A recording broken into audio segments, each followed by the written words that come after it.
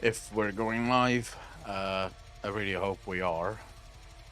There we go. Sup, ladies and gentlemen, Aquilon here. Welcome back to each one of you. This, of course, is a very special Monday night stream.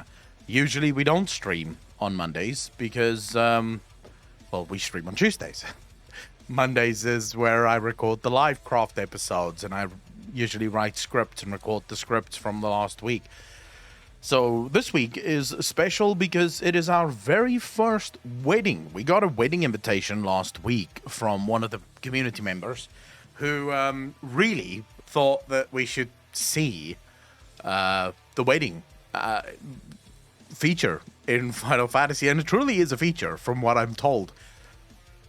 We'll see today just how good it is. It's in about 2 hours from now, so if you want, you can skip forward in this to about 2 hours into the VOD, which, you know, if you don't want to sit here and hang out and see me trying to figure out how the fuck this entire wedding thing works, because, yes, I will need to figure out how it all works. I've no idea what I'm doing.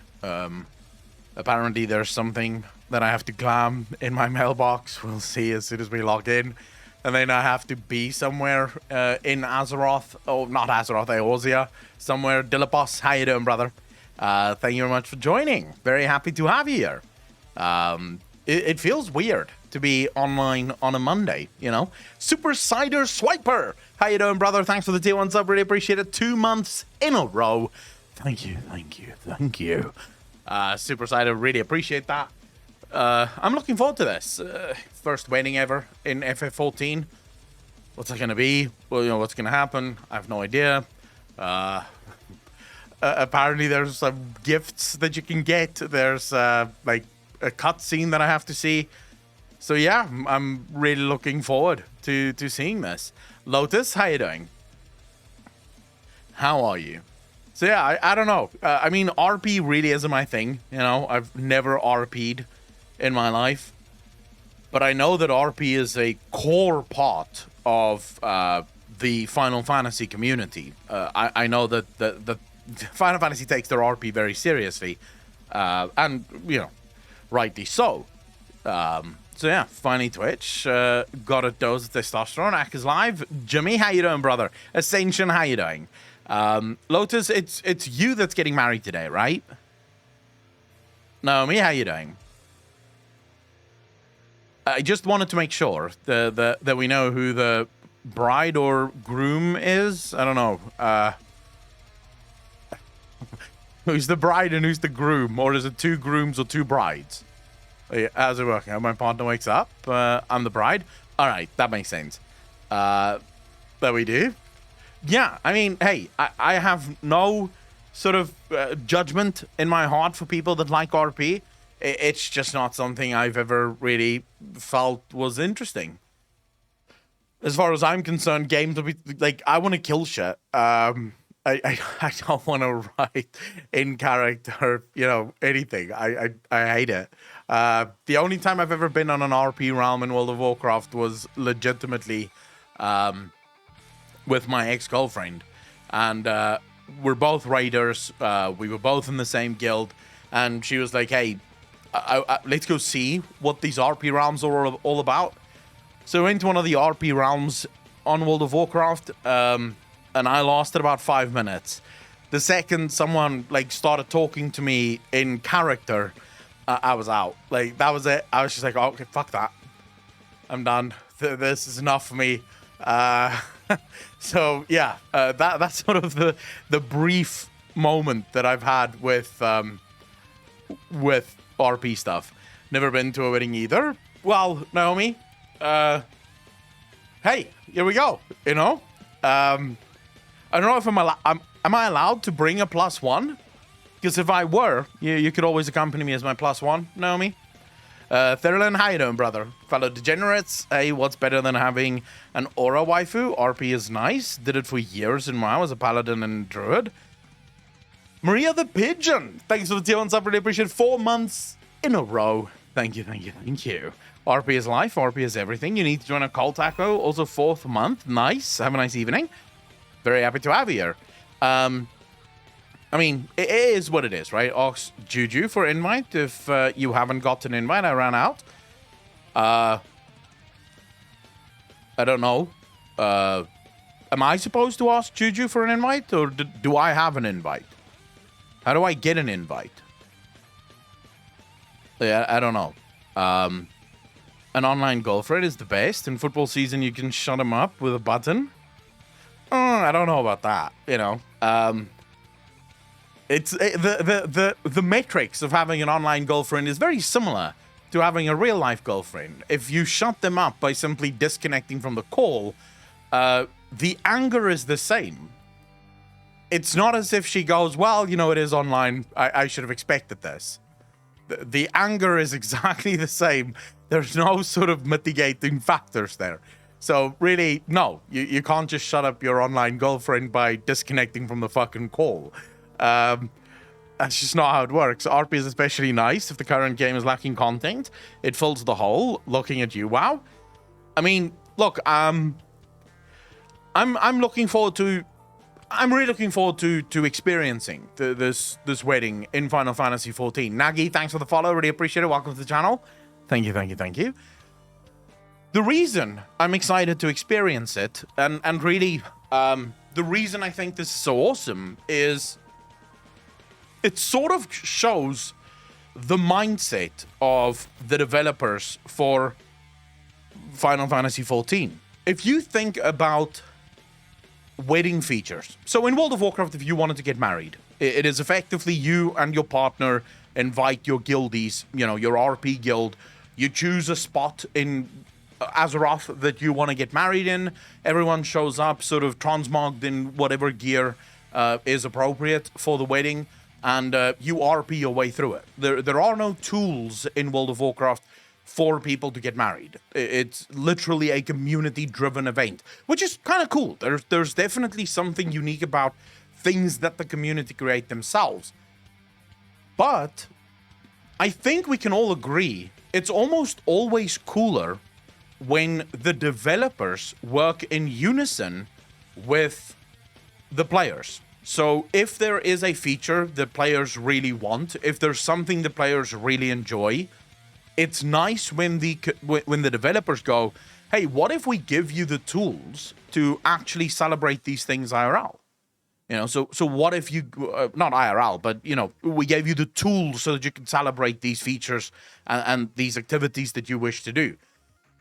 If you look at weddings, how many people actually get married in Final Fantasy as it pertains to its overall audience? I would say very few. I would say that is sort of like the hardcore RP crowd will probably make use of the wedding services. No, I don't imagine that weddings in Final Fantasy XIV is hundreds of thousands every month. I don't imagine that, because I think most people play Final Fantasy XIV for other reasons, like chocobo racing, and I don't have to get married in order to chocobo race. I literally just have to go to the Golden Saucer for that.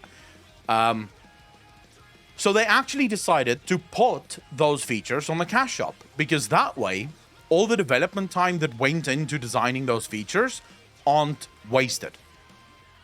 That to me is the perfect utilization of resources and a cash shop in a game that already has a subscription service. Does this make sense what I'm explaining to you guys? Like, that is how you utilize a cash shop. You use the cash shop whenever players want a feature that is extremely niche and sort of almost no one is going to make use of that feature. But in order to make the feature, you need development time. Development time that could have been much better spent on designing dungeons, raids, more casual content in terms of housing or whatever. So you fund it through the cash shop. That's where a cash shop makes sense. Of course, in World of Warcraft's universe, the cash shop is there to basically remove all the cool shit from the game and put it in the cash shop, which is the worst way to utilize your cash shop. But yeah, I'm sort of blown away by the level of detail that the developers for Final Fantasy put into their game. The fact that things like this actually exist is quite interesting to me. to say the very least. I would not have expected it to exist.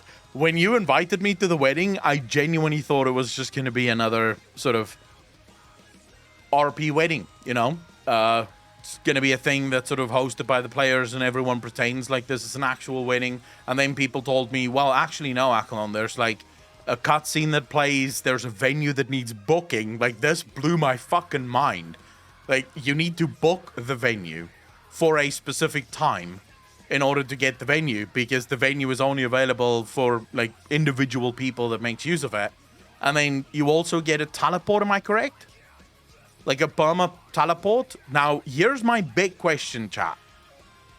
And I probably should have led with this question.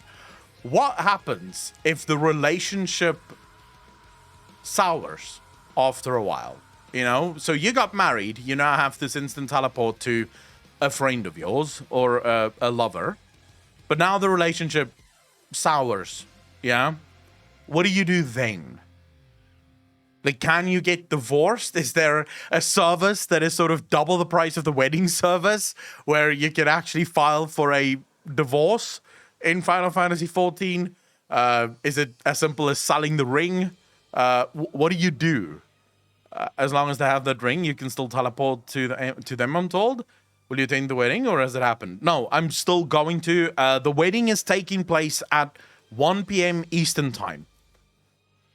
This is a special live stream. We usually don't stream on Mondays, as most of you know. But this is a special occasion because this is the wedding date. So I said, fuck it, I'll go live for the wedding. And then after this, we're actually going to do a very special recording of the LiveCraft episode, which will be live on Twitch. Usually, the LiveCraft episode is totally behind a paywall. You know, it's only available to patrons and YouTube members. But today we're going to be doing the LiveCraft live. And the only reason I'm doing that is because I'm lazy and I don't want to swap, because I have to swap out accounts on OBS and it's a whole fucking thing. So I just said, fuck it, I'm not going to do that. We'll just keep it live, just do the LiveCraft here, and hopefully that inspires some of you to become supporters. And you know, there you go. Easy life. Wizzy Flu, how you doing, brother?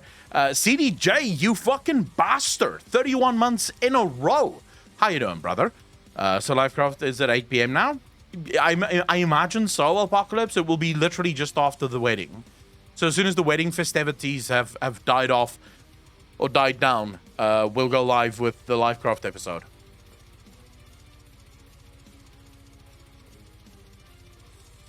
Yeah, you can probably so if in other words, what you guys are saying is, if the relationship sours to the point that you want a divorce, you can literally just take that ring and sell it.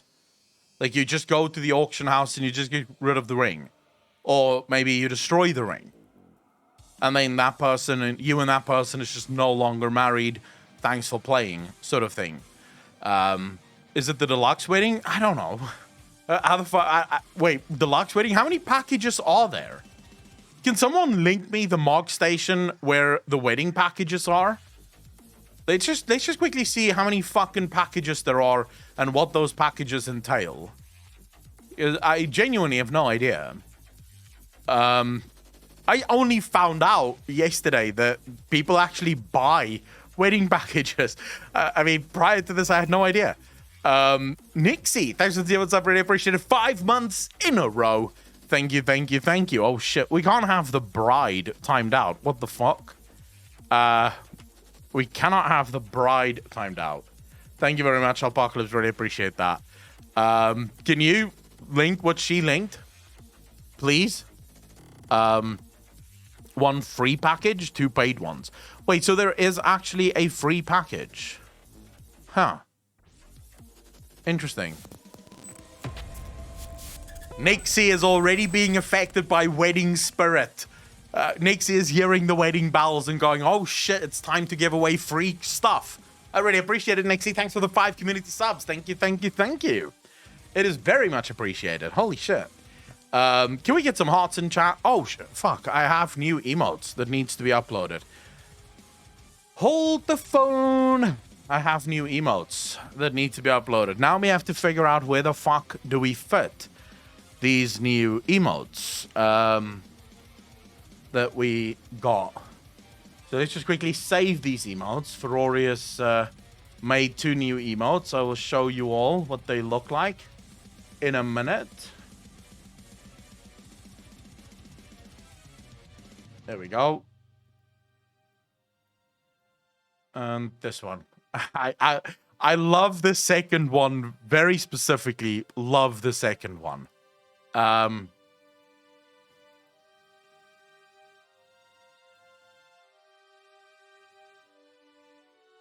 I'll show you guys what it looks like in a minute.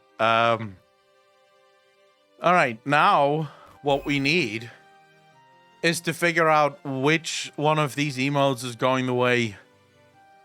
SVK, you bastard! Thanks for the primes. I really appreciate it. 5 months in a row, 6 months in total. Really appreciate it, you degenerate fuck. How you doing, bro? Too bored. How you doing? Mixie, how you doing? All right, so which of these emotes do we remove? Chi-Chi, how you doing? Who's wedding? Is it you, Akko? Is it fuck?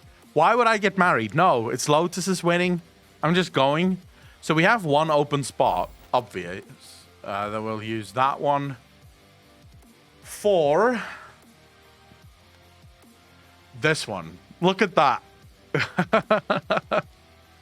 I am a huge fan of this emote. Last year's Babby, thanks for the deal. What's up? Really appreciate it. 17 months in a row. Thank you, thank you, thank you. DJ Mark, how you doing, brother? No. What do you mean it's not squared? It looks squared to me. Does it not? For fuck's sake. Furious, it's not working. God damn it. Ukami, how you doing?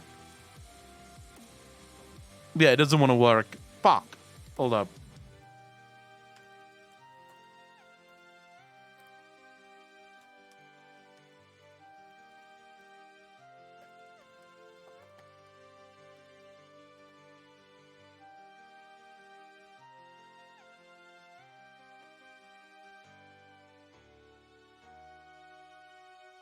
All right, I messaged Furious. Motherfucker. All right, this thing seems to take forever. Let's just do a reload here. Let's try one more time. Although I'm not full with hope. Nope. Okay, so this one doesn't want to go through. Reload again. We'll do the other one instead. First wedding A. I think just getting the ring teleport is so good. I'm not getting a ring teleport. I'm getting... I don't know what the fuck I'm getting. I'm just going. I'm just showing up. There we go. Teleport ring is so awesome. It's someone else getting married, people. Let's not get ahead of ourselves. Even talking about marriage in the game is giving me fucking heart convulsions. Like, let's not ship me right now. I'm not getting married to fucking anyone. I'm just there. That's it. That's fucking it. I don't want to talk about weddings. It's not mine, right? All right, so what would you guys call this emote? Akko Love? Winnie Manfilia, waifu? Dude, if I could marry Manfilia, I would absolutely do so. Who's getting engaged? No one's getting engaged, did you? Someone's already engaged. They're getting married soon. I just call it Akko Love. Hopefully we don't have one like that already. Alright, that one's been added. That's 24 emotes now. Fuck.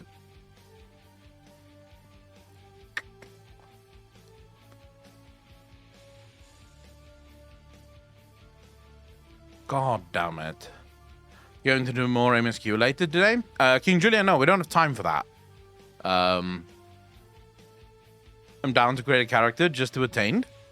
Apparently, you guys have to speak to someone called Juju, which I'm assuming is the husband in all of this. If you want an invite, you can talk to Juju.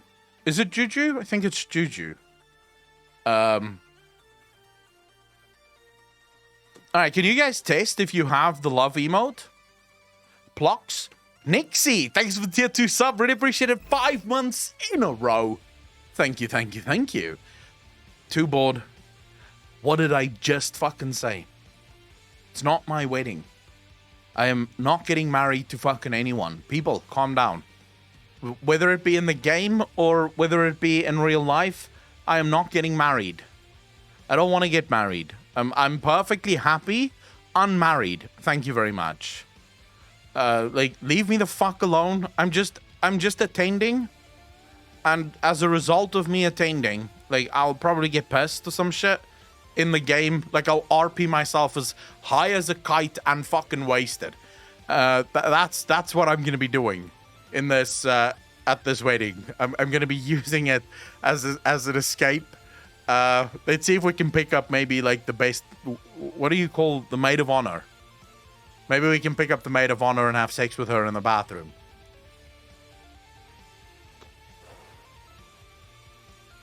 Some champagne to Akko. Will you wear a glam suit there? So, I was sent a glam suit, which I have to wear, but I'm gonna need help again in how to glam. I can't remember how you fucking glam. So yeah, I'm gonna need help before we embark on this wedding. Alright, hold up. Let me just log in here.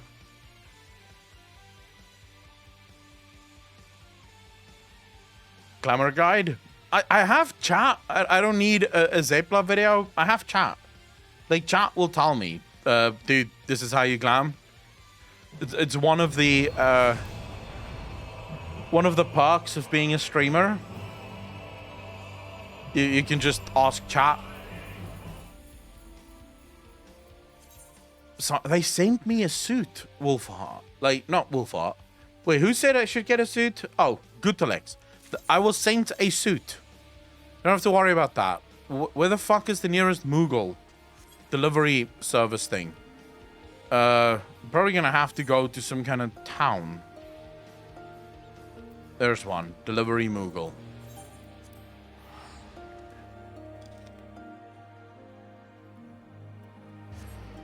Yes, I have an absolute disgusting amount of fucking glam crystals. It's like, people in this fucking stream have been giving me like glam crystals as if I glam a lot. All right, here we go. Delivery. This is a ceremony invitation. I'll take it. Thank you. I really appreciate it. I think we can delete this now. No?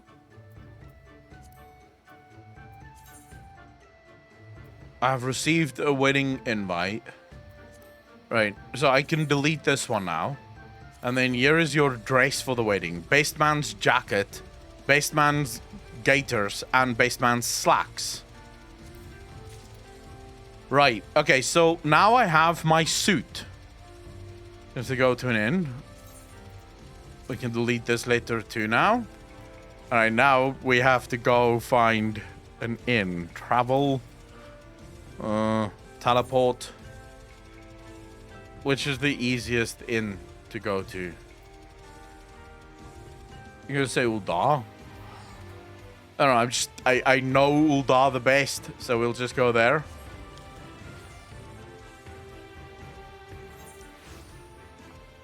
Alright, and now we can go to the Adventurers Guild, get to our inn, and then figure out how the fuck do you glam.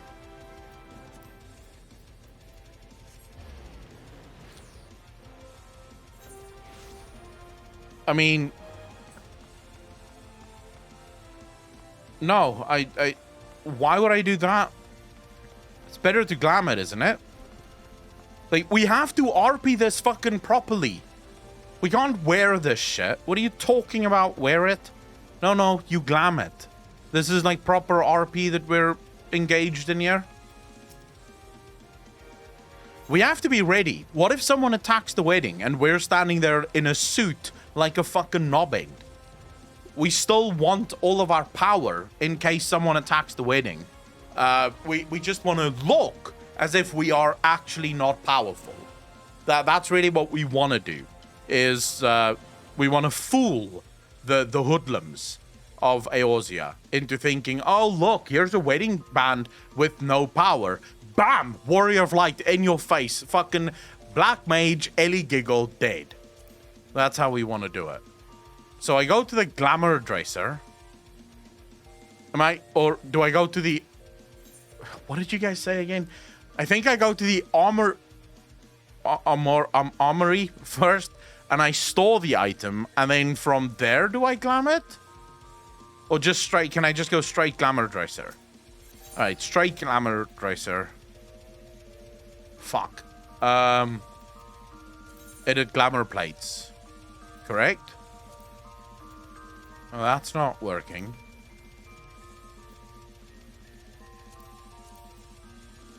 I don't think this is working.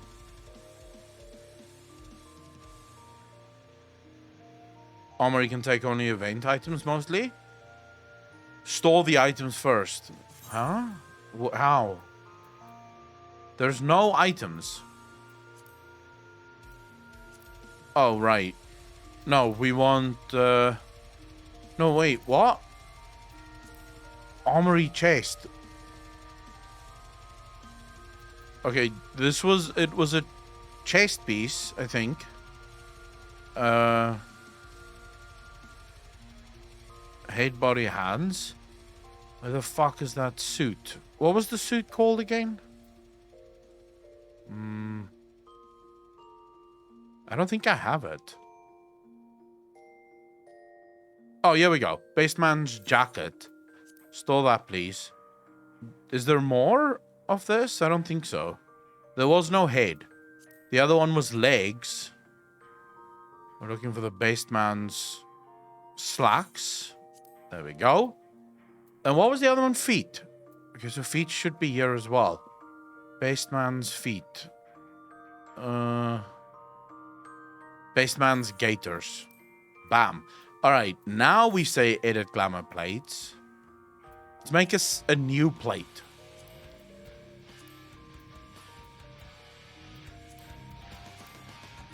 And some shoes. Oh, looking snazzy as fuck. Look at me. Man, I make this look good. Just look at that. I feel like we should do something for the main hand, but we don't have any main hand stuff. Save this plate. Close it. Let's see. Do we have a main hand that maybe looks less intimidating? Can you glam anything into anything? Or can you only glam staffs into other staffs? Dave, how you doing?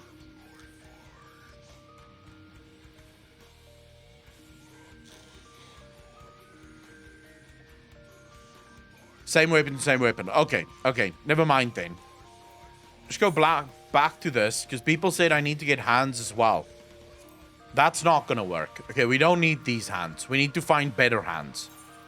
Yeah, discard the changes. Let's find better hands. That's wrists. Here we go. Alright, we need good hands, people. Good fucking hands. That's chest. Here we go with hands. What good hands do we fucking have? There's some half gloves that we can absolutely put in there. Maybe they'll look alright. Sorcerer's gloves. I don't know how big they would be. Wild Rose ornaments. Tantalus cuffs. Wait, I can't... What? This item can be stored. This item can be stored in the armory. Using the glamour prisms on the selected item and placing it... Spirit bond to 0 and condition to... Yeah, that's fine. Don't worry about it. Okay, so... Wait, you want strife gloves? We can do this too. Alright, so now edit the glam prism thing. Let's see. It doesn't fit. That doesn't work. That does work, doesn't it? It would have been better if it was white. Like nice white gloves with a dark black suit. That would look pristine. That does not look good. It looks like I'm a hobo who stole a suit. Yeah, we're not going with that one. We'll go with this one. How do you die? I don't know how you die. There's some sword gloves. What do I do with sword gloves? I think this is fine. Rockman, thanks for the 0 sub. Did really appreciate it. Welcome to the most degenerate chat on Twitch. Thank you, thank you, thank you. Okay, where do I get white dye from? Do I not maybe have white dye? I know I have a shit ton of stuff that I've never fucking used. So I have purple dye, and I have slate gray dye, and I have Gubu gray dye. I don't know what's the difference between those dyes. Why do I feel like I had more dyes? Definitely think I had more dyes. I maybe sold them. Well, probably unless someone gave you some. Highly doubt someone gave me some. So let's go to the market board. Sophia Storm, how you doing? Miku, how you doing? Deathknight, how you doing, bro? Just press on your cloth and right-click the dye. We can't now. We have to go find white dye. Like, look, guys, I'm fucking proper RPing this. Alright, I'm proper RPing it.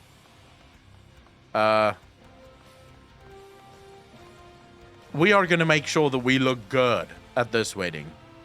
We're gonna look snazzy as fuck. Where's the market board? Over here. Alright, we want white dye. White? If I just type white, do you think it will pop up? Probably, like, there's a shit ton of shit like that. White dye. No matching items. How the fuck is that even possible?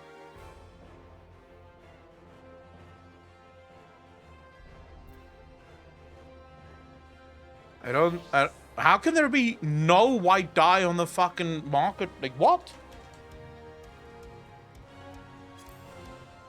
Oh, there we go. Snow white dye. I would like to purchase... Jesus, these prices are a bit tight, isn't it? That's fine. Just give it me. Do I now have to go find, like... Does it show up in my bag immediately, or do I have to... go find it somewhere?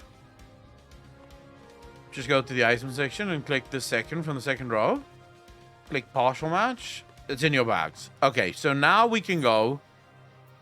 Oh, fuck, where's the glamour plates? Go with this one. Apply. Now hide the weapon.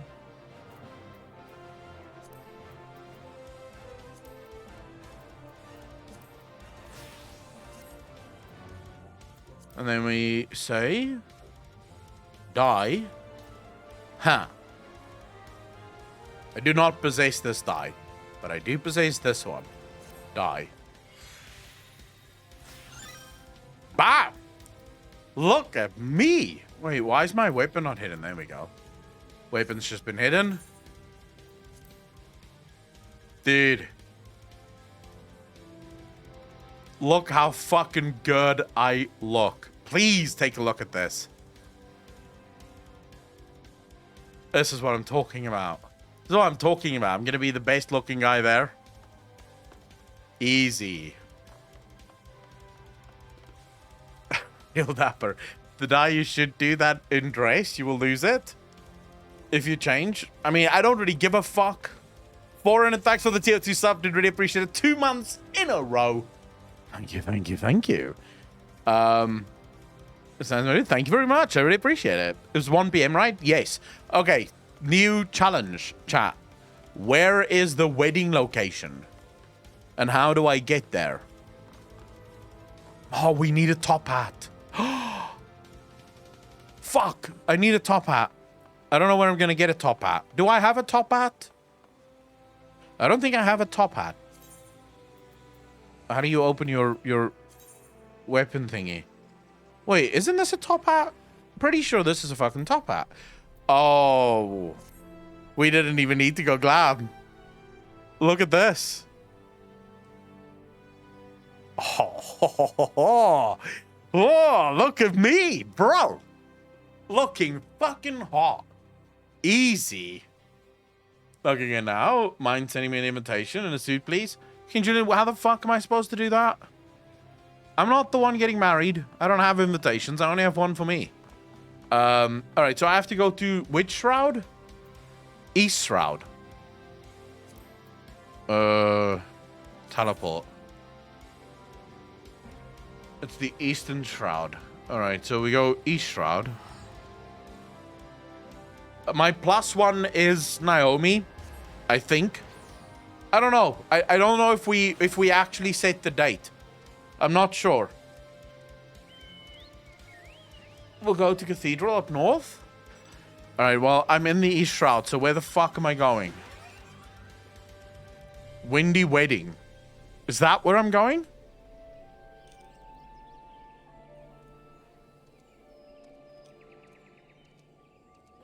I'm gonna assume that's where I'm going. Holy crap. Wait, is this cathedral literally just... Was this cathedral literally built for weddings? I think it starts in like an hour and 40 minutes.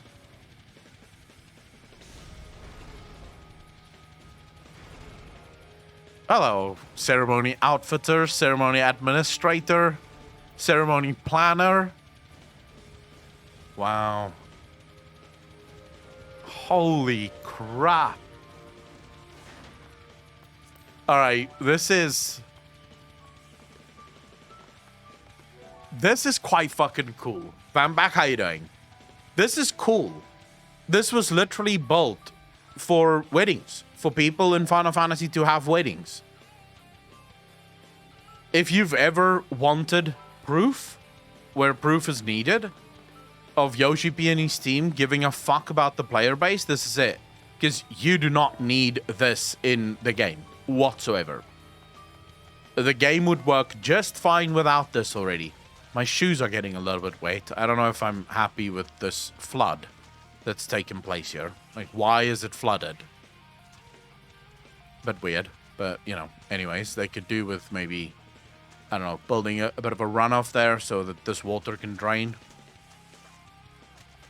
Naomi, I think you do, and think you need to speak to Juju in order to get the invitation. Oh, look, it's the bride. Wow. Is that an actual wedding dress? Like, Jesus, that is proper. You do when it earns you as much as this does. I don't know, how much do you think it actually earns you? Like, how much do we think Final Fantasy actually makes off of wedding content? In the wedding, the symbol of the gods are shown that the bride and groom picked at character creation. Oh, nice. It looks like a wedding dress. It's a beautiful dress. If you were marrying a girl and she was actually wearing that dress, you would not complain, would you? There's also a whole ass quest line to do together to place the rings. Fucking hell. I mean, this is exactly what I said. This is exactly what I said at the start of the stream. This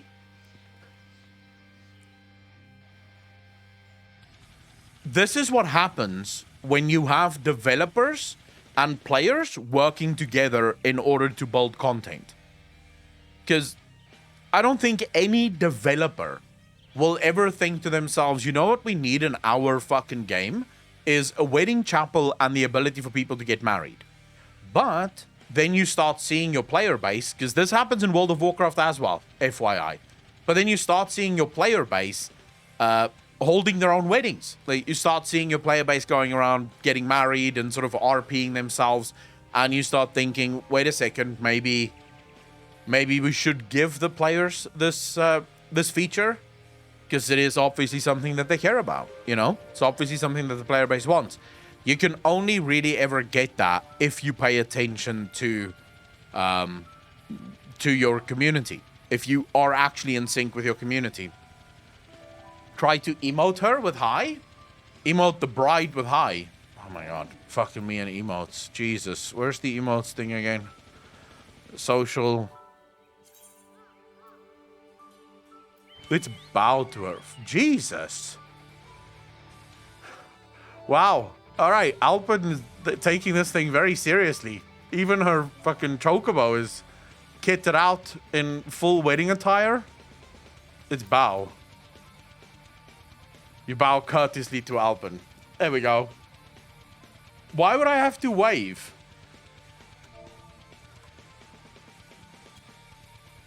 Nothing happens if I wave to her. It just waves.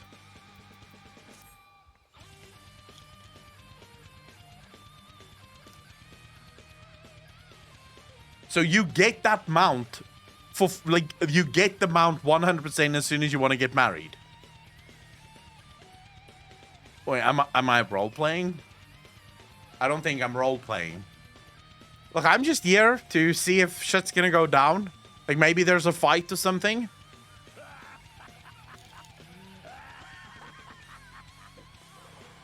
It would be cool if hoodlums would show up and actually start, like, causing shit on the wedding day and you have to fight them off. How do you check your mail? Just go to a Moogle delivery thingy, like Moogle thingy. They're pretty much everywhere. Zaraji, how you doing? Welcome to the stream. You wanted this RP experience? I want to watch. I'm just here to observe. Think of me as sort of like an invisible cameraman. I'm just here to observe the RPers in their natural habitat. I'm not part of it. I'm not part of it. But yeah, of course, it's my first wedding. Like, I wouldn't just go to fucking weddings.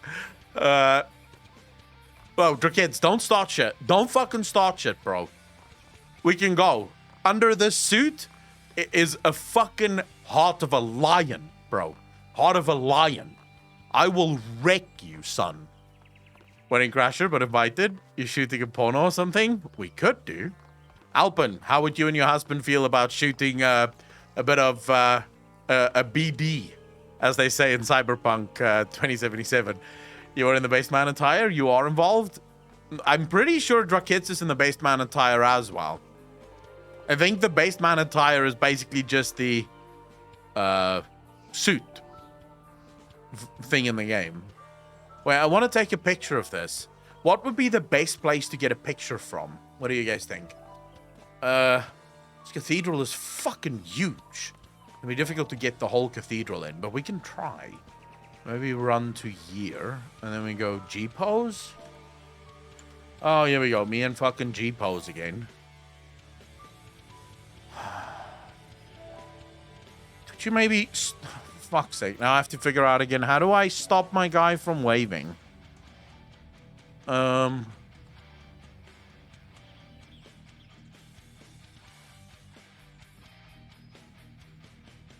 not really what I wanted to do.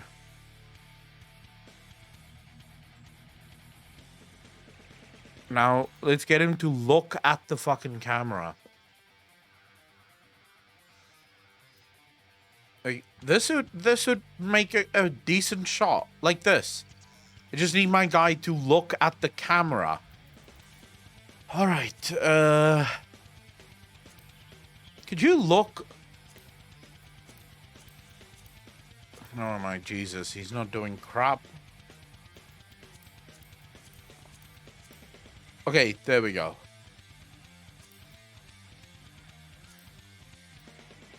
Face camera. Track camera. Track camera does fuck all. Like, absolute shit. Nothing. Face camera does something. But track camera may as well not work. Yeah, I can see. That's sort of what I want the picture to take into account. Is the symbols of the gods. Wait, we need to get somewhere else. Exit G pose. I need a way to get all those symbols in. Can I land on this? Not really, I don't think. Nope. Fuck. Try looking at the symbols in first person. Yeah, but then I don't get a picture of my fucking character, do I? I just get a picture of the symbols. Track camera makes the eyes follow. Oh, it's not working. Maybe if we go at an angle. Wait a second. If we do it like this, that could actually... it's gonna be a fucking upskirt picture almost. Let's see. Let's do... /G pose now. Who the fuck told you to turn around? There we go. Oh my god, stop with the fucking movement, bro. Thank you.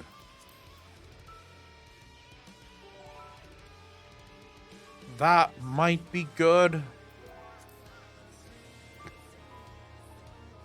Gorian, how you doing? Falsmock, how you doing, bro?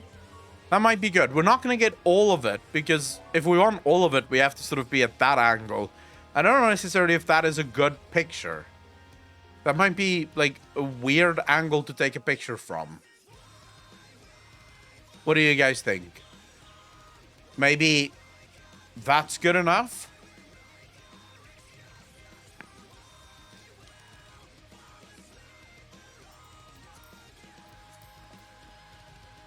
Dude, how do I get him to only look at the camera with his head? So, not face the camera, but look at the camera, but only with its fucking head. How do I do that? Buy the suit to the Clovier and Uldar. Go right by the Moogle and Uldar. Can someone please send me a suit? Just dick in the thumbnail? Think the eye at top left. No. God's sake. No, but if I click it, he faces the camera, which is not what I fucking want. I don't want him to face the camera. I just want his head to face the goddamn camera. Dude. Why are you like this? What the fuck is wrong with you?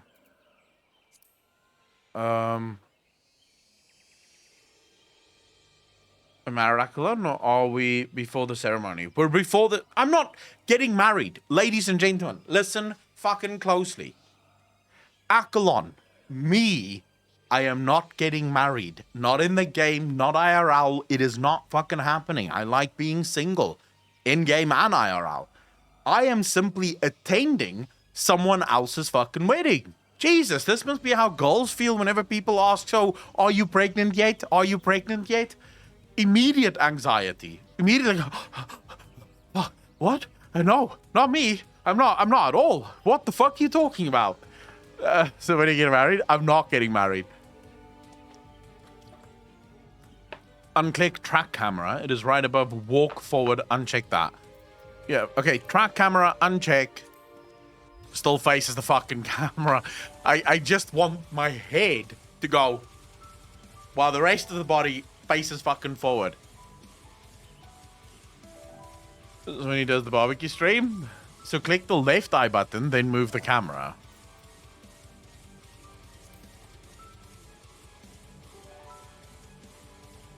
What now?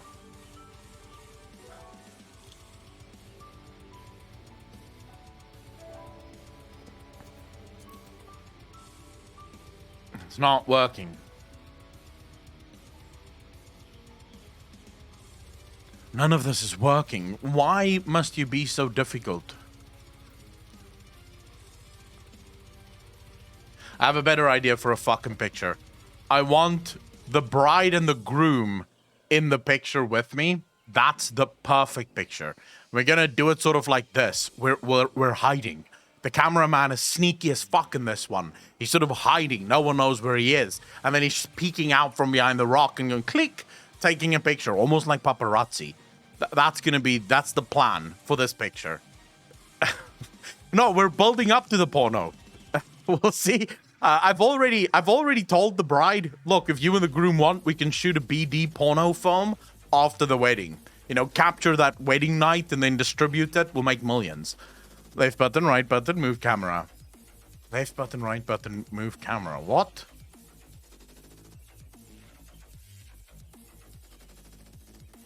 I don't think that works. This is the first thing I ever heard from your stream. C-Reads, how you doing, brother? Welcome to the channel. First time chat. Well, it's good that that's the first thing you've ever heard, because that's how fucked up this stream is. Like, look, if you're here and you're expecting some wholesome family bullshit, no. Hide your children, hide your wife, hide your dogs. This stream is not safe for kids. If the buttons don't have yellow outline, it is not on. I know it's not on. What I want is the fucking button that I can give a yellow outline to that allows my character to face the fucking camera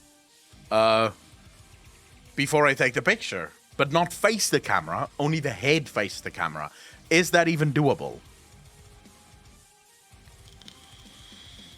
The mount calling motion.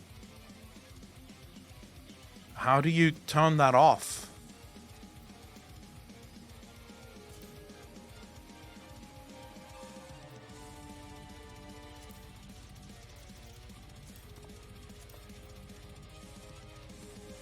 There's a quest in Miss Bay that allows you to glam. It will be a blue quest, but I am glammed. Alright, thanks for the first time chat, dude. Really appreciate it. Welcome to the channel. Thank you. Bro, I am undercover here. I am James Bond, brother. Like, under this suit, like, I look dapper as fuck, and I look as if, you know, I am completely harmless. I'm just an innocent little wedding goer. If anything, and I mean anything, goes wrong at this wedding, someone's getting an ass kicking. There is an entire black mage under this fucking suit that no one knows exists.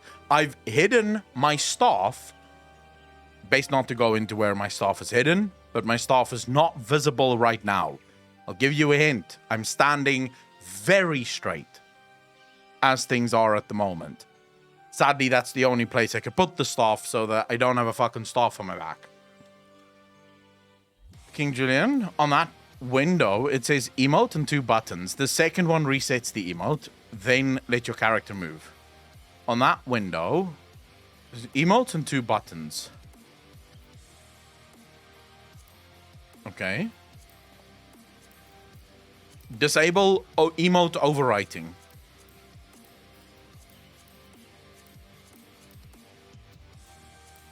For fuck's sake. Are you serious right now? Disable emote over... Disable the fucking emote! Oh, what the f...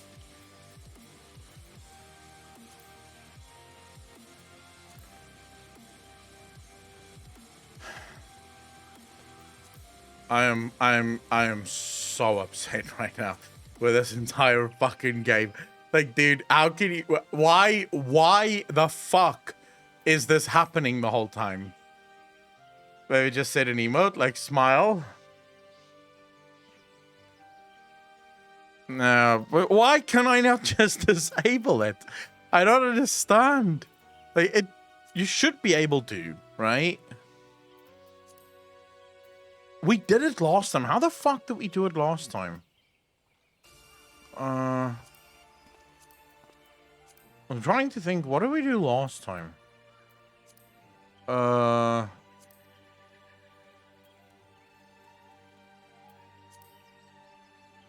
Pick direction you want to face. Click both eye buttons. Then move camera to where you want to look. Top buttons. Pause emote. I don't want to pause the fucking emote.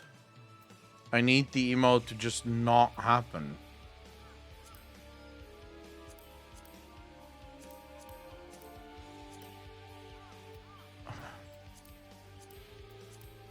Oh my lord. Alright, let's see if we can choose an emote that just smiles, for example. Alright, so where's a good emote that doesn't move at all? Shocked, stagger, doubt, slap, grovel, facepalm, flex, think, look out, me, air quotes, water flip, stretch, point, flex. If you sit and then jump before G-pose, it won't do an emote. Phoenix, are you fucking lying to me right now? Dude, if you... Like, okay, how do I sit down? How do I sit?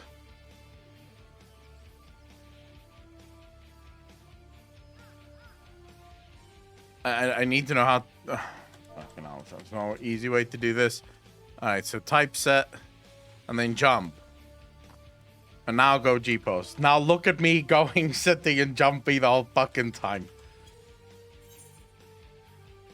Oh. Well, that's exactly what I fucking wanted. There we go. Oh my god. This was tough. Thank you so fucking much for that. Phoenix, you are a god. Thank you so much for being here for the first time. You haven't learned yet that this stream is 100% the least helpful stream on Twitch. Alright, now... What angle do we want? Sort of like that, I think, is a good angle. Yeah, that's good. Sound the victory fanfare, spaghetti code. With Phoenix, thank you very much. Really appreciate that.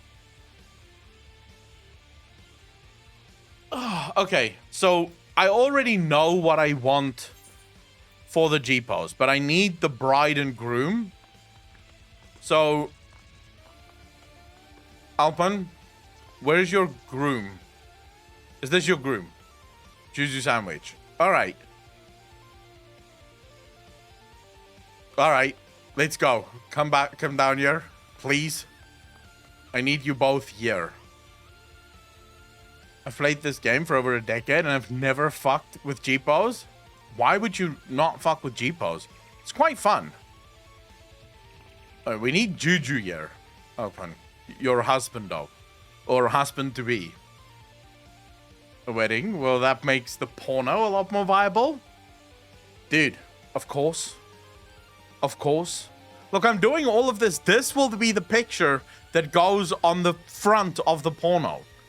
That's the point. That's what we're working towards here. All right, I need you to stand next to each other in a way that makes it as if you love each other, I guess. Stand a little bit forward, Juju. Little bit forward.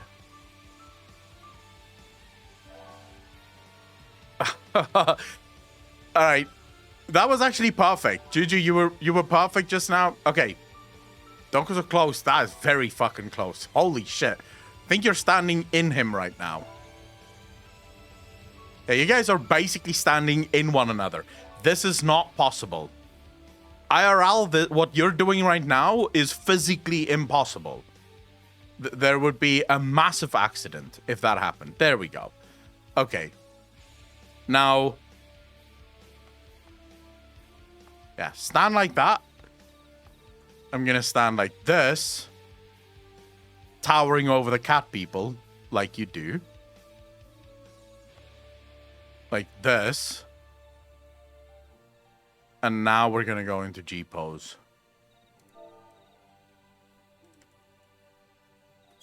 What the hell? G pose, please. Thank you. Right. Trying to think what would be a great angle. Well, that looks just weird now. Why is my guy moving around like a fucking asshole? Dude, stand still. Guy, don't stop moving. I don't need you moving right now. I need you to just stand the fuck still. Let's disable... There we go. Okay.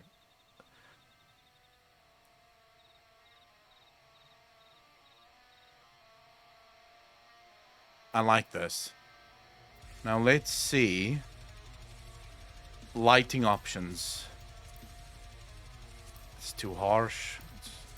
It's too harsh. This is almost perfect.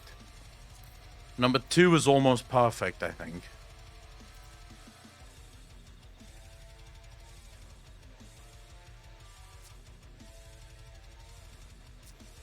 Oh, shit. Wait, I can change characters? What the fuck? I did not know that. That was based. Okay, this looks boss. Oh my god, look at drunk kids up there. Looking completely lost and drunk as fuck. Like, just look at that. Please just take a look at the drunk fucking big guy up there. Bombing. Like, photo bombing. What is that? Dude, you're not supposed to be in this fucking picture. What are you doing? That lighting is actually this. They'd center the bride. And then do that. Okay, I think the picture looks fine now. Yeah, I think that's perfect. Now we can do a print screen.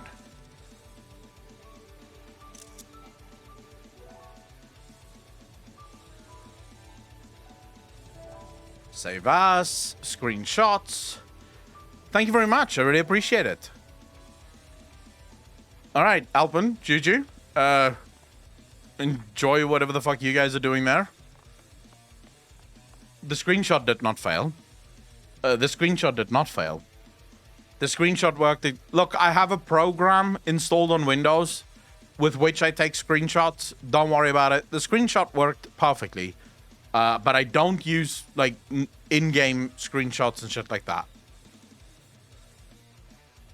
This is not where I want to be. Okay, screenshots. Let's see. Why would you cringe at the fucking screenshot, dude? It looks fucking brilliant. Look at this. How is that a cringy screenshot? What are you talking about? How is this cringe? Juju, how you doing? Thanks for the first time chat. Really appreciate it. How is that a cringe? Enoch, you don't know what the fuck you're talking about. You're blind as shit. The lighting is perfect. It's perfect. The moon is shining on our lovebirds here. Milady, thanks for seeing what's up. Really appreciate it. 4 months in a row. Thank you, thank you, thank you. Do you know about legendary Chris Bumstead? Dude, I don't have a fucking clue who that is. But this is perfect. Absolutely perfect. I love it. I'm just going to go with this one. This is going to be the picture that I tweet out to commemorate my first ever... why the fuck am I in full screen? Here we go. Let's commemorate my first ever wedding attendance to Twitter, shall we?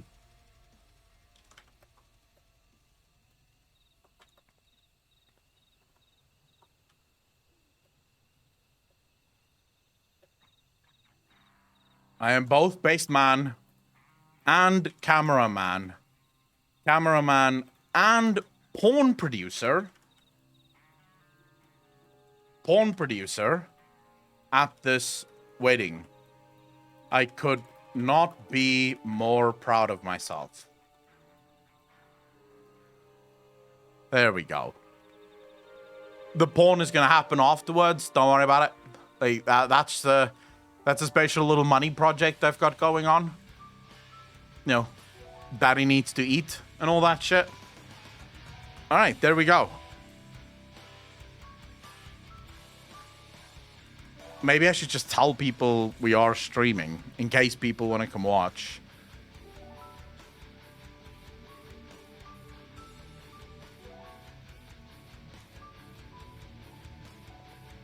There we go. That needs to eat as well as feed.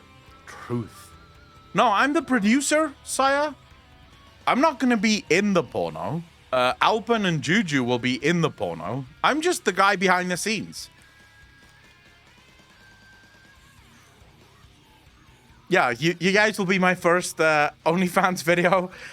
We'll do that. My first ever OnlyFans video will be you guys. Just fucking like dogs. Just behind the scenes. That's what I do. Dude, I think it must be so fucking tough being a porn producer. Special guest appearance by Ackland. There will be no special guest appearance.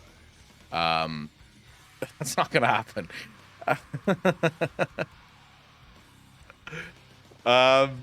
Cringe levels are peaked. Give a shout when it's safe for the normal people to return. Dude, when I play Final Fantasy, is it ever truly safe for the normal people to return? Like, is there ever safety? The Final Fantasy community live for this shit. Like, absolutely live for this shit. Say you're the camera person because you don't want to be a fluffer, even though they make a lot of money from degenerate Discord research. What's a fluffer?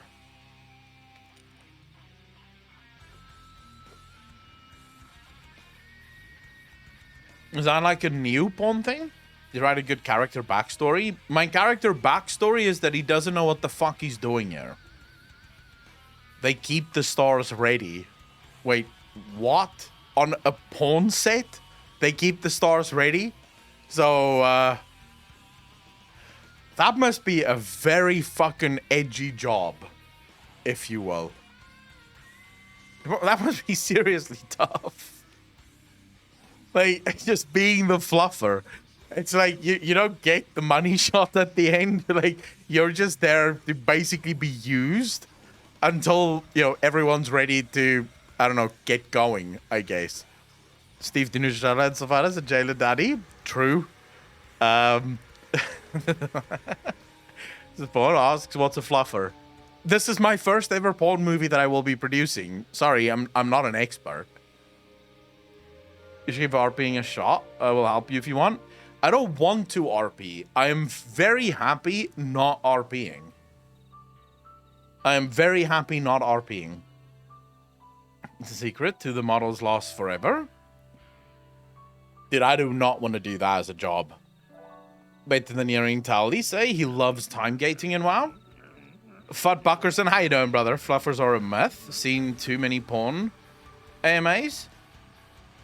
Why are you watching porn AMAs?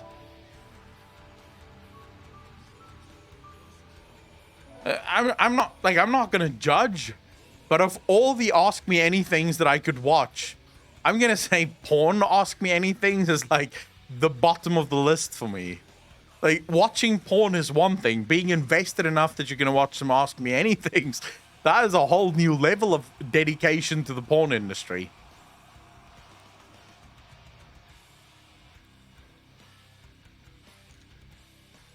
Wait, but did Towley actually say that he loves time gating in World of Warcraft? Like, did he actually say that? You watch porn for the plot. Okay, then. We are degenerates. What do you expect? I expect you to watch porn. I do not expect you to follow porn.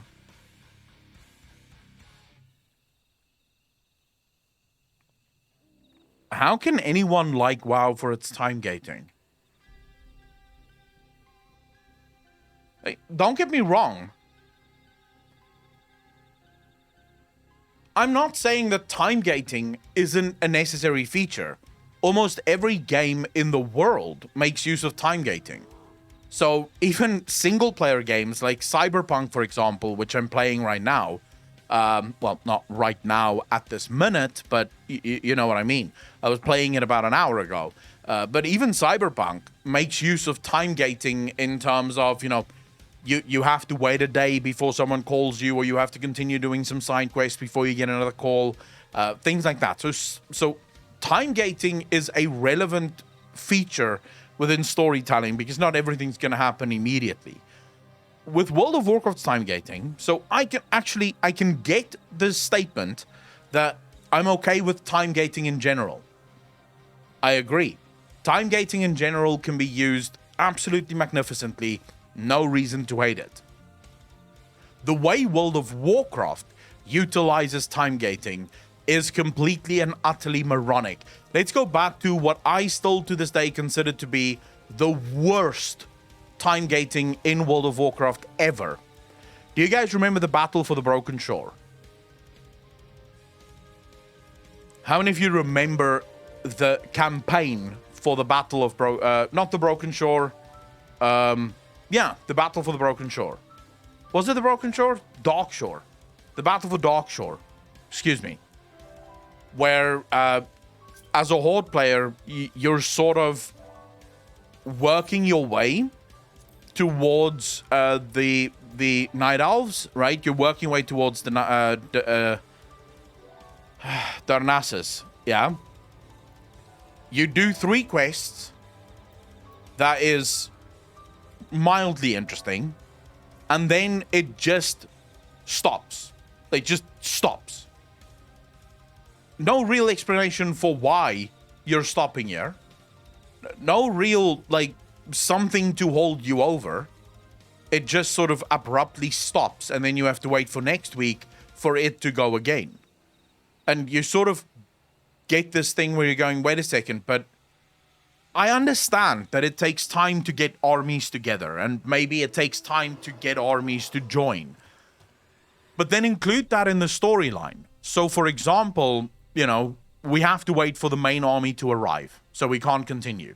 But then tomorrow, we get a quest to go help out the main army because they've been waylaid, because they've been ambushed. And you have to go help the main army arrive. And maybe you have to go look for straddlers. So the main army broke into groups after the ambush, and you have to go look for them. So continue the story. It is time-gated, because technically there's no reason why you should stop here. But at least make it part of the storyline.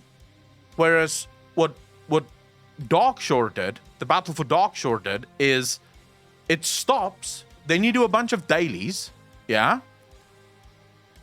The dailies do not really have anything to do with the reason you stopped. Like, you're waiting for the main army to get ready. But then you do a bunch of dailies that has fucking nothing to do with waiting for the main army. And then next week it just starts up again. And then it stops again. And then you do a bunch of dailies that has nothing to do with the reason that you stopped. I think that was like the first time ever where World of Warcraft used time gating so horribly that it became noticeable. Because I remember that was sort of the first time that players actually complained about time gating, was with the Battle for Darkshore. That was like the first time that the player base went, what the fuck is this? Like, there's no content here. It's World of Warcraft's time gating so obviously masks the lack of content. And that's the issue. Time gating should never be utilized to the point where it's clear to the players that this is being done because there's no content in the game. We don't have the content to keep you going. The most recent example of horrible time gating, of course, comes from the Covenant campaign. For anyone that remembers the early Covenant campaign for Shadowlands will know how stupid that was. Every week you got about 20 minutes of gameplay, and then a week of waiting, doing things that has nothing to do with you waiting. You're just waiting for the next week so that you can get 20 minutes worth of content again. So Towley saying that he actually likes time gating in World of Warcraft is bonkers to me. Because what you're effectively saying is, I actually like that they're not making enough content for the game. Like, I actually like the fact that they don't give us enough content. So I'm okay with, 20 minutes of content a week. Because that's what you're saying. It was bad. It truly was bad. Broken Shore was actually pretty good. The one part that they cockblock you and say that we must wait, Soundfang going through Foulwood. Evans, yeah, pretty much, right? I think the game should try and go away from the weekly checklist content that comes with time gating. I want to do content at my own pace and not feel left behind if I don't do my whole weekly checklist. So C reads, the only way you do that. So here's the thing. They can't really release all of the content at once. Doing that would mean that a lot of players, the majority of players, will just thunder through the content as quickly as possible and then end at a place where they go, well, what the fuck now? And realistically, you can't really create enough content to keep people busy for a week. So some semblance of time gating is always going to be necessary. But the way you counter the feel of it being time gated is by first and foremost removing any power gain from the time gate, so you don't hide power behind the time gate. Therefore, it isn't a weekly checklist. If you don't care, you're not going to do it because there's no power to be gained there. It's just for fun. And then the other thing is you have to work with your quest designers so that ultimately the time gate moments that you build into the game. So every moment where you're going to take a break and sort of gate it, that moment is then followed by dailies and world quests that sort of give relevance to the break. So you understand the break because all of the dailies and the world quest that you're doing has to do with the break. Therefore, every single week, people also get new dailies and new world quests, which actually then make it really fun. I think, ultimately, will make it really fun. Denari, thanks for the first time chat. Really appreciate it. If it still has a weekly checklist, once you get to endgame rating, you just don't feel as punished as you might feel in WoW. Denari, what would be the weekly checklist, though? Wait, where do you get the hand, Alpen? Where do you get the finger? That wind-up ultras. Why do I feel like I have that as well? Do I have wind-up ultras? Probably don't, right? C-Reads, you bastard. Thanks for the prime sub. Did really appreciate it. Welcome to the most degenerate chat on Twitch. Thank you, thank you, thank you. Very, very much appreciated. Gavin Tombstones doing what Savage Rage you're able to for weekly Chance of Loot. So, Denari, I would actually say that things like that isn't specifically checklist based. Because they are checklists, but at the same time, you are sort of doing the things that you want to do to get the gear to do more of the things that you're already doing because that's the reason you're doing it. If that makes sense. So if I want gear to raid, and in order to get gear to raid, I have to raid, then I'm already raiding, and now I'm getting gear for raiding, by raiding, and I want to raid to begin with, so it's okay, right? Checklists become sort of noticeable. Aldo Rogue, thank you for the follow, dude. Really appreciate it. Welcome to the channel. Thank you, thank you, thank you. But checklists in video games become very noticeable when I want to raid. I need gear in order to raid, but in order to get gear to raid, I also have to do dungeons and world quests, which I don't want to do. Remember, I want to raid. But now I have to do dungeons and world quests because I want to raid. And only once I've done my dungeons and my world quests can I actually get to the thing that I want to do in the first place, which is fucking raid. That's really the issue. So as long as you allow people to basically choose how they want to play the game, and the things that they want to do is where they get the things that they need in order to do the things that they want to do, it's not going to feel like a checklist. It's sort of like you're faking it, right? Yes, they still have to do all of those things, but since those are the things that they wanted to do in the first place, they're not going to worry, right? Having sex with your boyfriend or your girlfriend 3 or 4 times a week shouldn't feel like a chore. If it does, maybe you should go see someone. But it shouldn't feel like a chore, correct? You're doing it because you want to have sex with him. You're not going to go, oh my God, I'm so tired of the weekly sex checklist. Mondays, I have to have sex. Wednesdays, I have to have sex. Fridays, I have to have sex. Saturdays, it's twice. God, can't take it anymore. No one's going to complain. You're having sex. That's what you want to do. Everyone's happy. You will start complaining if your boyfriend or your girlfriend say, well, in order to have sex with me, you have to clean the entire house every single time. Also, you have to run 10 miles. Also, you have to sniff a hobo's feet. And then we can have sex. That's where you're going to go, Jesus, that's a lot of things I have to do just to get the sex. That is actually the thing that I want to do. I don't actually want to do all this other shit. I just want to have the sex. So yeah, checklists can be cheated by simply making sure that the thing that you want the checklist for is also coincidentally the thing that you're doing that is on the checklist. So yeah. Also, she has to be very hot to convince you to smell a hobo's feet. But that's just me.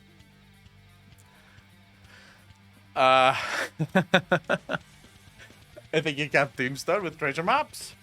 In FF14, do hunts for tome gear, and if you're lazy and you want to step down, paint them out the crafted gear. That's the sort of thing that makes you prefer a hand shandy. It's true. CDJ, very fucking true. Cyberpunk 2077, Dolls Wayne. Oh my god, dude. A girl over here smiling over feet. Dude, that would be commitment to your partner, right? That would be commitment to your partner. So when's this happening? Like, when's the wedding happening? It's in an hour. 56 minutes to be precise.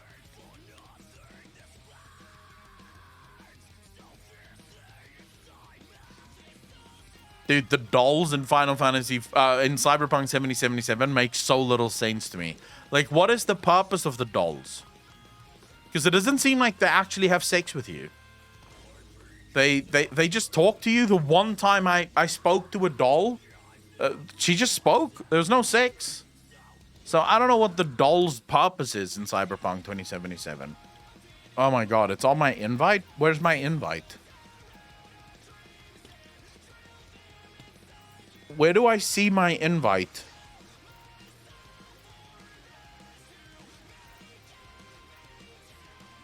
Surely it's an envelope. Is it not?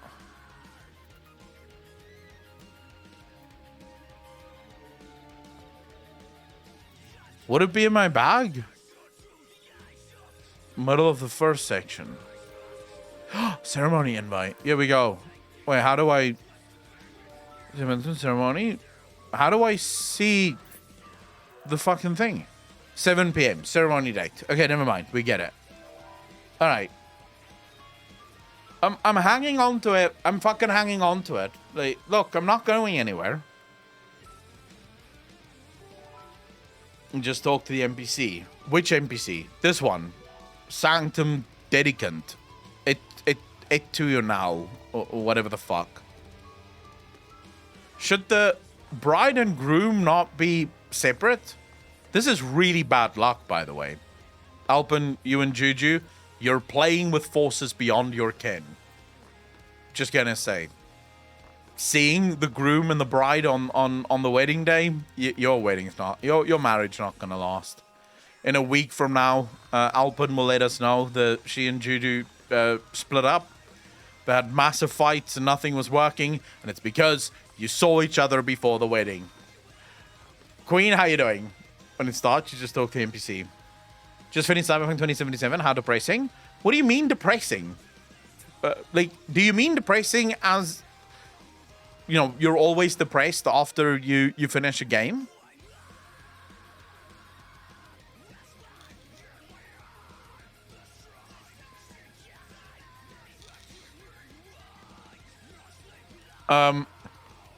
She's in her fucking dress. You know, she's in her dress. Look at that. She's in her dress. Drakitz, for some reason, is hitting the bride.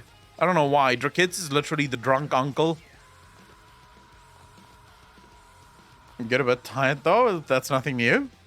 Being tired is sort of being an adult. The second you become an adult, you're basically always fucking tired. Let's be real. The corpo ending was depressing, though. Wait, you went with the corpo ending? You should not have gone with the corpo ending, my friend.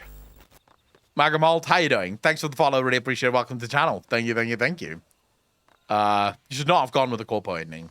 That was your first mistake. If you go with the Mikoshi ending, that's a pretty decent ending, bro. The Mikoshi ending is really cool. I might do the corpo one this time around. Or the ending, plus 100% Jeeves.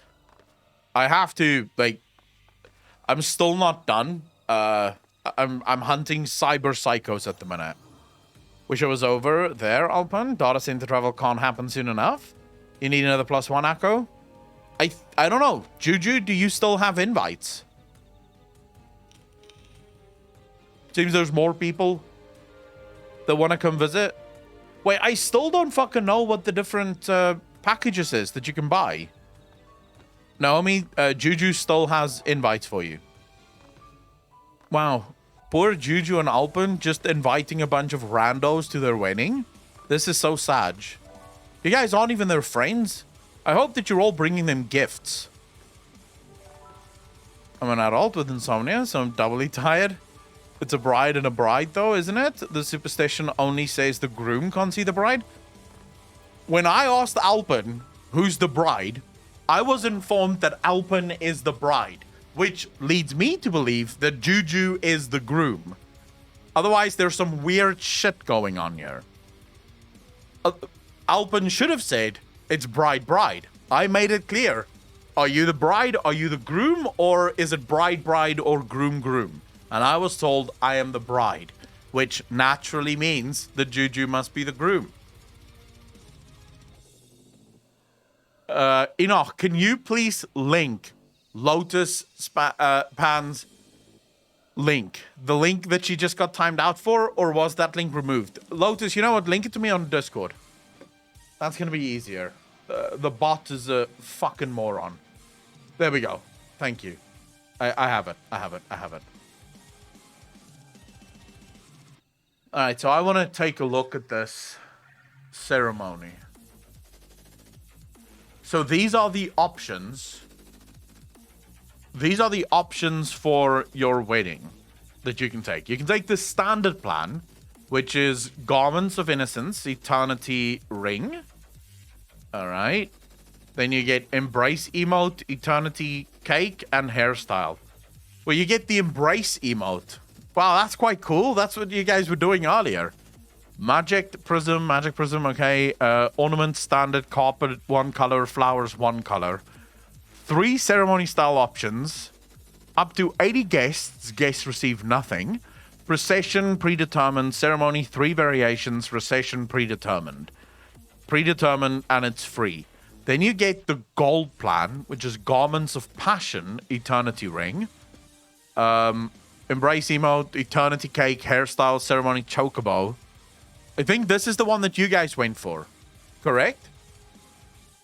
Lotus, you guys went for this one because you have that Ceremony Chocobo thing.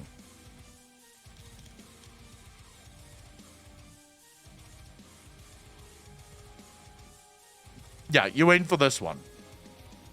You should have kept the fucking red dress. I think that red dress would look buzzing. That red dress would look absolutely fucking insane. Like, that's a cool dress. But okay, so you have the Embrace of Magic. 3 ceremony styles, up to 80 guests. Guests receive a special gift. Ooh, I'm getting a special gift? That's nice. You get 2 variations, 3 variations, and 2 variations. That's $20, $10 per person. 12 BGMs available. All right. And then $40 for the big one. That's like the huge one. You get Hairstyles, Eternity Cake, Magic Prism, Petals, Heaven's Cracker. So it basically just gives you the option to change like a lot more things into, like, you can basically as the packages increase, you can sort of style it exactly the way you want. You just get more options. You can walk into the Manival song if you want to, which I have seen. All I can say is bra. Kamiken's bra what? The gold and plat are both dyeable, but what part it dyes is different patterns. Well, I still think, Juju, I still think the red dress would look boss, specifically against your white suit.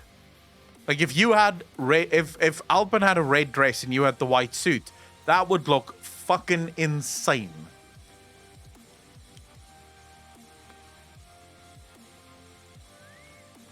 I think when you get, like, I think brides should get married in black.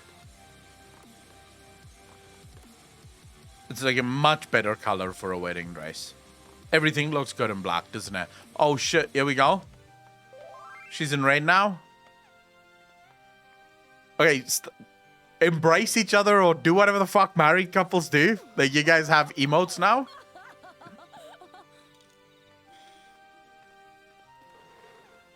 Queen, not to this extent. Does that not look good, chat? the red dress, like, contrast to the white suit. I think that looks fucking gorgeous. That looks awesome. Have you seen the video call, 1,000 Hours of Black Mage? I have seen that, Khalid. Yes, it's literally on the React channel. So if you want to see it, it's on the React channel. Yeah, I think the red dress becomes you, Alpin. Too bored. Fucking Juju. After this, you're gonna have to kill a couple of people in chat. There's quite a few guys here eyeing your woman. They could be yin and yang if Juju was in a black suit. Why would you want Juju in a black suit? White and red has a much better contrast. Dark blue, dark purple looks really good too. My husband has that. I'm eyeing both. Oh, shit. Alright, so it seems like Evans actually wants both of you to be unfaithful at the same time. Is that still unfaithful then? Taking over the wedding? Dude, I'm not taking over shit. I'm just here. I have my top hat on, which clearly means I'm the boss of this wedding. Fukayuki, thanks for doing up. Really appreciate it. 4 months in a row. Thank you, thank you, thank you. Like, clearly, I have a monocle and a top hat. That means I'm the boss. I might not be the one getting married, but I am absolutely the fucking boss of this wedding. Starting to sound like my in-laws. Oh shit, that is a cool looking fucking pose right there. Just look at them. How do I take a picture without me in the frame? I don't think I can. But that was a really cool looking pose. The mafia boss wedding his daughter. Tag on this it. Guess I'll check the VODs. Shara, how you doing? Yeah, but I don't think G-pose is gonna help you. Let's see. Oh, that does work. Okay. Do that cute standing thing that you guys did earlier. That looked boss. Which lighting option are we going to go for? That one I think is better. What the fuck? I hear fireworks going off. Let's get those little people in there as well. Little Horshavant and whoever the fuck that fairy is. No, don't. And what the? Dude. Get in there. Alright, now we have to find the right time to do the screenshot. Okay, wait. Let's cancel it, because I think you guys are now in the right... there we go. Just stay like that. Yep. We're straight back to that. It's decided. This is how we're taking the picture. Nothing we can do about it. Just stay like that. It's fine. Still a good pose. Just need to take the picture at the right time.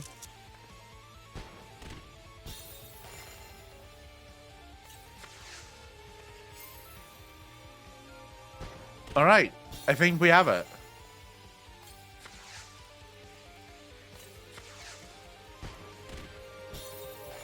Wait, what the fuck? What did I just do?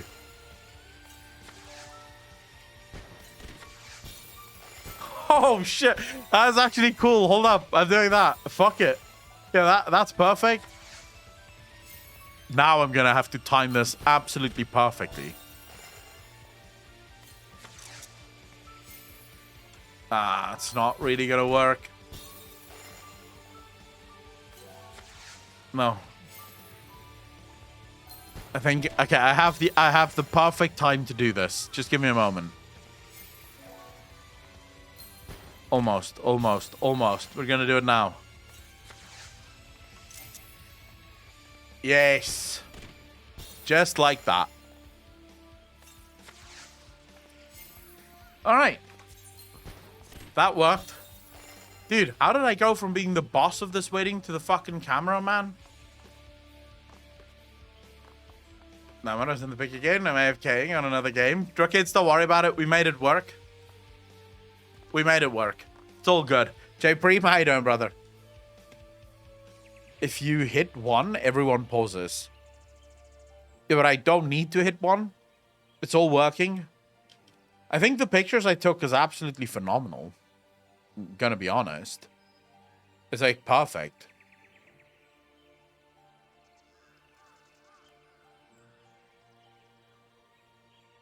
Like if we go OBS, screenshots.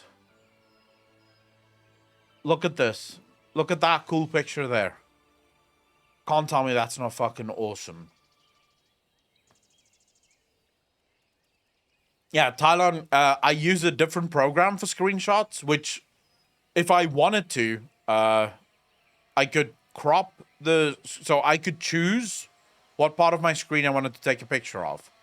So if I wanted to, I could get Drakits out and I could get the Etion out of the screenshot and I could just screenshot that. I just sort of decided to screenshot the whole screen. So I don't use the normal screenshot stuff. That's also a really cool picture. And that's the original picture.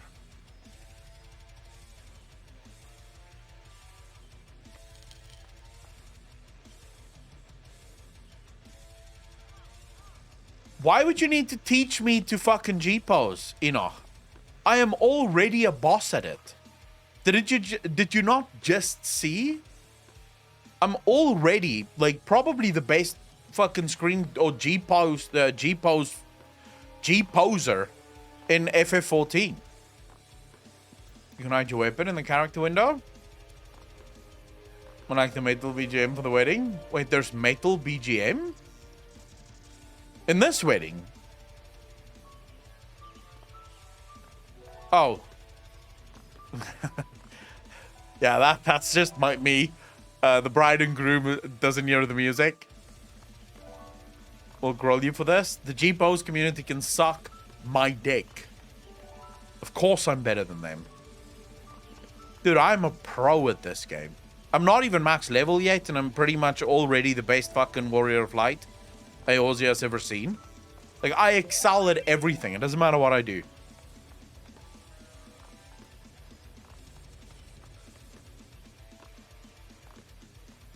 The shadows are really fucking dropping the frames here. Eorzea collection. Yeah, I'm also very humble, Evans. That's true. I am by far probably the most humble warrior of light on Eorzea. I don't like to tout my own horn.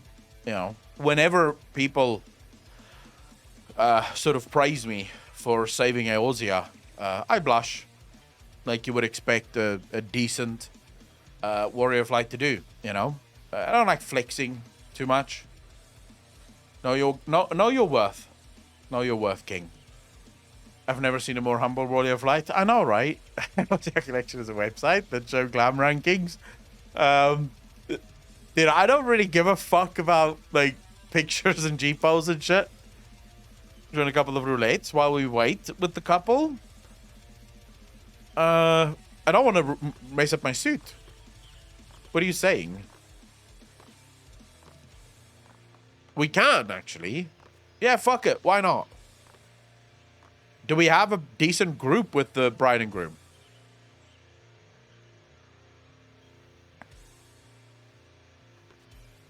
I think we should. Let's have the bride and groom join us for a dungeon. Let's go save Eorzea. While we wait.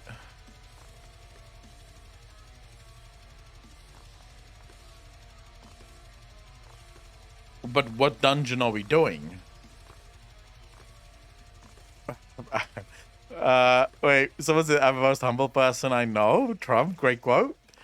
Nothing like slaying creatures to get ready for wedding. Do Cape Westwind for one last time. Oof. Dude, I don't know if I want to do Cape Westwind. Actually, yeah, fuck it. Why not? Let's go do Cape Westwind.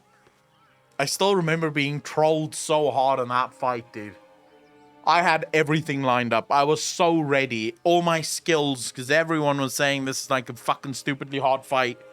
And, you know, I'm focusing like so hard, watching my rotation, making sure I don't miss a button. And I look up and the boss is dead. I'm like, what the fuck?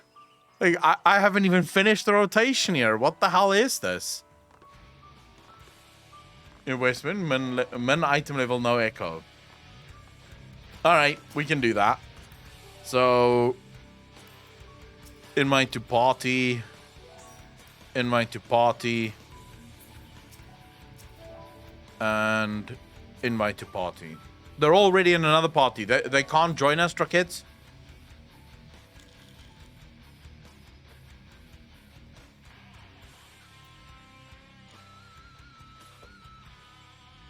Lost the... Wait, when is Cape Westwind disappearing?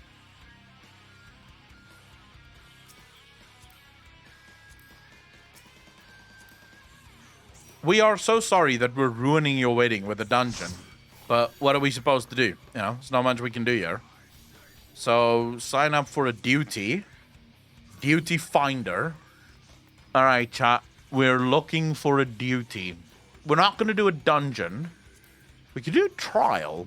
Let's see. Is there a fun trial that I haven't done in a long time? I don't know if I want to do Cape Westwind. What is Cape Westwind again? It's a trial, right? Here we go. Are we currently doing it minimum item level, no echo? I don't think we are.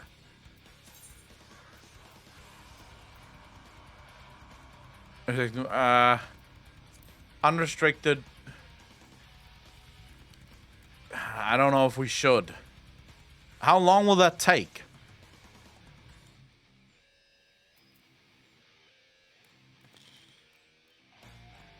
We only have, like, 35 minutes. Lunari, how you doing? Welcome to the stream. We only have 35 minutes. I don't think we can get away with doing that. We have to choose something that's a little less weird. We have 30... You think 30 minutes is enough for Cape Westwind? Okay, hold up. Who else wants to come? Diane? You look like you want to come. Let's give Diane an invite.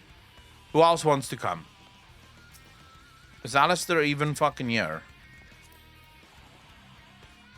I don't think so. Who else wants to sign up? It's just Cape Westwind. Alright, look, I'm gonna quickly do partier, party finder. Recruit members.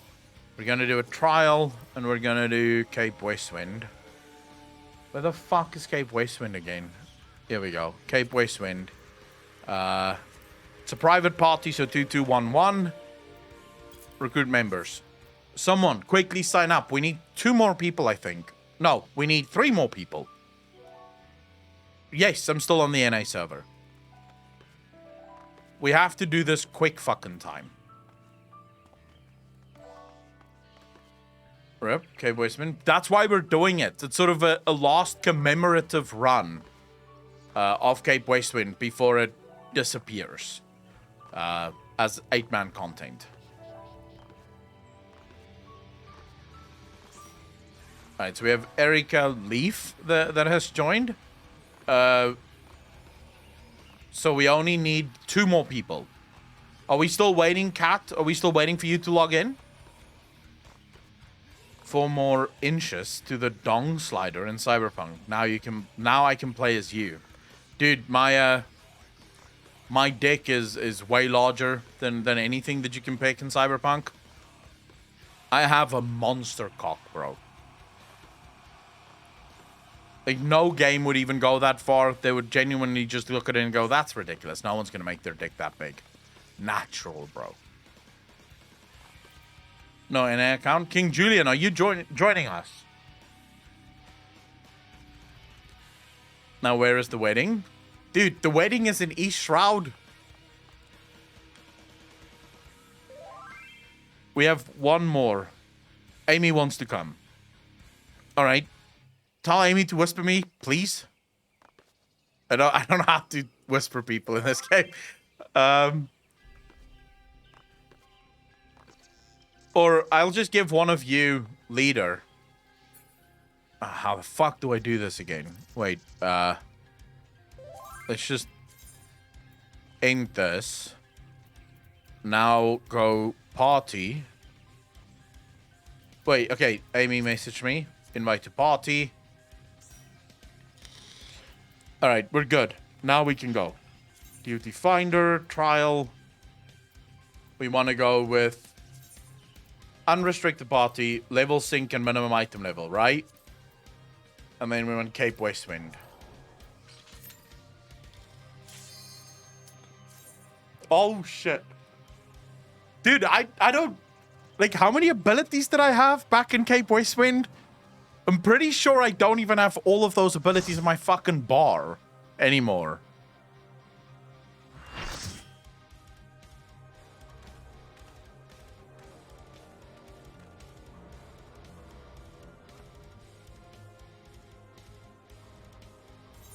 Oh, you can skip this cutscene. Yeah, I'm pretty sure, like, half of these abilities aren't really usable. For me, at least.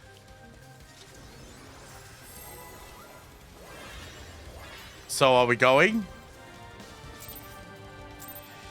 There we go. A proper tank. I love it.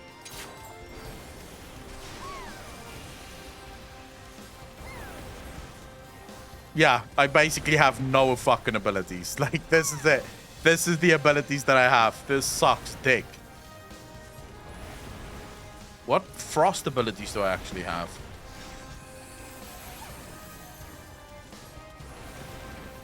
Do blizzard.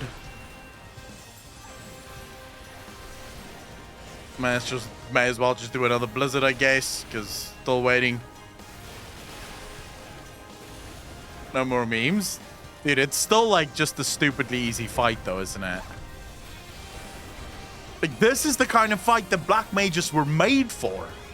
Like, just look at this. I don't have to do shit. It's so perfect.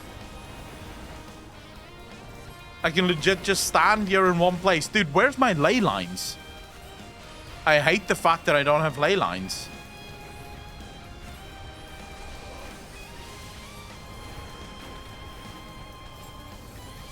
If I had ley lines right now, it would be so fucking on point. You have no idea. Should we switch to the ads, maybe? What do you guys think? Yeah, I guess we should.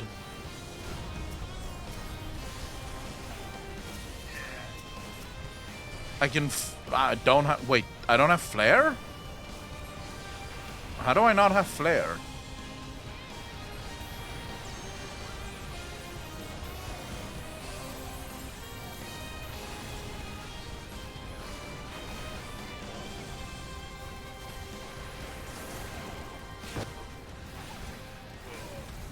Alright, I'm switching ads. Dude, this is a perfect fight for a black mage.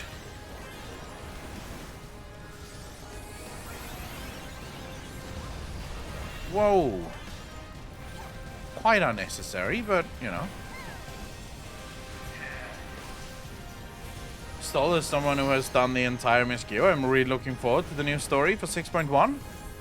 I don't even know what the fucking new story for 6.1 is, so I'm sure it's fine. It's just me, or is our DPS really fucking bad here? What? How?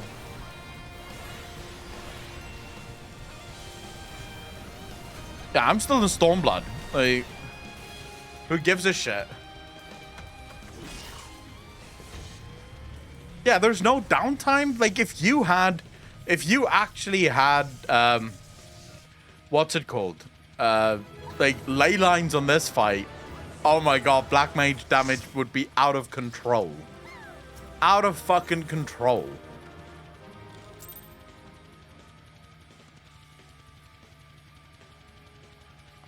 That was actually quite fun. That was quite fun. How much time do we have left? Wow, we didn't kill a lot of time there, did we? Should we sign up for another duty? Maybe not minimum item level, no echo this time? Unless you guys really want to do another minimum item level, no echo. By the time Mako reaches Ainewalker, it will be included in the free trial. True. That is probably true. We could do... I'm trying to think now. What else could we do that's quite fun? but not stupidly fun or stupidly hard. Believe no one is enjoying WoW. Not a single group having fun. I never said that there isn't a single group that's having fun. The people who are addicted are obviously having fun. But they're having fun as much as a heroin user is having fun whenever the fuck they shoot up heroin. Or as much as a gambler has fun whenever they gamble. They have fun, but that doesn't mean that they're not addicted to it. The people who's playing with friends are having fun as well, but they're having fun because of their friends. They're not necessarily having fun because the game is any good. Copium for WoW addictions. True. Wait, we could do what? It'll take too long. It won't even be 10 minutes. It's not up to... It's up to the bride and groom. It's your special day. What do you want to do? Aklon, have you... Are you been found? I found you on YouTube, love the vids, and came to check you out.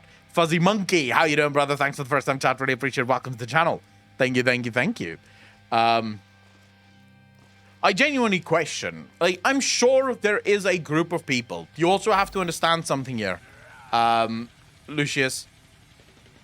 That was very tongue-in-cheek, right? Most of my clips are very tongue-in-cheek, very hyperbolic. It sort of goes without saying, yeah? I'm sure there is a group of people that is actually somewhat having fun in World of Warcraft. I just struggle to see how. I think if you are a player that is actually having fun in World of Warcraft, your expectations and your standards are incredibly low. Like, seriously incredibly low. In fact, I would want my future girlfriend or wife to be someone that is currently having fun in World of Warcraft, because I basically only have to wake up every day in order to make her life fucking fantastic. Because that's pretty much how low the standards need to be. I just need to be around. And then it's fine. I don't have to do anything. Like, no effort whatsoever. If I remember her birthday once every 10 years, that's me making an effort. Because if you look at World of Warcraft right now and you're telling me, well, dude, it's actually in a good spot, it means that you are effectively saying you're okay with absolute no effort, like zero effort content. You think that's fine. You think that's good. They said, trial, let's go. What trial?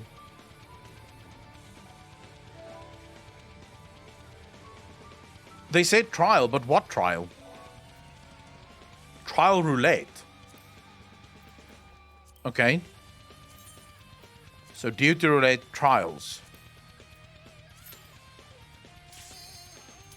Which one are we getting then? Now watch us get one that takes longer than fucking 20 minutes. Although I don't think any trials take longer than 20 minutes.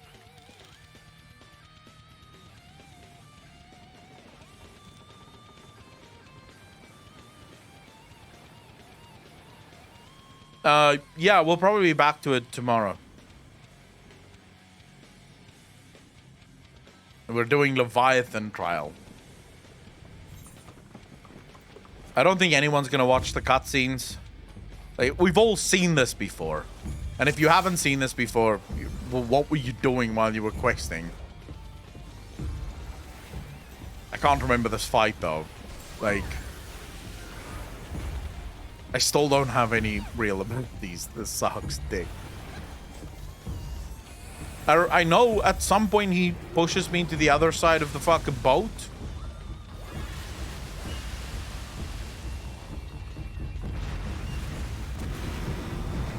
Oh, there I go. To the other side of the fucking boat.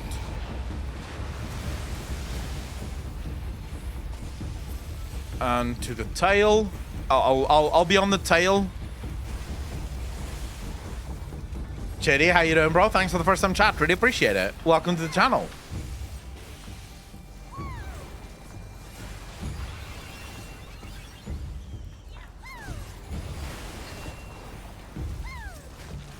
Should everyone be on the tail, or is it just some people that should be on the tail?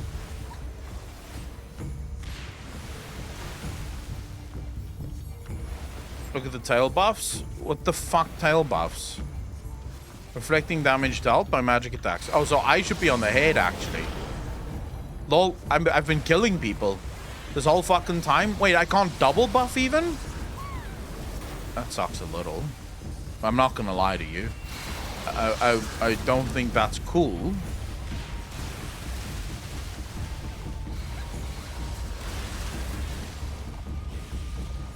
Get the orbs now? Yeah, I'm on the orbs. Dude, only having 3 abilities after now having so many cool abilities. Like, it really sucks. Like, going back to only having the normal 3, at most 4 abilities really blows dick.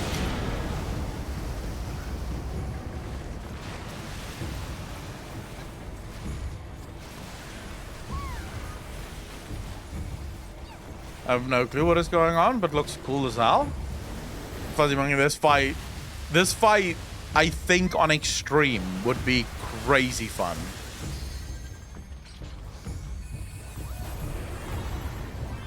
Oh shit. Wait, what? I don't think we should have stood there, guys. I think that was a really bad idea.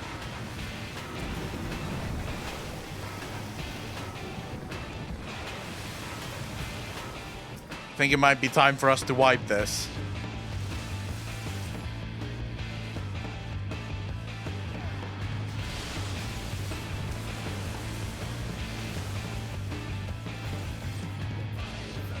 Buy a phone? Well, guys, we just wiped. You should be ashamed of yourselves. And this in front of the fucking wedding party as well. You guys should be ashamed.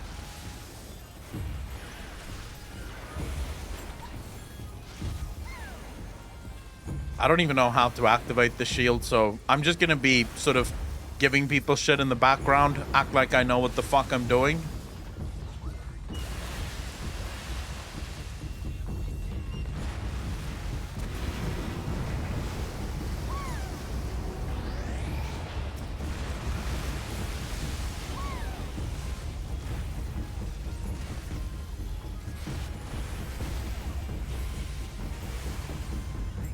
Wait, you year that you need food. That makes no fucking sense, dude. What are you saying?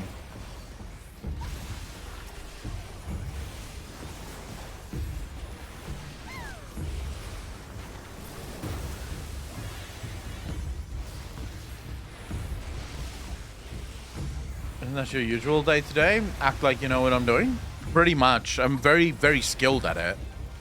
You know? Now I switch to the orbs. Just a little bit of extra buffing before I switch back to the boss.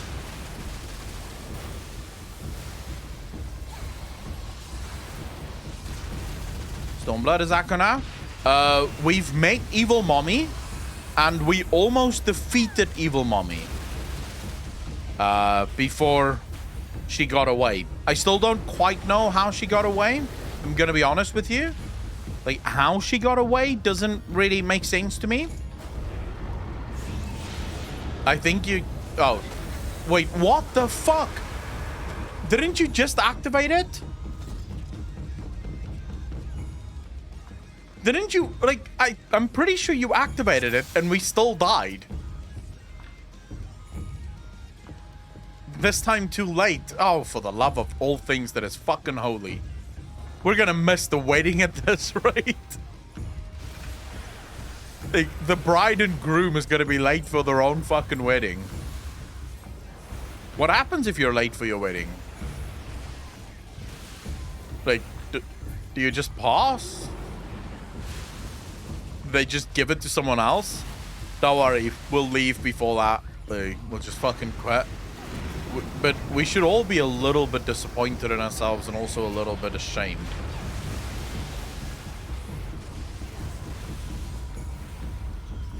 You have to reschedule. Jesus. All right, we can't do that. Come on, guys. Everyone focus now. I don't want to see any fucking shenanigans. Everyone get this down quick.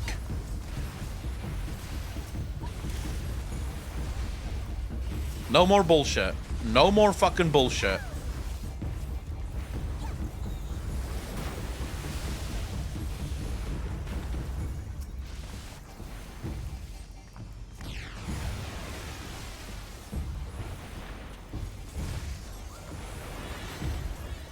Dude, I really just want to do these trials without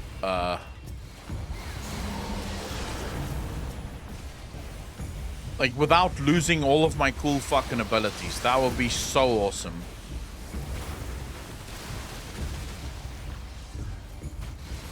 Like, I realize you can't really get that, but it would be cool. All right, now don't fucking fail again, people. All right, do it right on time. I think that's fine now. That has to be fine, right? Oh, good fucking job, fam. This is what I wanted to see.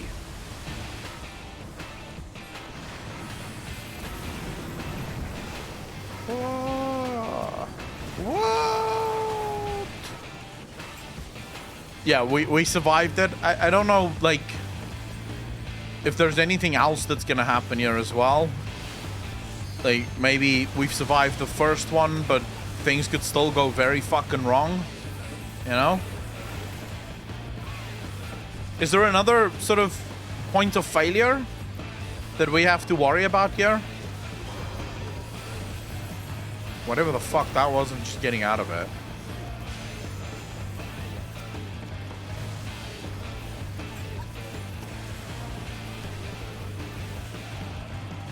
Have to be on something to failure.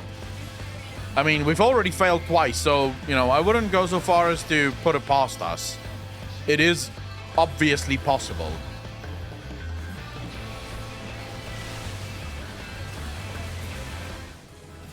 I think we won. Jack, thanks for the first time chat, dude. Really appreciate it. Welcome to the channel. Thank you, thank you, thank you. And I also leveled up. Easy. Dude, this guy's throwing a fit dying here. Has a main field. All right, and with time to spare, 15 minutes before the wedding.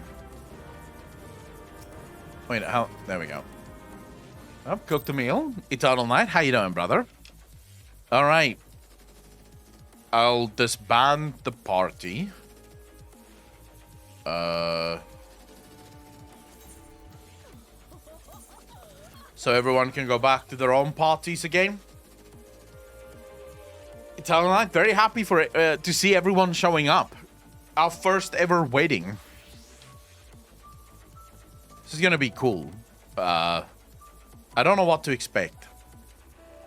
Just click your name on the top left and press leave, by the way, Echo. But is that going to disband it? Or is that actually just gonna get it, like, give a new party lead and then everyone has to fucking click in order to leave? Because I hate that shit. I would much prefer if people just disband the party rather than just leave. Everyone just leave and, you know, you sort of play fucking musical chairs with whoever the new party lead is. Oh, right. Okay. Oh, yeah, logging in now. It's not my wedding, just to be clear with everyone here. I am not getting married. The lovely bride and groom is standing. I see the groom. There's the bride. Hiding in a sea of fucking names. Not yet, Meeksy. There's no yet here. It's not yet my wedding. It is not my fucking wedding. End of discussion. The minute they allow me to have Minfilia as my wife, I'll get married. Like, no fucking questions asked. But if I can't have Minfilia, just fuck it. I don't want to. I will not marry a Lalafell. That would get the FBI on your fucking case.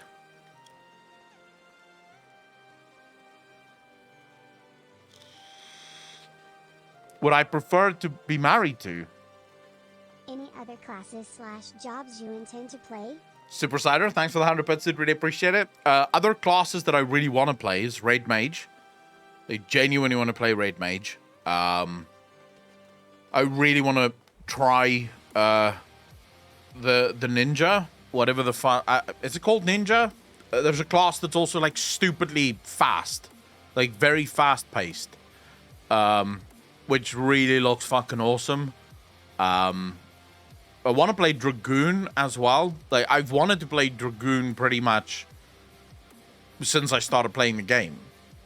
So I'm assuming that's sort of going to be my, like, those are the classes that I'm going to do first as soon as I'm like done. Because Black Mage is a lot of fun, but Black Mage is very slow. It is a very, very slow spec. So I'm sort of looking forward to trying different specs that is much faster. So yeah, I'm probably gonna end up trying all classes in the game, apart from healers, because who the fuck would want to be a healer? Being a healer is sort of like paying to see other people play the game. So I wouldn't be a healer, but anything else is fine.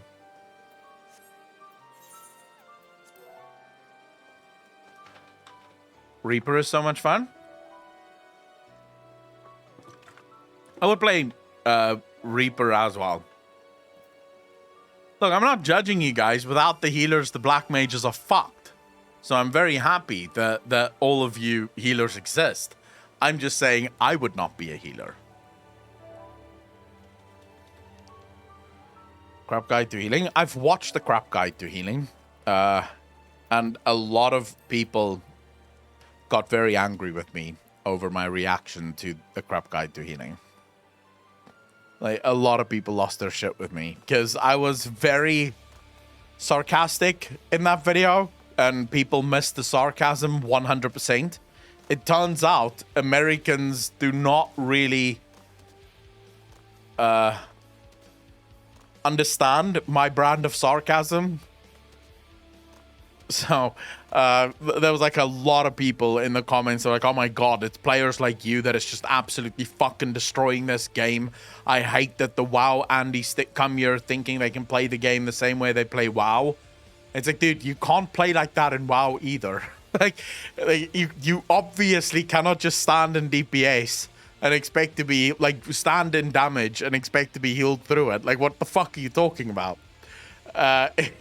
If you play World of Warcraft on any sort of high level, like Mythic, like I used to do, most abilities will one-shot you. Unless you're like a Warlock with, like, the right talents, in which case you can survive pretty much everything. But yeah, people were genuinely fucking distraught over that video. Stupid Fox, FF, Andy Stew, surprise. Americans don't understand a lot of things. I wouldn't say that it's an American thing. It's just... So every single country or culture really have their own version of sarcasm.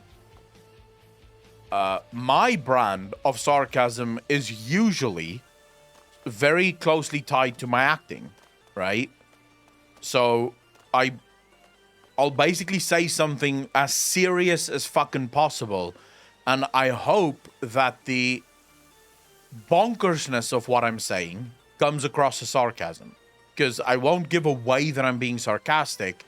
The only way for you to know that I'm being sarcastic is to listen to what I'm saying and go, whoa, that is like the stupidest shit anyone could ever say. And then you go, well, he has to be sarcastic there, right? No one else would say that. As it turns out, that went straight over most people's heads.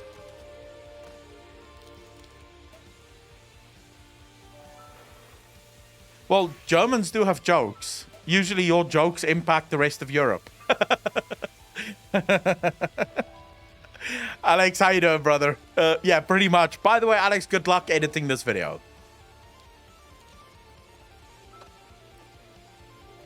Germany makes a joke and Europe gets fucked. Oh, shit. We're French. For that joke, we have to invade Poland now? Well, there you go. Nobody else may say it, but so many people do it. Do what, Batnot? But yeah, Alex, this video is going to be a nightmare to edit. There's a lot of it, and it's my first wedding, so this has to be edited. Although I think the way we're going to do this video is slash scripted, slash footage, slash unscripted. That's pretty much what I'm expecting this to turn into. Ruby, thanks for the follow. Really appreciate it. Welcome to the channel. Thank you, thank you, thank you. And Maka, how can you crap on healer and say you wouldn't want to play one unless you have actually played a healer? Well, easy. I haven't played a healer because I don't want to play a healer. So I can say I don't want to play a healer because I don't want to play a healer. How do you know you don't want to eat dog shit if you haven't eaten dog shit before? Simple. It does not look inviting whatsoever. So I could sort of make up my mind before eating the dog shit and go, yeah, I don't think I'm going to like that. That's not really my thing. I don't think I have like the right palate for dog poo. I absolutely have no right to dislike a job in this game. Shake my head. Colorful sub bear. Well, to be fair, you absolutely have no right to dislike anything in any game ever, according to fans of said game. Pick the game, literally any game, and you're not allowed to say anything bad about that game. Equals eating dog shit, noted. Who are you to dictate what people can and can't dislike? Gamers. They're literally... So I made a video way back. You guys remember when Fallout 76 launched, right? What a bonsai. Thanks for seeing what's up. Really appreciate it. 4 months in a row. Thank you, thank you, thank you. So I made a video about Fallout 76, and I basically said it's the worst game I've ever played in my life. Yeah? And there were people legit losing their shit over me saying that. And when Fallout 76 first launched, it was without a doubt the worst game in the world ever. It reminded me of a tweet I've seen recently. Just so we are clear, we are assembling an army. We will walk across Poland, and they are cool with this. No misunderstandings here, right? Well, I mean, Poland is sort of used to Germany invading, aren't they, Mighty Radadin? Love to stick around, but Aussie times are hell and I need sleep. Have an awesome stream, Akko, and I'll hopefully catch another one. Fuzzy Monkey, thanks for hanging out. Did really appreciate it. Take care of yourself, brother. Zex is like the first ever live service game, or was it Anthem? I mean, no, before that there's been live service games, so before Fallout 76. So Fallout 76 was effectively made because of the success of live service games. So you had games like Destiny that was incredibly successful at the time as sort of a live service game.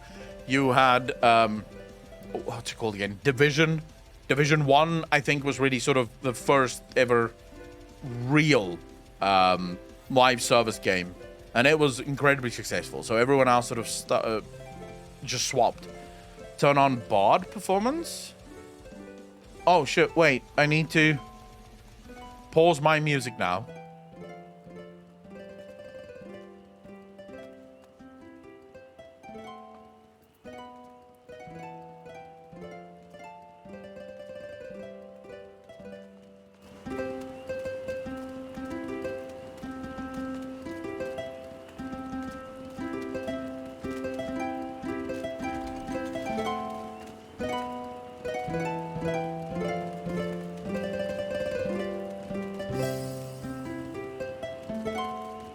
Also, do not remember that it was 16 times the detail. 16 times the detail.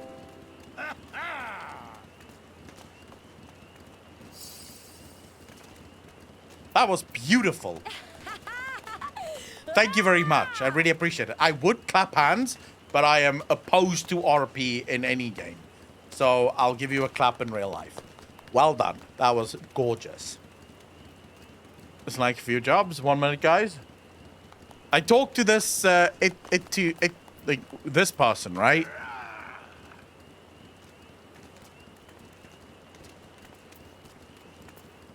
I'm actually sort of excited for this.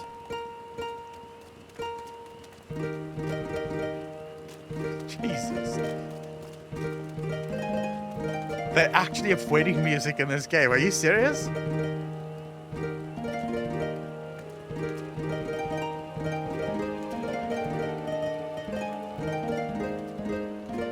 can we get hearts in chat for Juju and Alpen? It is their wedding after all today, so hearts in chat to them. May their love be beautiful, and may they teleport to one another consistently, always, and may it never end. And if it does end, just throw away the ring, because apparently that is how you get divorced in this game. Jack Trader is a professional in-game bard? Who? Who's Jack Trader? So you mean the top hat boss, photographer, and porn director of the wedding is opposed to the thing? Oh, the wedding is on. Can't talk to the guy. Everyone's standing in the way. You stand before the Ivory Chapel, a sacred place wherein two souls may be joined in the sights of gods and men. How may I assist you? Attain the ceremony of eternal bonding. Which one is it? It's this one, right? I see you possess an invitation to the ceremony presently being held. If it please you, I will show you inside the Ivory Chapel. As a guest, you may appear in cutscenes during the course of the ceremony. As such, please ensure that your appearance is as you desire ahead of time. The ceremony proper commences no later than 40 minutes after doors open. Detailed information may be had from attendees within the venue. Blazing Star, how you doing? Welcome back. Wow.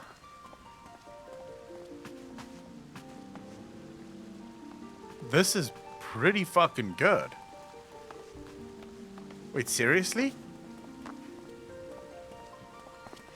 I'm assuming everyone is currently just RPing. Why does everyone get to, like, what's that next to your names?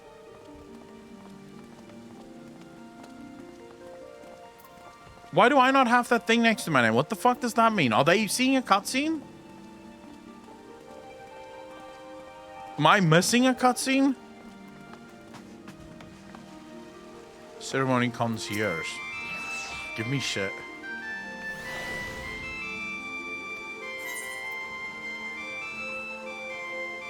Postponement. Oh, it's just waiting. Okay. We have a concierge. Holy shit. Dude, I'm sorry, but the amount of effort that is put into this to allow for our peers to actually play the game as well. If you, like, compare this to what you get in almost every other game, yeah? In almost every other game, most of the time, our peers are sort of left to their own devices, you know? Most of the things you have to do yourself, and most of the time you have to sort of pretend like you're doing certain things, and then you look at this, and you're like, why? Why make something like this for players? Because I don't think, I might be wrong, maybe I am completely wrong, but I don't think that weddings is big business for Final Fantasy XIV. Is that a cutscene? Oh. Holy shit. Dude, this looks fucking beautiful. Wow. Which side is the bride and which side is the groom? Pretty sure I was invited by the bride. I'm gonna assume this is the bride side. How do I sit? I just type sit, right?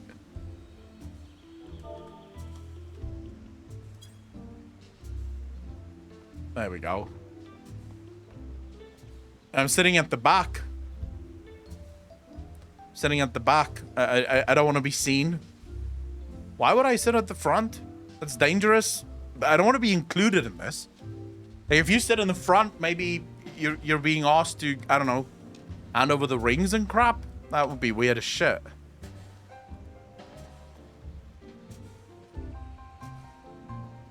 Alright. So, we basically need to do the narcissistic thing. Sit in the front so that we can appear more clearly. Yeah, because I am the best dressed at this entire wedding, so clearly I have to sit in the front. Dude, the amount of detail that... This is insane. I genuinely don't know what the fuck to say. Icehound, how you doing, bro? I'm blown away by this. Because it's... This doesn't have to exist. There's no reason for this existing other than the developers going, you know, we think people might enjoy this. Gentlemen, and any others who may not fall into said categories. So cats and bunnies and shit. I welcome you one and all to the ceremony of the eternal bonding, Kupo. Let us watch in silent reverence as Juju Sandwich and Alpen Ulili make their entrance into this most holy of halls.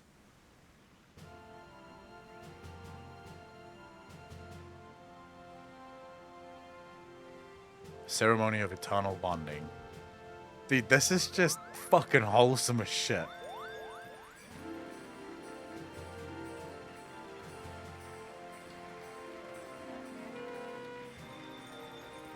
I love that you stuck with the red dress.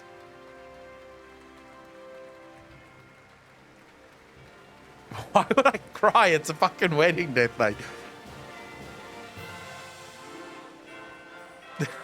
Why would I cry?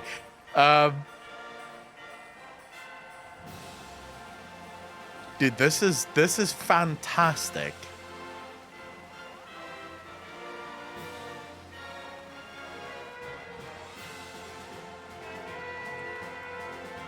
Look at the little Moogles.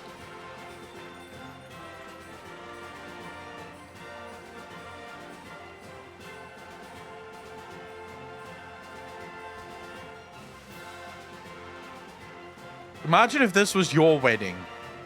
That is gorgeous.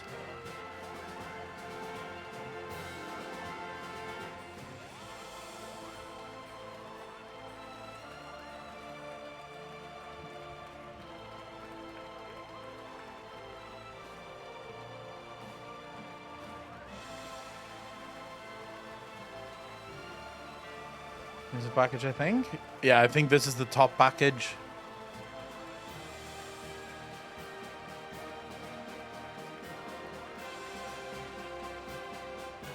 This is very cool.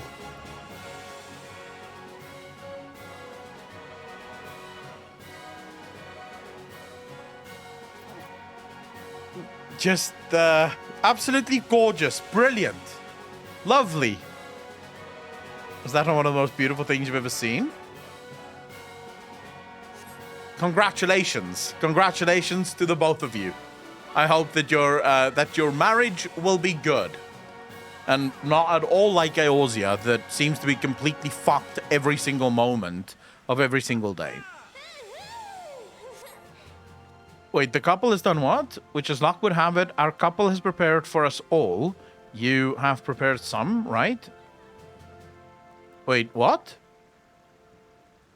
I met Juju as a friend. I can never thank enough. I met everyone here. I am so grateful for you all. Oh, nice. Did I actually give you the ability to speak your vows?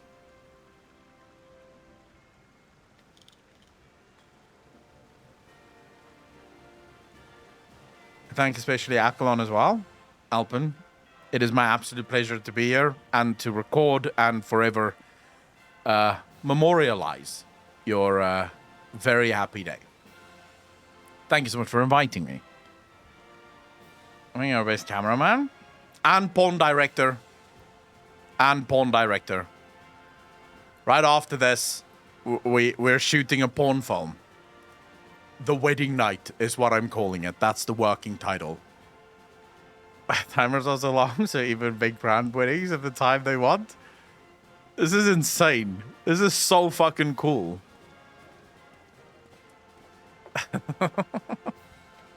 This is really cool. I don't know what to say. I'm not into RP, and I fucking love that this is here for people that actually love this shit. You don't pay me enough to get naked, mate? I'll pay you more. Being here, we couldn't have a relationship without everyone. May we have our blessing of the 12 continue to bless many years to come. I like this. Funny amounts of in-character RP wedding. Yesterday, we had vows and all. It was very special. Colorful. Congratulations. for fun. That's illegal. I mean, the amount of things that you get. So every single guest gets a gift after the wedding. The bride and groom get sort of like, or bride and bride, or groom and groom, whatever the fuck, whoever the fuck you're marrying, get like this chocobo mount. It's really fucking awesome. And I'm assuming that this goes into your in thing. So you can watch this back if you want, right?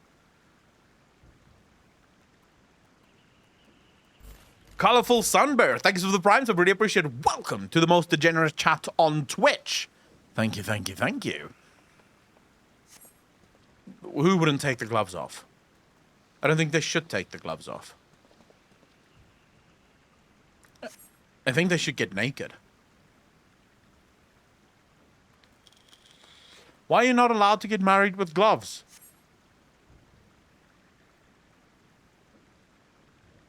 Wait, they're actually exchanging... Oh, I should probably fucking sit down again. I'm a rebel.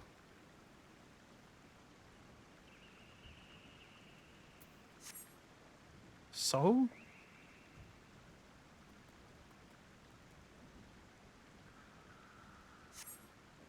Oh.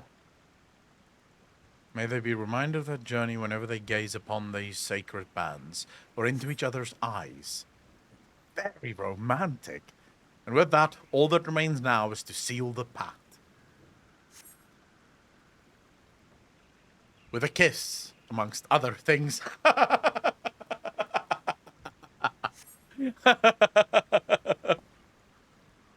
Everyone to the inn. It's time for the ERP to commence.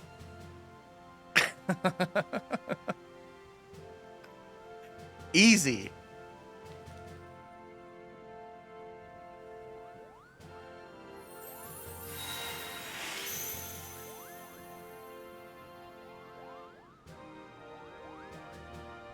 I love the Moogles. I don't know why, but I'm a really big fan of the Moogles.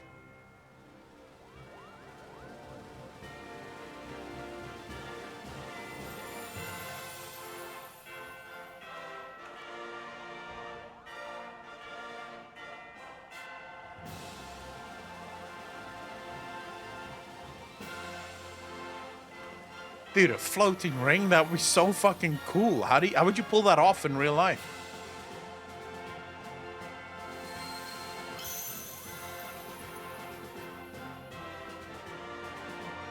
Easy. Congratulations to all. It's not a waste. You still get to see the fucking wedding rings. Why is it a waste? What makes it a waste? Just be happy for them, for fuck's sake. People, calm down. Just be happy for them.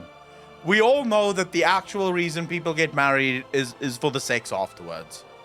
The rings are sort of just for everyone else. So stop worrying about it. As long as there's sex at the end of it, who cares?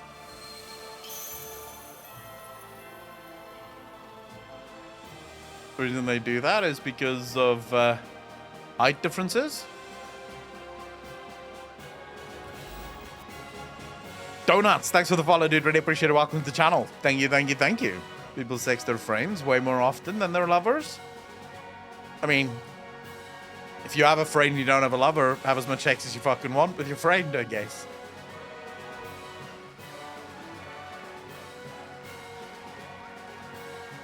And that seals it. Not the among other things. Technically, if you guys don't have ERP, you can still get an annulment at this point. Restart ARR, what? Why would I do that?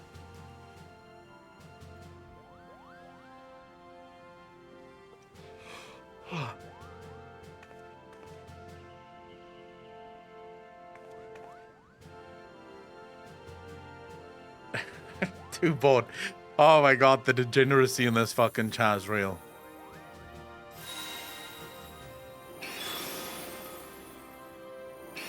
What the fuck is this? Wait, they can fly? That's a little unfair. If those wings are permanent, that's breaking. I need to get married then as well so I can get these cool fucking wings.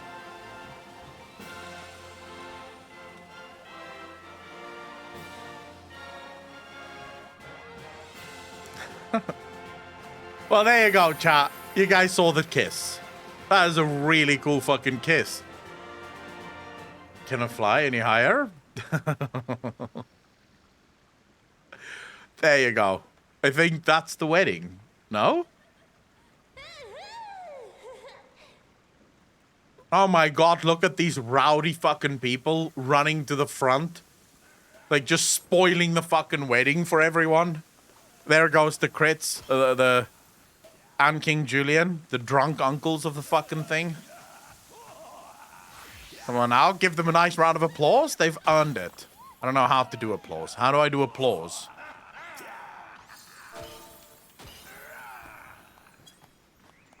I don't know how to do applause. Spray some champagne? How the fuck am I supposed... What?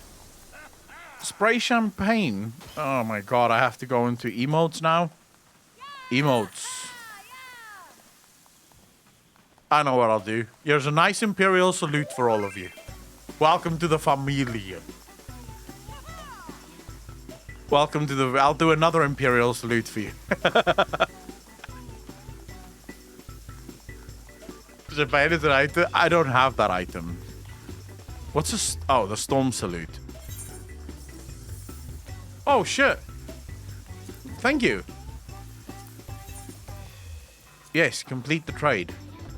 So how do I use this thing now? Oh my god, I have... Wait, what? That's a lot of them. Oops.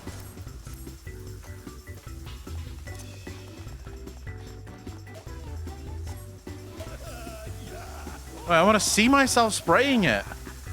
I can't move. I want to see myself spraying it. These people are so fucking rowdy. There we go. And wait with the champagne. Well, being wet is sort of a prerequisite, isn't it? Of getting married.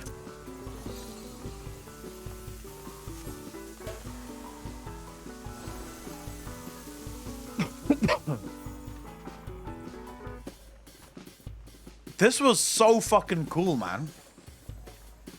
Thank you for inviting me. I genuinely did not expect this.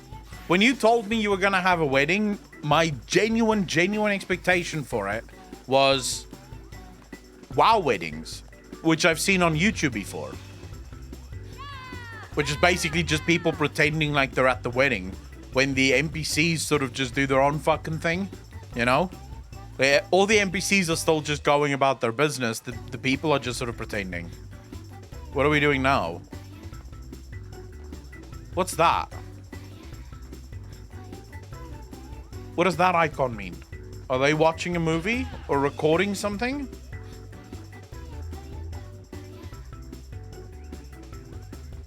Fucking King Julian, you're standing in front of me with a picture. I'm not even in the picture now, you piece of shit. Like, fat boys should stand at the back. You oaf. Fuck. Now if you look at me, I'm just gonna be standing, like, you're not gonna see me.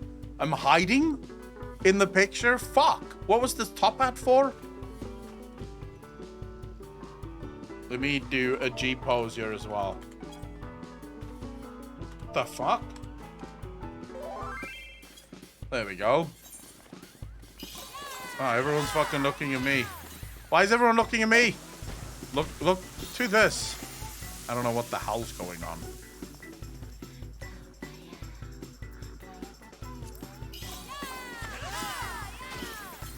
What the actual fuck is going on here?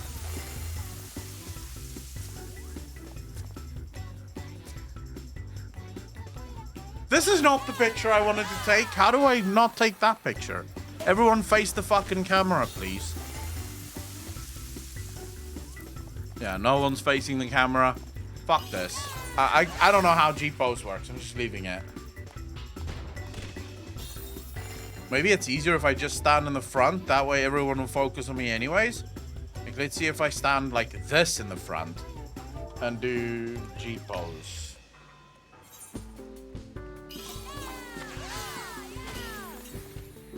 What the fuck? Everyone's still looking behind them.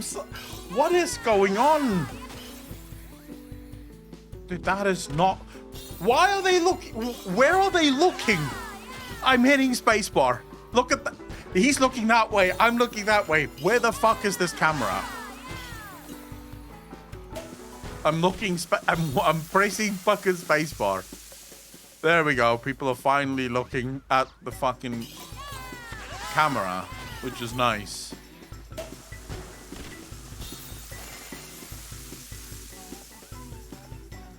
We'll do that. That will be the picture.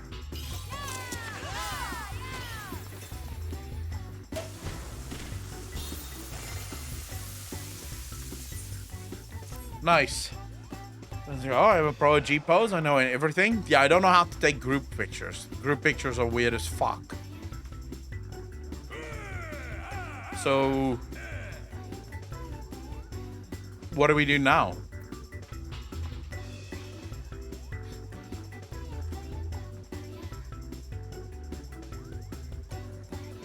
Dude, this is so much more than I could ever have fucking expected. Everyone's going back to their seats now. Okay.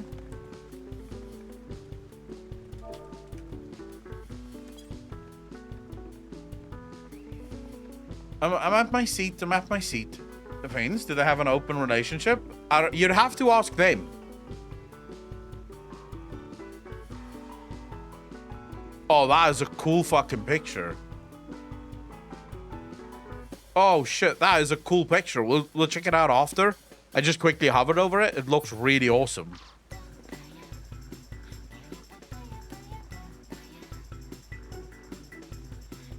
Why are people leaving in drips and drabs?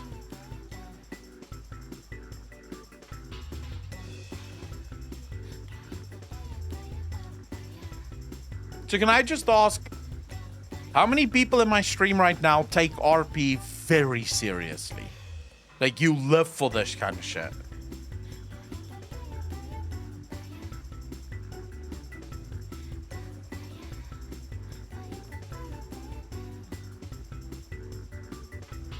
Well, I'm just here for shit. I do not, but I still got married. Not me. I rather enjoy RP, preparing badness.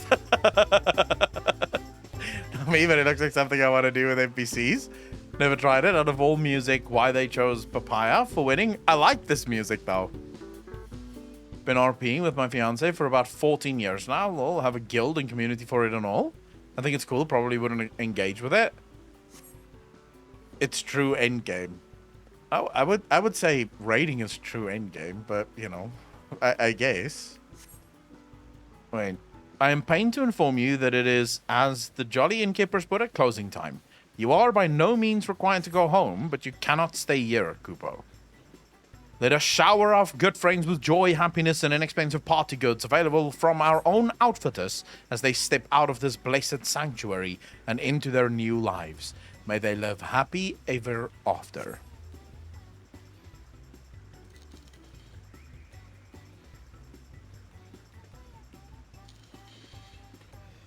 What the hell is Bombardier? Another cutscene.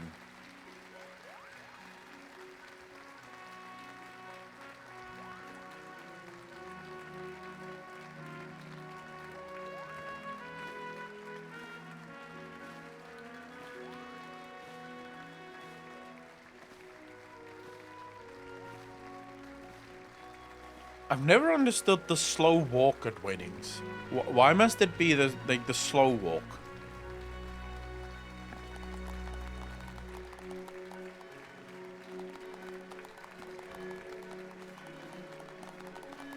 Look at me. I'm the boss of this wedding. See the monocle? Means I'm boss.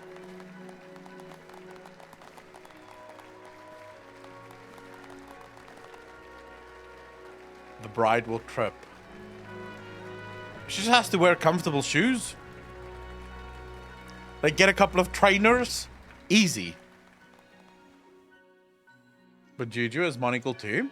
Yeah, but Juju is the groom, can't be the boss.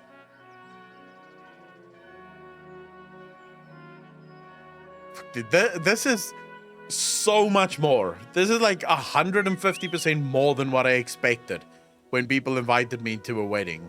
It's like a whole event.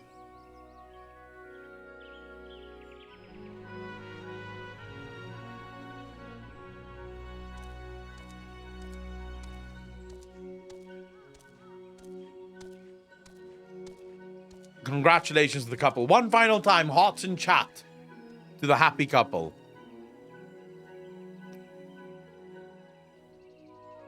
Now they ride to the sunset and bang.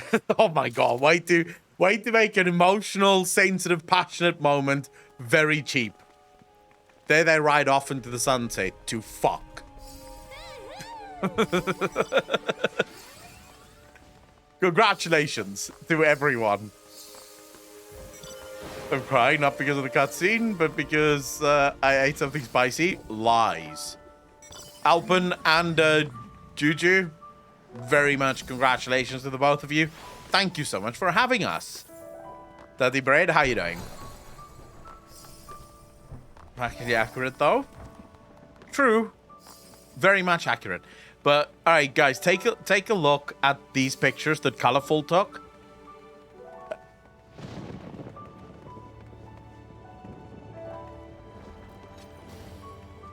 Alright, I think Colorful is a little better than me at the whole G-pose thing. I think a little bit better than me. Like, not much. I'm gonna say maybe 2% better than what I am, but definitely better. This is really fucking cool. Look at this picture. I don't even know how you fucking did that. Like, I don't even know how you got that. Like, what could they possibly have been doing for you to get that specific angle?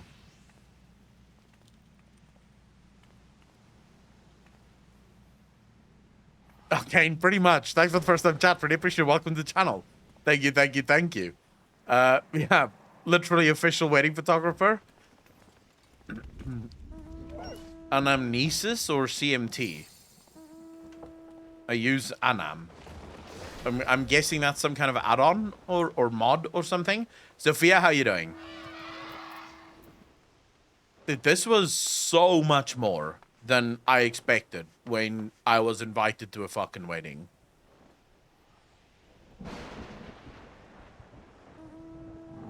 Because it's like, I don't know any game that puts this much effort towards RP. Even single player games. I'm going to be honest with you. Think of most single player games. The RP that you do, so romance options that you sort of have in the game, basically simply go to the point of banging or like alluding to banging, right? With nothing really ever coming after that. And then you have an MMO that takes it to the next fucking level when it comes to just allowing people to RP shit. It's quite interesting. Now I want to go to one of the nightclubs, or I want to see what that is all about. Like, prior to this, I was genuinely not quite interested in the nightclub scene, because I constantly thought to myself, what's the fucking point of going there? But after seeing the weddings, I'm sort of thinking, what else do people do in this game? You should check out the medieval tavern Alpan works at. Well, look, you guys invite me to nightclubs and taverns and shit, and I will come. Please do it during stream days, though. So that is Tuesdays to Fridays. During stream days is the perfect time. So we can go visit the nightclubs and the taverns and the shit. Triple Triad just got my mount yesterday. Nitro, congratulations. Preach thought nightclub is mayor. Then he went and got blown away. You should have 2 minions at your back now. I have 1. Bride's Moogle. I don't think I have 2. I just have the 1. No, I have 2. Demon Box. Oh, what the fuck's a Demon Box? On that one. Okay, how do I summon this again? This is minions. Where's minion guide? No, that's mount guide. I need minion guide. Okay, here we go. Leave the mount guide. That's the Bride's Moogle. The fuck is a Demon Box? What does it do? Does it do anything, or is it just...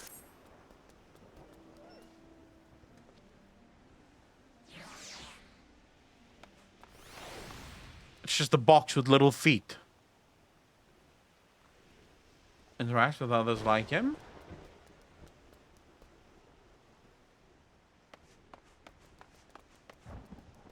Lotus Alpen, thank you so much for inviting me. This was good fun. This was great fun. I enjoyed it too. Which is strange. Because if you told me that I would enjoy almost... What was it? Like, we spent... Almost... How long have we been live for? 2 hours and 45 minutes. Preparing for the wedding. Coming to the wedding. Hanging out at the wedding. If you told me I would actually enjoy that prior to today, I'd have told you, fuck no. There's no way I'm enjoying that. Try poke or PRT on that minion.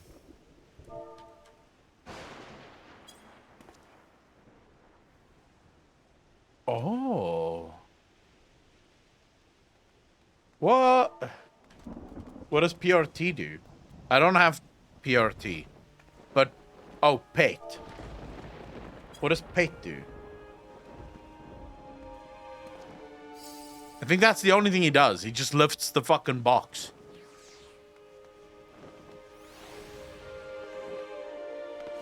So, Alpen, was this wedding everything you hoped it would be? To you and Juju, was this everything you hoped it would be? Pull out the bride's Moogle. Back to minion guide.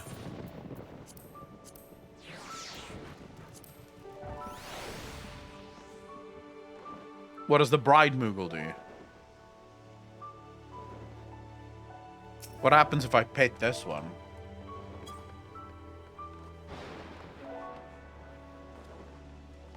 Oh, it goes ape shit. Spreading love and shit.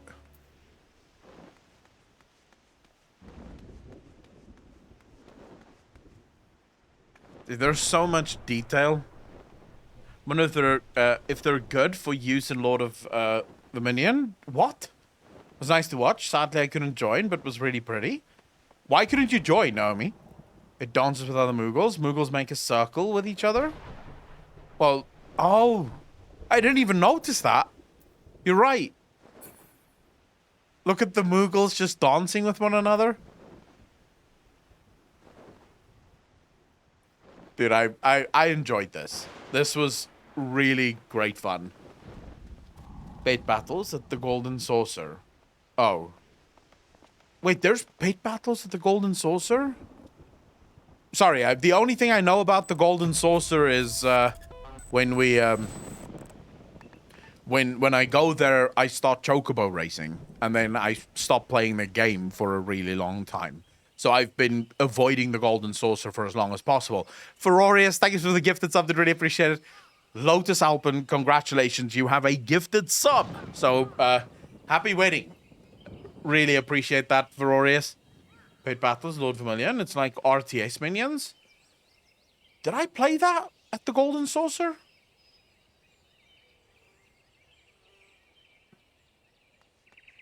I am. Lotus, yes. It is going up on... Meeksy, thank you for giving Juju a gifted sub. Really appreciate that.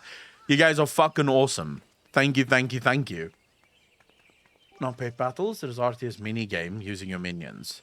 Oh, I did play that. It is an RTS minigame using your minions. I did play that. I did not understand the fucking thing of what I was doing. I lost.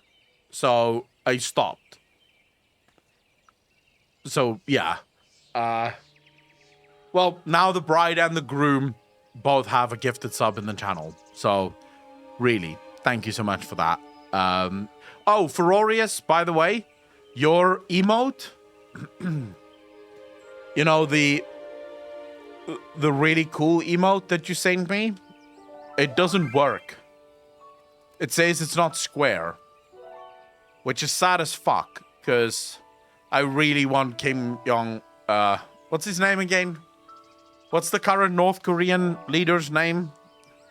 It's Kim Jong-son or Kim Jong-il? No. I fucking can't remember. King Jong-un. I really want King Jong-un in as an emote in my chat, so people can use Kim Jong-un to say hello in chat, because it's literally an emote of Kim Jong waving, which is really cool. It fucking looks amazing. I will check on that. Thank you very much, Ferroris. Really appreciate that. All right, so since the wedding is over now, missed it because something came up. How was the wedding, Echo? Holified, it was fucking awesome. It was. Look, as someone who isn't even into Meeksy, thank you so much for the gifted sub. Really appreciate it. Thank you, thank you, thank you. I have FF14 emotes one day. You wanna have Final Fantasy 14 emotes one day? We could do Final Fantasy 14 emotes. I mean, I've. What emotes do we have right now? Zofia with the 5 community subs. Thank you, thank you, thank you. Can we get some hearts in chat for everyone that is gifting subs? Very much appreciated. Let's see, what emotes do I have currently? We could do Final Fantasy 14 emotes as well. I think, so, just to be clear, every single emote that I have on the channel is community inspired. Like, people will talk to Ferorius, or people will meme something and then Ferorius will take inspiration from that and make an emote. So Ferorius is the guy behind all the emotes in the channel, and all of this comes from, like, the community. Comes from you guys. I don't think... Is there a single emote here that I asked for? I don't think so.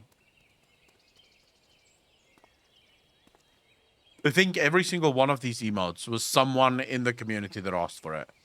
And out to work. Love you, everyone. Alban, thank you so much for hanging out. Really appreciate it. And thank you so much for inviting me to the wedding, as well as all of these fucking degenerates in chat. Really appreciate it. And yes, we will put this on YouTube, and we'll make sure that there's a section of the video, I'll tell Alex, to include a section of the video to really celebrate your day, so that you can, know that it will always be on YouTube for as long as I'm not absolutely fucking banned from YouTube. So as long as I stay in my lane and I don't get banned, your special day will always be commemorated on YouTube. So I really appreciate that. Kawa is a great FF emote. Check the clip on Discord. Alban, do you think Akalon should see the Imgur I did for him? I would love to fucking see it.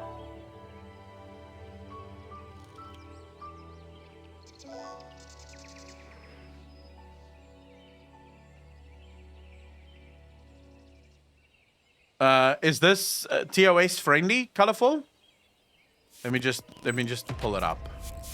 Let me just pull it up just to make sure. What the?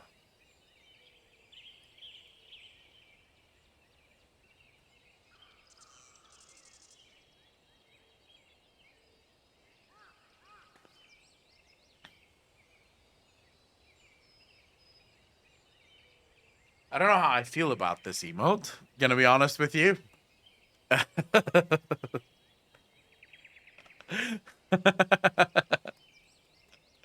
I mean, I guess it is TOS friendly. Asmongold dressed like this, so I'm pretty sure it is TOS friendly. Ready to work at that cafe, bro? Is this a cafe outfit? This is more a maid outfit, which kind of makes sense since what did Alphino call me again? A manservant. So I guess this makes sense. Being the fucking manservant of Alphino. Make your face, pull on all the gil. I don't think my guy dressed in a maid's outfit is gonna pull that much gil. Gonna be honest. Now we are not maidenless. I think we are still maidenless. If, all things being equal. But alright, so since the wedding is done, I'm going to take a 5-minute break. And when I return, we will start with the special LiveCraft episode.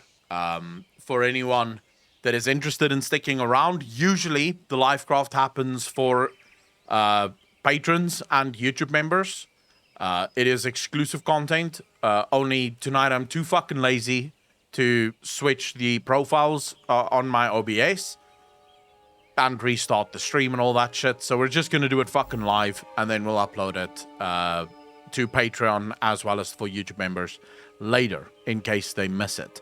Juju, thanks for the follow. Really appreciate it. Welcome to the channel officially now. Thank you, thank you, thank you. Tonight I will be joined by Alpacalypse as well as Andy and Morny, I believe.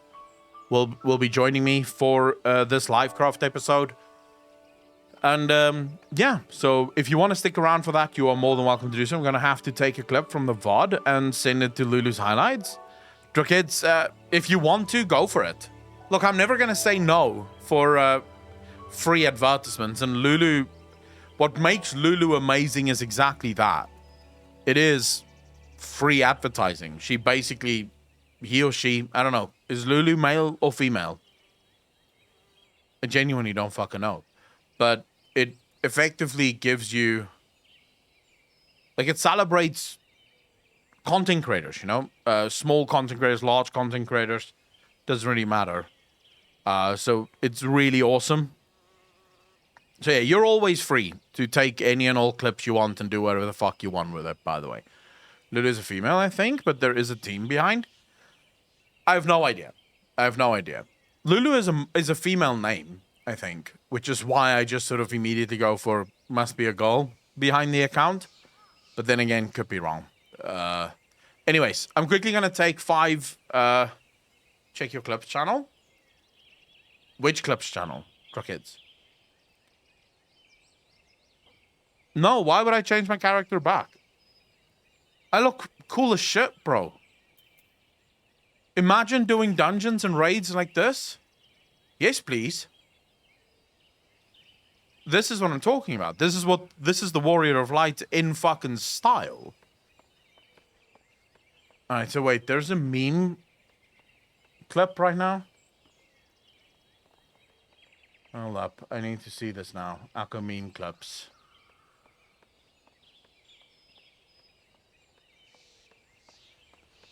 Let's see, how out of context is this taken? We love this shit. You don't pay me enough to get naked, mate? I'll pay you more. Being here, we love this shit. Dude, this is clearly out of fucking context. You don't pay me enough to get naked, mate? This is clearly taken out of context. Being here, like, you should include the whole fucking conversation. Not just the bit that makes me sound like a fucking pedo or some shit. Although you're old as shit, so pedo doesn't really fit, but you know, fuck it.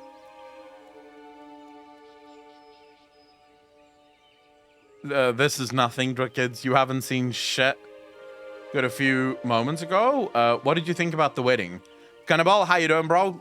So I will have a video out about weddings, because this absolutely blew my fucking mind. As I said multiple times, I did not expect the level of detail that went into this. Because as far as I'm concerned, when you look at development time, which is a true resource and one of the most expensive resources in the development of any game, is development time. If you look at development time going into weddings, one might argue that it's a little bit wasted. It's wasted development time. You could spend those developers and their time on other content, which is probably going to reach more people. And then to see the amount of effort that they actually put into it, like, it makes sense that it is a cash shop option. It makes fucking sense. Because the amount of stuff that you get as a result of that package, I think makes it worth the price. It's basically what I've said about Final Fantasy's cash shop from the beginning. The reason I don't hate their cash shop is because their cash shop seems to be used to add value to the game more often than it feels like it's removing value from the game.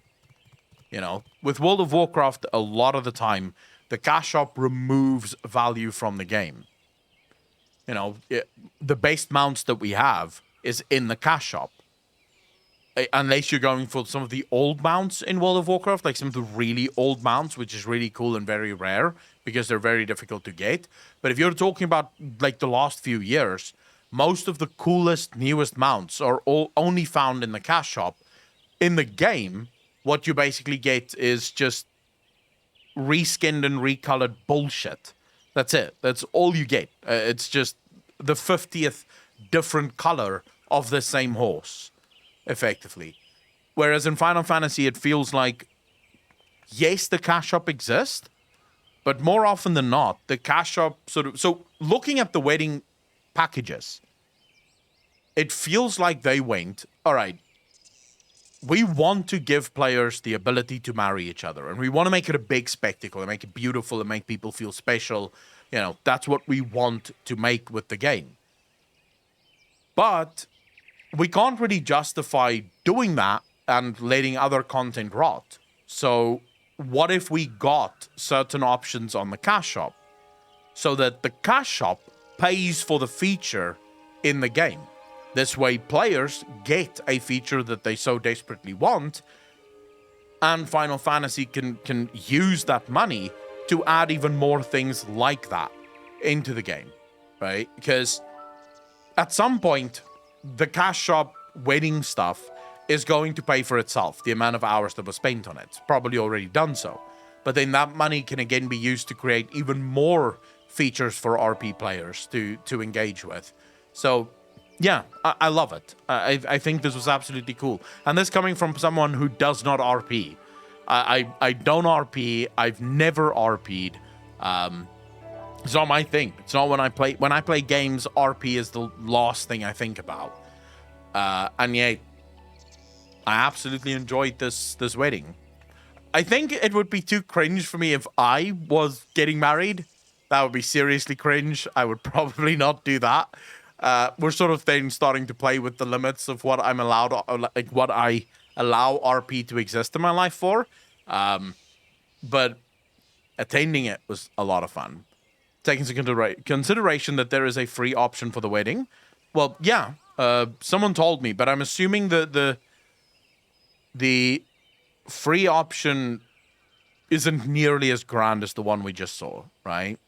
Preach Noble Empiro said the same thing about RP Echo. To be fair, though, I'm very certain that I'm not going to ever RP.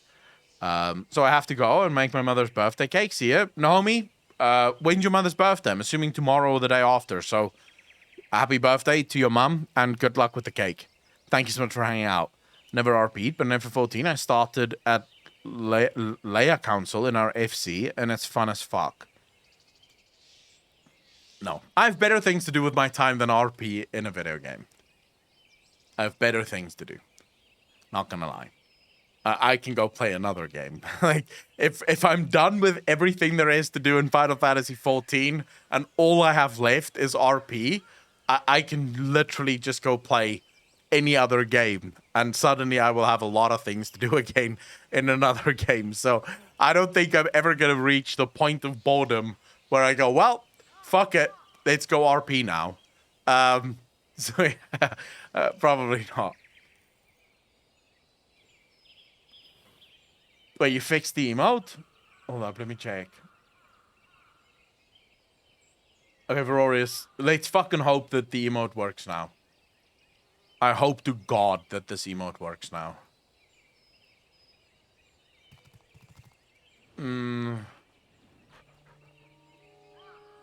Please, please, please. Fuck, I have to remove an emote here. I think I'm gonna remove the panda. It's never getting used, so we'll remove the panda. We'll get Kim in here. Then it's Elden Ring time over RP. Ah, there we go. Echo Kim. Upload. This is definitely my favorite emote in the channel. If you like voice acting, voice RP, like in REDM or 5M, is actually a lot of fun. Not broke, bot just isn't subbed. I'm not gonna RP, guys. Why? What is it with the Final Fantasy community wanting me to RP? Like, do you guys seriously love your RP so much that you just want everyone in the game to RP with you? Is that what this is? Like, some kind of fucking scheme to turn the whole game into just a bunch of RPers? I'm not wearing an RP outfit. What are you talking about? This is a combat suit. RP and FF isn't much different. I didn't RP in D&D. I played D&D. It's a different thing. I was playing as myself. Pyramid Scheme, same strong echo. Ain't nobody got time for RP. Coco, I'm pretty sure you RP as well, aren't you? You attended a wedding in a suit? That's an RP outfit? Counselor Mike, lies, all fucking lies. Guys, I'm gonna take 5 minutes, and then when I get back, we'll do the LiveCraft. I need to stretch my legs, also rest my voice for a bit, because LiveCraft tends to be a lot of fucking talking. So I'll see you guys in 5 minutes. So if you want to go grab a drink, grab some coffee, do pretty much whatever, now is the time for you to do so. Because we are going to be away for like 5 minutes. No, why would it be 15 minutes? Has it ever been 15 minutes? Like, I take a break, it's usually 5 minutes. I'm usually back before the 5 minutes is up even. It might be a little bit longer because I'm going to go make some tea quickly. So, depending on how long the kettle takes to fucking boil. 20 minutes ago? Yeah, but I was sitting here chatting. That's not me taking a fucking break for 20 minutes. I said I want to go take a break, and then I didn't go to take a break. I was sitting here talking to chat. Now I am going to take a break, and I'm not going to be 20 minutes whilst on the break. I haven't been on the break yet. I simply, 20 minutes ago, made it clear that I want to take a break. So I was basically informing people of the forthcoming break. It's going to take him 20 minutes to take this break. No, it isn't. I'm fucking leaving. Screw you.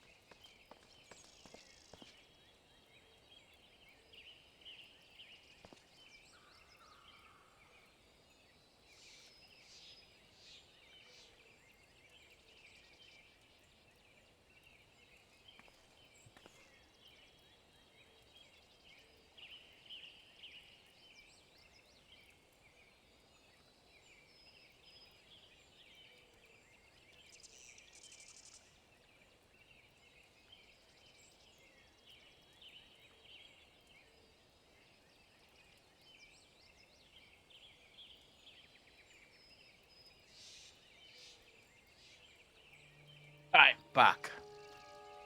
I'm having a wank. What? No, I didn't make tea, eventually. The water was boiling and I was like, nah. I'm not in the mood, actually. What the fuck is happening around me? Kids, why are you making weird noises around me again? What is wrong with you? He didn't do a tubin? What the fuck is a tubin? What's going on in chat right now? What am I supposed to read in chat? Nothing more offensive. Them throwing your own dick as a projectile. Jesus. There is a breed of Scottish Highland sheep that brines itself while alive in seawater, making their meat extremely tender. I want that. What chat am I supposed to read? Jeffrey Toobin jerked off on a Zoom call. He's on CNN. Oof. Yeah, okay. I wouldn't... Dude, that must be the most, like, embarrassing thing ever. The whole world seeing... Didn't Darkside Full was a streamer that was caught jerking off? Right? I'm pretty sure. Anyways, guys, I'm going to log out because we have to start the LiveCraft episode. So I'm going to love you and leave you. Juju, thank you so much for having me at your wedding. Kids, go be fucking weird somewhere else. I'll see you guys later. All right, wait, we have to change a couple of things here.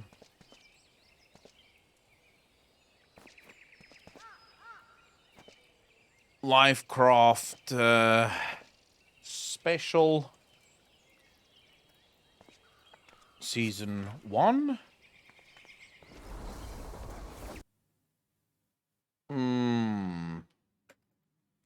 Episode 2. All right, that should be good. Done. Heavy Binder, how you doing, bro? Thanks for the first time chat. Really appreciate it. Welcome to the channel. Thank you, thank you, thank you. I'm sure you get this question a lot, but where are you in the MSQ Stormblood? We're after Kugani. So I beat Kugani Savage Tower. Then we Kugani Tower Savage. Then we make Ninja Turtle Boy. Ninja Turtle Boy took us to the Ruby Sea. Then I've made Ninja Turtle Boy like his friends. I've done the underwater swimming thing. I finished the dungeon there. And then we got back and Evil Mommy is now like fucking gone. So we're still hunting Evil Mommy. That's where we are now within the game. All right, I'm just quickly going to jump into voice channel here.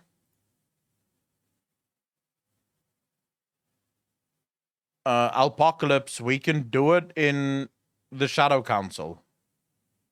So if you and Andy and Morny and everyone else can jump into the Shadow Council, we can do it here. All right, Morny, Andy, Morny, Alpocalypse, how you guys doing? Doing all right. How are you, buddy? Not bad at all. For those of you that is sort of wondering why is there no cams, it's only me. Alpocalypse, I don't know if his studio is ready yet for cam. I'm assuming... Not ideal, but no worse than usual. Yeah. Plus, we haven't really set it up. I decided this basically on a fucking whim. Because I'm too lazy to switch everything in OBS back to YouTube in order to start the YouTube stream. So what is LiveCraft? For those of you that is wondering, it is the weekly podcast that myself and Apocalypse do for patrons as well as YouTube channel members, where we discuss World of Warcraft news, World of Warcraft speculation, gaming speculation in general. We've done Lord of the Rings stuff. We've done Warhammer stuff. So we basically discuss whatever comes up, like whatever the conversation, and then we usually get into like a good half an hour to an hour tangent about like something we just discussed. I mean, he says we. What usually happens is I come at him with new information that he ignores and then goes on a tangent. That's what happens. As Pretty you all much. know with Twitch. Pretty much, yes. Things happen, and then I want to talk about those things instead of talking about anything else. Yeah, usually we don't talk about the things that we actually had planned. And recently we decided to start doing this live. So this will be a special episode. Might do this once a month, maybe once every few months. Do like a special Twitch version of the LiveCraft for people to sort of see and hang out with. So yeah. Super Cider, it's not that I dislike talking about WoW news, but most of the time when we discuss things, it's discussions. It's not really pure, shall we say, speculation. It's more discussions that myself and Apocalypse have about how things could have been better and what things should have been. I see there's a new Imgur, Colourful. I do have quite a few thoughts on the book, and you know, the Sylvanas novel was like delayed for quote unquote rewrites, right? Yeah. We all thought that was Christy Golden's rewrites, but what if it was actually Danusa's rewrites that he's making her take the fall for? Because he decided to rewrite Shadowlands, so they delayed the book that should have released instead of Shadows Rising. That makes so much more sense to have released it then than when they did release it. So you're actually thinking that Sylvanas' novel was supposed to launch at the start of sort of quote-unquote Shadowlands. So before Shadowlands even started, the Sylvanas novel should have launched. It should have been the tie-in book, right? It gives you the motivation of the villain, well, so like quote-unquote villain, like the Illidan novel did for Legion, and Before the Storm did for BFA. It gave you the perspective of the main characters, and so you knew why you were doing what you were doing in the game. Yeah. If Sylvanas novel had come out when Shadows Rising did, and they just switched the release dates, it would have been so much more of a palatable experience in this expansion. I mean, I'm inclined to believe that, and the reason I'm inclined to believe that is Christy Golden herself admitted that while writing the book, she didn't know how 9.2 was going to end. Like, she had no idea like what was going to happen at the end of 9.2. So, if anything, the book was written not to give away the ending of 9.2. It was written only insofar as to explain the motivations of the characters at hand. So I am inclined to believe that. I can see, because we've known about the Sylvanas novel for a long time, didn't we? Like it was announced at the same time Shadows Rising was. Yeah, we were told that there's going to be a novel Shadows Rising and a novel Sylvanas. And then Sylvanas was supposed to launch last year. Then it got rescheduled for end of last year. And then it got rescheduled again for end of February. And then I think they actually released it a little bit later than the original scheduled date. Yeah. So it basically got rescheduled like 4 times. I can buy into it. Because the truth is, as I've said before, you look at the Sylvanas novel and suddenly things make sense. You know, suddenly a lot of the things in World of Warcraft makes sense. A lot of Shadowlands suddenly isn't horrible. Now, don't get me wrong. It's still horrible story. Like, the choices that they ended up making for these characters are still pretty bad and still pretty horrible. But at least the story would have been palatable, as you say. Yeah, like I said to the patrons a couple of weeks ago, right? Like, I'm definitely not saying it's a 10 out of 10 story. It's a 2 out of 10 story. Yeah. But at least it's above the, like, -5 that it was at before the novel. Now, was the Sylvanas novel always meant to be a tie-in, or was it meant to be a like introduction to the Shadowlands, or was that Shadows Rising?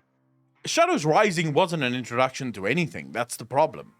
Like, Shadows Rising absolutely dealt with nothing about the Shadowlands. It dealt with Nathanos' hunt for Bwonsamdi, right? It was the epilogue of BFA with Shadows Rising, not the Yeah. prologue of Shadowlands, which is what the Sylvanas novel should have been, in my opinion. Yeah, that's what I was trying to get at. I thought that usually those novels are prologues to the next expansion. Yeah, I personally, I can see that happening. But I think what we need to talk about in far more detail is this leak, right? Last night, a lot of people asked me about the Dragon leak. I purposefully did not respond to the Dragon Isle leak or the Dragonflights leak because, you know, I was answering people's questions and none of the people asking the questions asked about the Dragonflights leak. Let me start by this. Morny, what do you think the chances are that this is real? That the next expansion is indeed Dragonflights? Well, at this point, I don't think Blizzard has it like in them to do some kind of elaborate April Fools for an expansion, if you will. And that I 100% believe that the leak was done on purpose to try and build hype for the next expansion with how flat Shadowlands has been. Yeah. And it just goes with their MO. When a expansion fails, they just abandon it and then go develop on to the next one. Yeah. Well, this time they're not, let's just be clear, they're not actually abandoning Shadowlands this time around. Mainly because they can't afford to. I think every single person here knows if World of Warcraft goes through another content drought that rivals something like what? Because it's going to be at least 11, 12 months before the next expansion comes out. Like, I guarantee you now, on the 19th, they're going to announce the new expansion and it is going to launch 2023 somewhere. I'm pretty sure of that. I won't go so far as to say that I will suck a hobo's dick if it doesn't, because it might, right? But I would be well surprised if the next expansion is announced at like November of 2022, so or some shit like that, right? I don't think that's gonna happen. I think it's more likely that we're gonna see a 2024, maybe like April, May, or even later, right? They could do June, July to get it in the holidays, which would be risky because that, I believe, is summer holidays for you guys in the Southern Hemisphere, which is usually not a great time to launch a game. You know, you don't want to launch a game during summer holidays because people are away for holiday. So it could even be longer than that. Although, see, I don't know. Like, if the leak is real, Northern Hemisphere, excuse me. You know, we know exactly why they've done what they've done because it's the cut content of Shadowlands that got repurposed. They got the Legion treatment from the cut content of WoD. Yeah. So they could potentially, with the way they've been doing things recently, release 10.0, which is actually the cut content of Shadowlands, because that's already been done. They can release that in November and then use the next 9 months to actually work on 10.1, which is what they seemingly did for half of Shadowlands, because they scrapped it. They rewrote it. So they were writing this stuff on the fly. Technically they could, although that would be very risky. Because any amount of content drought now is, in my opinion, the end of WoW. Exactly. Was 9.1 rewritten? I thought it was just 9.2. Or was it just basically both of them? No, 9.1 was also rewritten based on my own sources within Blizzard, as well as based on Apocalypse sources within Blizzard. Korthia was never meant to be 9.1. It just wasn't. 9.1 was going to be very Odin-centric, with Korthia being introduced, but not being like the end zone sort of thing. There's going to be a story in Korthia, but Korthia was actually going to be more end zone later on, at least as far as I could tell, like from what I could surmise from my own sources. But it was supposed to be the Odin thing. Galakrond was heavily themed in that. So we were actually supposed to see at least hints of Galakrond as well.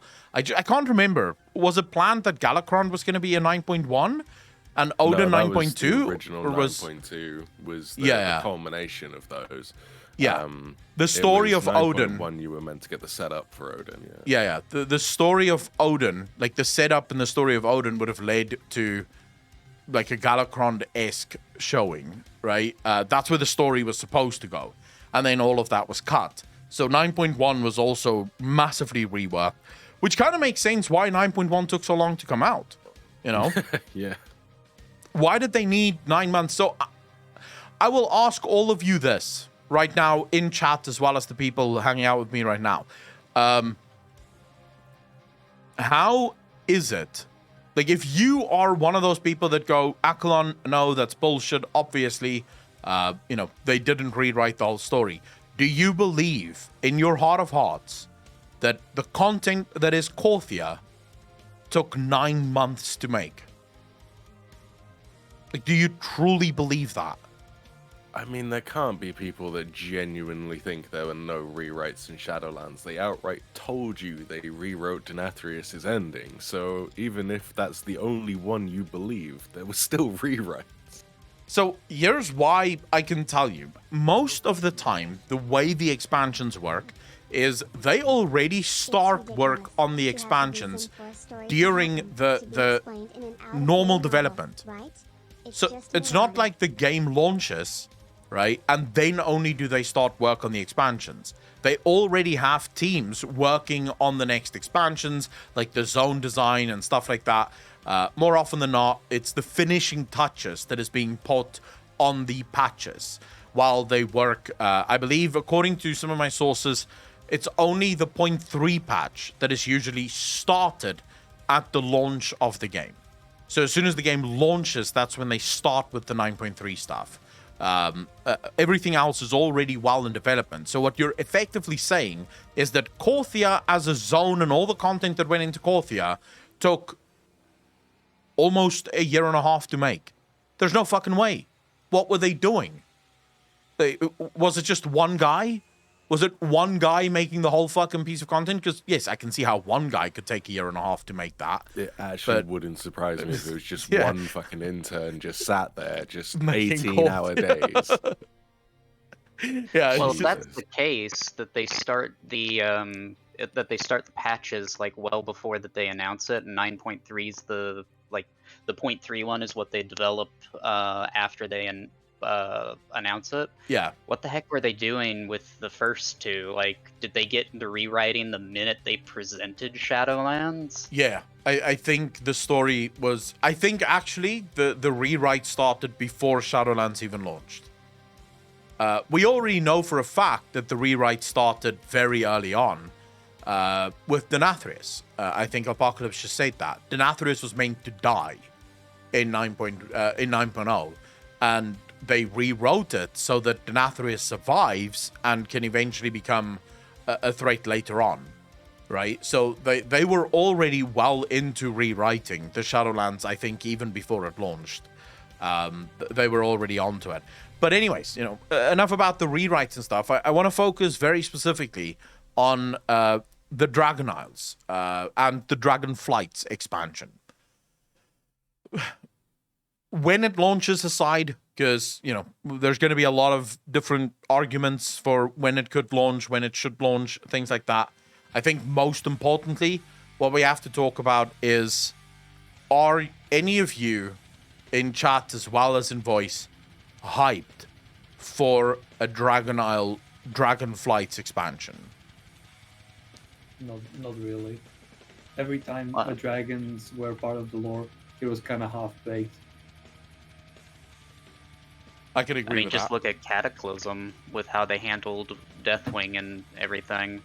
Yep. The Dragonflights lost their power, or that aspect rather, lost their power at the end of Cataclysm. What are they going to do for Dragon Isles? The only semi-decently written dragon is Rathian. Yeah, I would say, but Rathian is semi-decently written because he was basically introduced as an unknown, treated for much of his first introductions as completely unknown. You know, he was mysterious, and we sort of slowly but surely found out who is Rathian as time went by. You know, the full character of Rathian. So Rathian eventually worked, but the reason I'm not hyped for Dragonflight is actually not because I don't think it can be an incredibly cool expansion. I do think that Dragonflights lend themselves to something really awesome and cool. There's so many stories that you can tell around the Dragonflight, so much history that you can dive into there. But that is also why I don't think I want them to dive into that history. Because based on what they've done with Death in the Shadowlands, are we at all comfortable letting Steve Denuser anywhere near Dragonlore? Hell no. You need to get Narc back for that. Like, all other issues aside with writing style, he knew dragons. He literally wrote the story of the dragons. So if they don't get him as a kind of consultant for this story, it's going to be shit. We already know it's going to be shit because they can't put in Galacrond anyway in the actual form because it offends their new Chinese overlords. Yeah, we have some... There is some whispers and some leaks that show that Galacron's bones are missing. Apparently in 925, we find out that Galacron's bones is no longer in Northrend. Funnily enough, that is the literal leak that I had from a contact at Blizzard, and Apocalypse had his own contact at Blizzard literally confirming this. That was what we were supposed to find out in Shadowlands. The bones of Galacron is gone, and he is being resurrected. It just so happens that that is now happening in 925 as an introduction to the next expansion. So, you know, there is leaks that sort of suggest that that is what's going to happen with Galacron.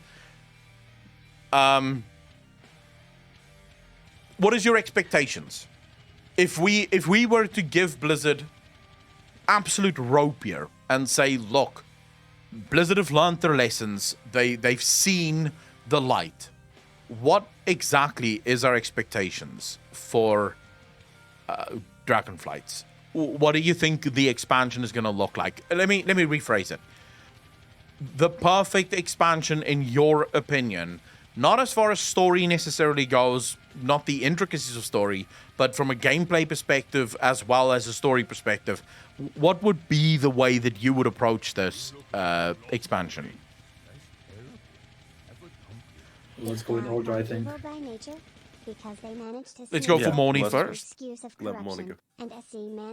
Well, I'd like for Denuser to just kind of, if we just get him, I'd like him to just leave the existing lore alone and make his own. Not do this slapstick where he like makes up the jailer and tries to link it to something to nostalgia bait. Do something completely unique. That way he doesn't have to horribly retcon and mess up aspects of what already has happened, because with Shadowlands that did not work.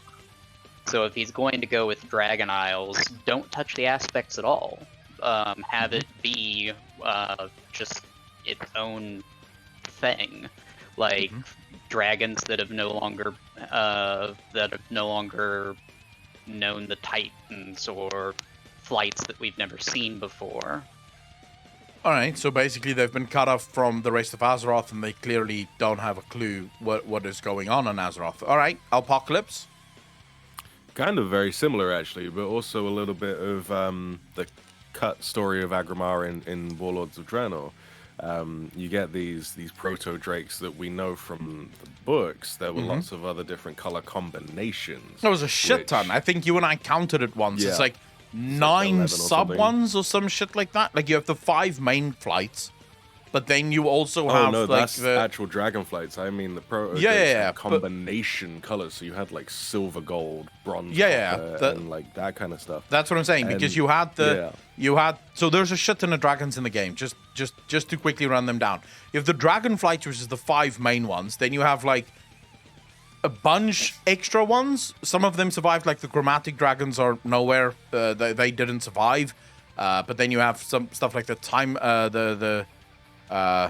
what's the Infinite. The infinite dragonflights, and then you have the proto drakes, which is actually like the original drakes before the dragonflights, and there is a fuck ton of them, like a crazy amount of proto drakes. I'd like to see a little bit more on the other color variants of the proto drakes, and maybe show that as a mixing of the aspect powers. So the gold and green ones have time over nature kind of abilities. So they inherently had these things that the Titans just buffed up instead of gave them these powers. Yeah. So we get that hint from the repurposed WOD storyline that the Titans aren't all they're cracked up to be. Okay. Andy, and you? So what I would like to see is have them, like us backtrack Nefarian's research to find this place, because he researched dragons, right, to combine the different types and create the chromatic and all of those. So that could like connect previous lore, which is not directly aspect related, so that doesn't hurt that part. Yeah. And it only expands. Yeah. And then that would lead us to discovering the place, and then it unfolds. Okay. Before we get into it, there's a bunch of people that asked super questions here that we quickly have to discuss. So Supersider says, it's ridiculous to have the reason for a story to happen to be explained in an out-of-game novel, right? It's just moronic. Dude, I don't know how many other ways I can say it. It's fucking disgusting. It's basically, and I think everyone in this channel right now agrees with that. It's definitely scummy business practices. Yeah, you should get the story from the fucking source of the story. No one goes and watches a movie and at the end of the movie they go, oh, by the way, if you want to understand the movie, also buy the book on the way out. It's like, what? I didn't bring my wallet. I just wanted to watch this fucking movie, and now I don't understand the movie and I can't buy the book. What are you talking about? Right? Mighty Brandon asks, wait, the dragons lost their aspect power at the end of Kata. There's the reason for the AP currency farming in 10.0. Jesus, please. I mean, I like the meme, but that is actually a common point that people misunderstood. They didn't lose their power at the end of Kata. They stopped using it. They chose to depower themselves. They didn't lose their power. They still have access to it. We saw that in BFA. We have actual in-game lore, canonical evidence of their power coming back slowly. I think what happened more is they funneled most of their power into the Dragon Orb, right?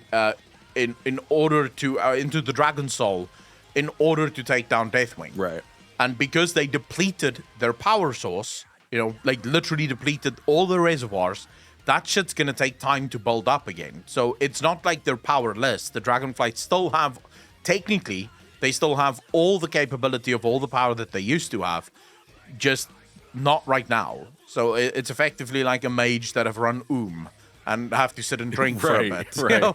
That's effectively the dragons of of Flight are any of their powers, then none of WOD can happen. None of BFA can happen. Yeah. Shadowlands is a bit iffy because Sarah shouldn't be there because she's depowered, right? So there would be no link to anything, let alone a loon.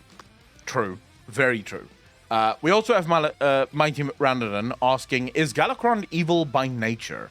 Because they managed to sneak Deathwing with the excuse of corruption, and SE managed to put Nidhogg with the excuse of madness driven by grief. Could they retcon some reason for his evilness to fit their Chinese overlords? Not really. Galakron is... how would you do that, though, without shitting on his lore? Titans broke him. With all their meddling, they turned him insane. They gave him the element of evil that wasn't there. But I guess, although you're going to need a lot of setup for that, because you're going to have to basically first show what kind of experiments the Titans did. Because remember, the Titans experimenting on Galakron is very much headcanon. It's not so much... The Titans, yeah, but we know Odin and Tyr did. Yeah, Like, yeah. that is definitely kind of as confirmed as can be. But they also said they did it for Gahoon as well as others. Yeah. So they have all but named Galakron as being one that got manipulated. I guess you could do that. Ultimately, it would be sad, because one of the cool things about Galakron is sort of he's, like, just evil for evil's Yeah, sake. he was accidentally kind of thing, evil. You know? He was just doing what he wanted to do, and that was it. It just happened to not be what everyone else wanted. Yeah. There's no malice behind it. Boy was just hungry. Yeah, the dude just ate. And also, his original story... Why I say it would sort of shit on his original story is he needed food. He was hungry. He saw a dead dragon, and he decided to eat the dead dragon, thinking food is food, right? And then, as he was munching on this dragon bollocks of his, right, literally busy eating the penis, I suppose, he felt infused with power. He started feeling, Jesus, there's a lot of power coming into me right now. I just accidentally made a bunch of porn references there. Is that you've been stuck on that all day with your Final Fantasy streams? You've been spending too much time with the weebs. You're stuck on the dick munching. Dude, it's always dick. What can I say, right? But that's what inspired him to ultimately start just eating more and more dicks. That's literally why he did it, because he gets more and more powerful every single time he does it. So it was sort of a natural story. His story wasn't...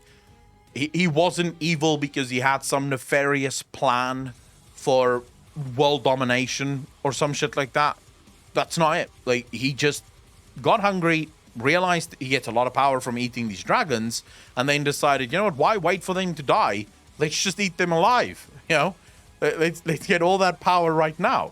And then he grew so powerful that he eventually threatened to consume Azeroth herself. So, yeah, by his very Which actually nature... does beg the question, how was he being powered up? Because the Proto-Drakes weren't infused by the Titans. That was the aspects. That's what made them aspects. So he shouldn't have been consuming the arcane essence that wasn't there. And yet he was growing so big he was threatening to consume Azeroth's essence. Yeah. How does that happen? Where was he getting the power from before if the dragons themselves aren't inherently arcane? Well, I think the dragons are obviously inherently arcane. The thing is, if we go out of World of Warcraft lore, just into general fantasy lore, dragons very are much connected to magic. Yeah, they're always magical creatures. So dragons have a natural affinity to magic. They can naturally almost always cast almost every single spell. They are very powerful, and they are pure magic users.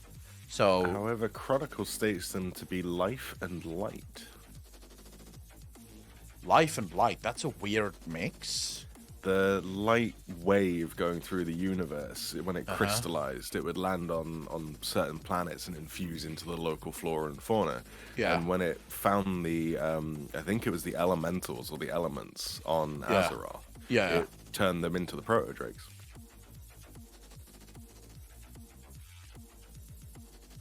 That's interesting. It just builds into the theory that the light creates these creatures of darkness, which pisses me off even more, because we still don't have an explanation for why exactly Anduin was chosen by Zuval, even though it's so obviously his affinity to the light that allowed for that choice to be made. Because if we want to talk about power, so just raw power of all the people that were taken, who's the most powerful? Anduin, by far. I wouldn't agree. He's the only one that can canonically mass res. Yeah, but Jaina is also an extremely powerful mage and would probably put on she's a unstable. much...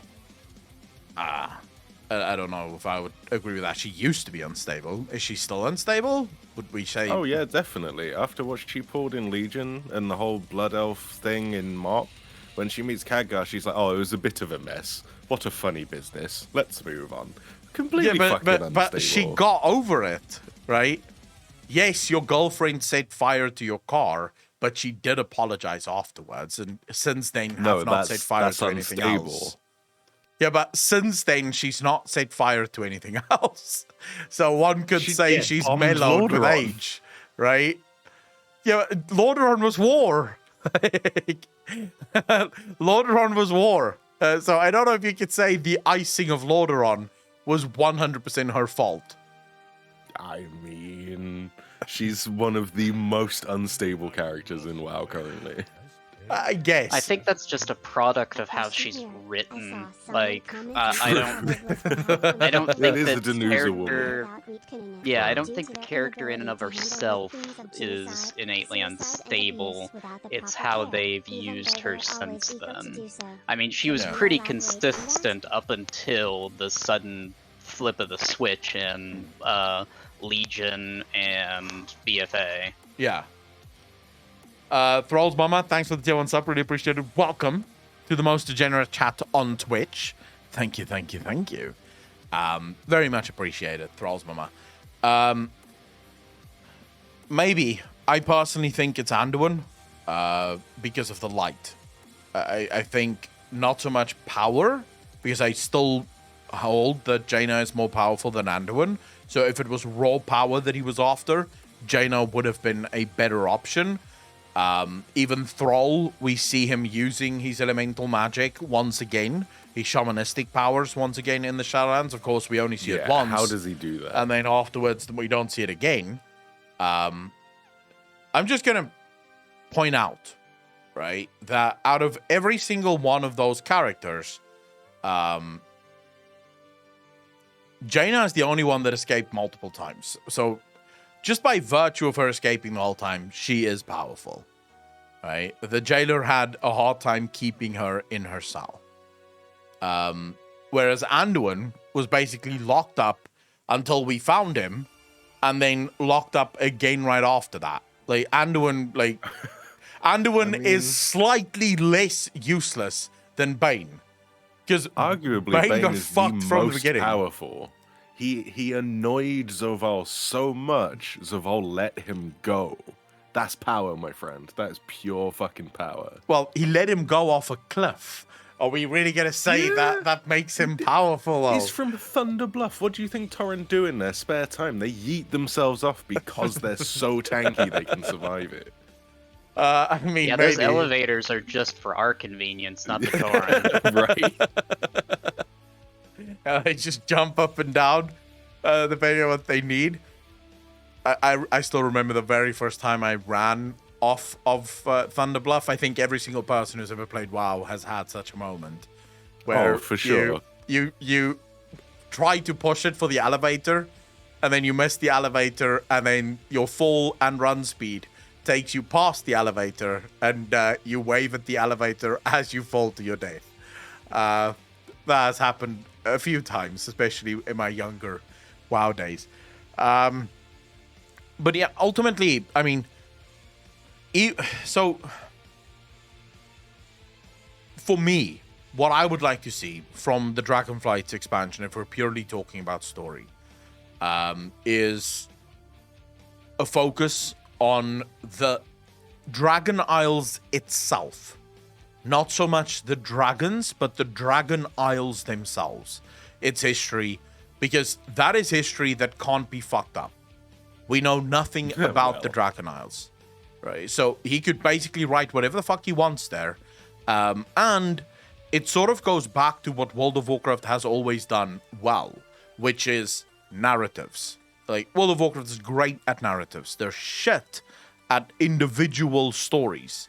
But overarching major narratives that include the world is sort of their bread and butter. So I would prefer an expansion that focuses more on the world and less on individual stories. I just don't know how you do that without including the Dragonflights. And then as soon as he includes the Dragonflights, I'm worried that the story of the Dragonflights is going to be rewritten once again. Something to the effect of Ajara actually, or Alexstrasza actually planned the downfall of Zuval 520,000 years ago, or some crap like that, right? I need to wrap my head in tinfoil. because you know the deleted draconic lines from Alexstrasza in Wrath of the Lich King, right? Yeah. I don't know what they Totally say, but I know there were since then, deleted. bro. Like, can't tell the human about what happened or whatever it fucking is. Like, dude, it was totally planned. They needed Bolvar to be half alive, half dead, so that when he goes into the Shadowlands, because Alexstrasza's getting cozy with Chromie and she's feeding her information, Alexstrasza's like, mate, we need someone that can withstand the jailer. Yeah, see? That Danusa level writing right there. I think you're giving him too much credit. I don't think he'll remember. There is no way. I don't think he's gonna remember a damn thing about hidden lines in Wrath. I mean, that's a great callback, but he's trying to do everything he can to destroy the current lore as it is and set it up as his own personal fan fiction. Yeah, you didn't make 3 logical leaps to arrive there, so it doesn't apply to his writing. No, Alexstrasza's gonna become the fucking avatar of ENR and just whip her dick out and just slap everything down. I'm gonna be honest with you, that would not be horrible, because it would include a portion of the lore that we actually never got answers for. Right? Because we actually still don't know why Azara chose to save Bolvar. Why was Bolvar turned into this half-dead, half-alive character? We have no answers to that. So it would kind of be... I think that would be a cool callback to something that was never actually explained in the lore, and therefore could be explained now. We also have to understand that the Dragonflights have a very close connection to some of the Titans. Not all, but some. So there is a possibility, however minute, that Alexstrasza did not do this on her own. So she was sort of nudged and said, hey, go save him. We're going to need him later. Now, where all of that breaks down is we're now once again stepping into this 5-head world. Right? And 5-head world, as far as I'm concerned, is like Steve Danusa does not do well with his 5-head fucking stories. He's stuck in 2-head world. Like his 5-head stories are only 5-head because they make no fucking sense. And then as soon as they make sense, you realize, well, actually, this is not even 3D chess. This is like 1D chess at best. I'm going negative. Yeah, I'm barely playing fucking chess at this point. So I don't know if I trust Steve Danusa and his team with that level writing, because now suddenly you have to get everything about the Titans just right. You have to explain their reasoning and why they didn't interfere sooner, right? You have to start explaining that. You have to ask why were they completely absent from the Shadowlands expansion if they needed a warrior, a hero, to stop the jailer. Why didn't they come to our aid? Because, like, if you look at Zoval and how his plan was going, not even the people in Shadowlands knew what he was doing. So how could possibly Alexstrasza even surmise to, like, get Bolvar to do this? Because she would have to have it from the Titan. Yeah. But the Titans didn't know either, because the Titans + didn't know either, and so on. Nah, it breaks its own role. Chromie is the ancient ally of the Primus. Oh, for fuck's sake. That's how. I mean, the Primus, I still don't trust the fucking Primus. But Alkane actually said something in chat now that I think is so fucking true. It's always better to tell a simple story well than a complex story badly. I think more often than not, simple stories can become very intricate if handled correctly. So, Final Fantasy, I always love going back to Final Fantasy because right now I believe it's like one of the greatest stories, especially in MMOs, that I've ever played. But the storylines of Final Fantasy are incredibly simplistic storylines. They don't try to play this 5-head massive thing. They take a simplistic easy to understand storyline, and they make it mysterious. So they dive into it so that it gradually becomes deeper, but it keeps true to the simplistic way of being able to tell the story. You're not convoluting the story, blowing it up with all sorts of weird side passages of the story where eventually everything is just lost because you have so many different players on the board that you don't know which players to play at any given point. Whereas the Newser in Shadowlands went for this high level, like 20 characters on the board, and then like within a month of the launch of the expansion forgot about like 15 of those characters. Like just 15 of his characters he left on the board not to be played at all. I mean, it's like we were saying on the podcast the other week, is that Danusa's writing style is he starts with the reveal that he wants to get the big moment out of at the end, and then writes backwards to make that a reveal. Yeah. Whereas with MMO story in particular, and with an ever-evolving story like a D&D campaign, you have to start from the beginning, have a vague idea of the ending and where you want to be, but you kind of leave the middle fairly blank so it can evolve and change over time. Yeah. It hasn't done that. No. I just want to answer Set a Need. I haven't finished with Stormblood, but that's the point. So up until where I am now, all of the storylines that's been introduced are fairly simple and straightforward. Now, if those storylines start becoming more complex towards the end of Stormblood, into Shadowbringers and into Endwalker, that's fine, because they started simple. I was able to understand them up until the point where once they become complex, I still understand them, because I understand the story. The problem with the Newser, as I said, is he starts from complex and then tries to explain the story, and everyone else is sort of going, wait, I don't have a fucking clue. What are we doing? Like, who is the bad guy here? What am I supposed to do here? I don't understand, because you have too many players on the board, and every single one of those players seemingly wants their moment. So that's sort of the issue that I have with it.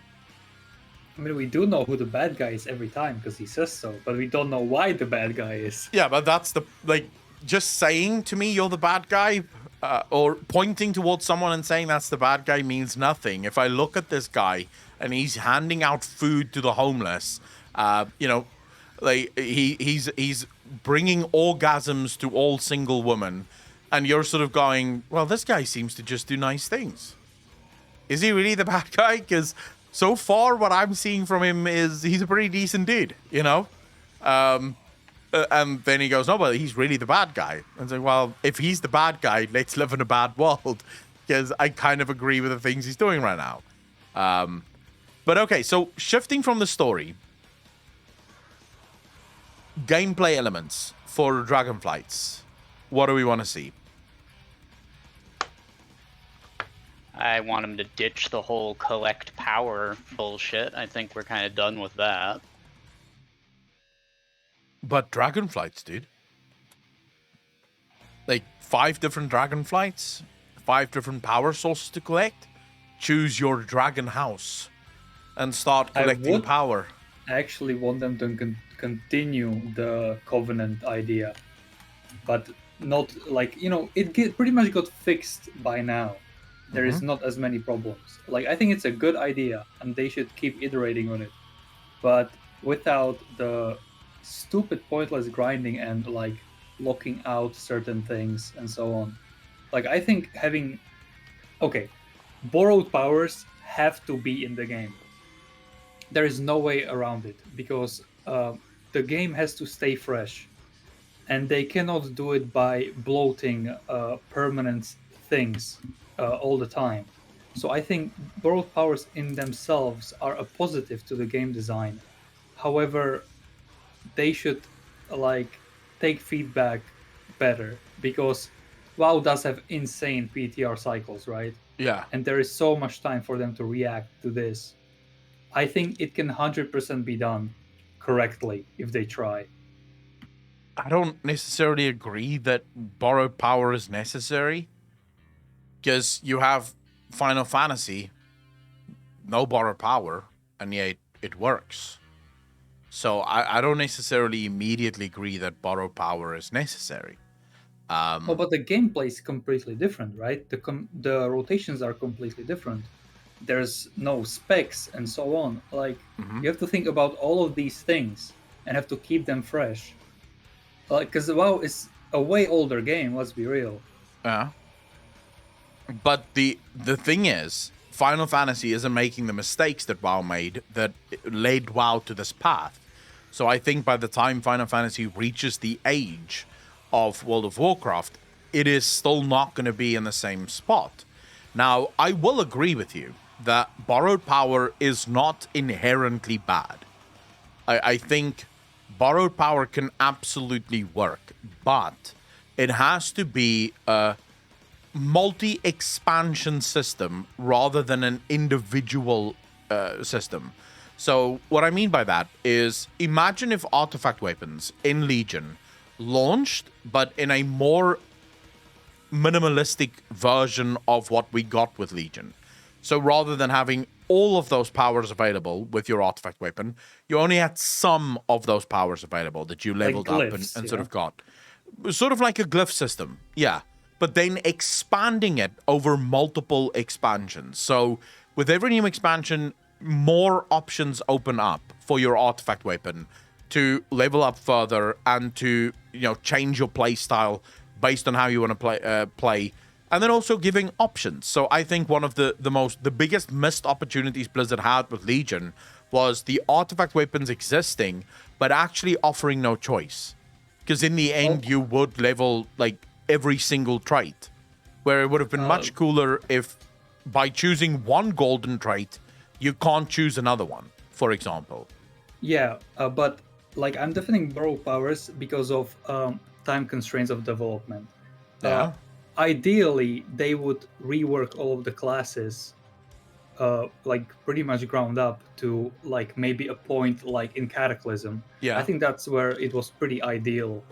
But Mop or because of Cataclysm. time constraints, yeah, that won't happen because they can barely like make the expansions in time, right? Yeah. 'Cause So you're rewriting basically, and whatever. just to be clear, you're basically saying best case scenario, taking into account everything. Like, this is not your ultimate wish for the new expansion. No, This is I'm what being you realistic. think. Yeah. Okay. Well, fuck realism. I want your ultimate wish.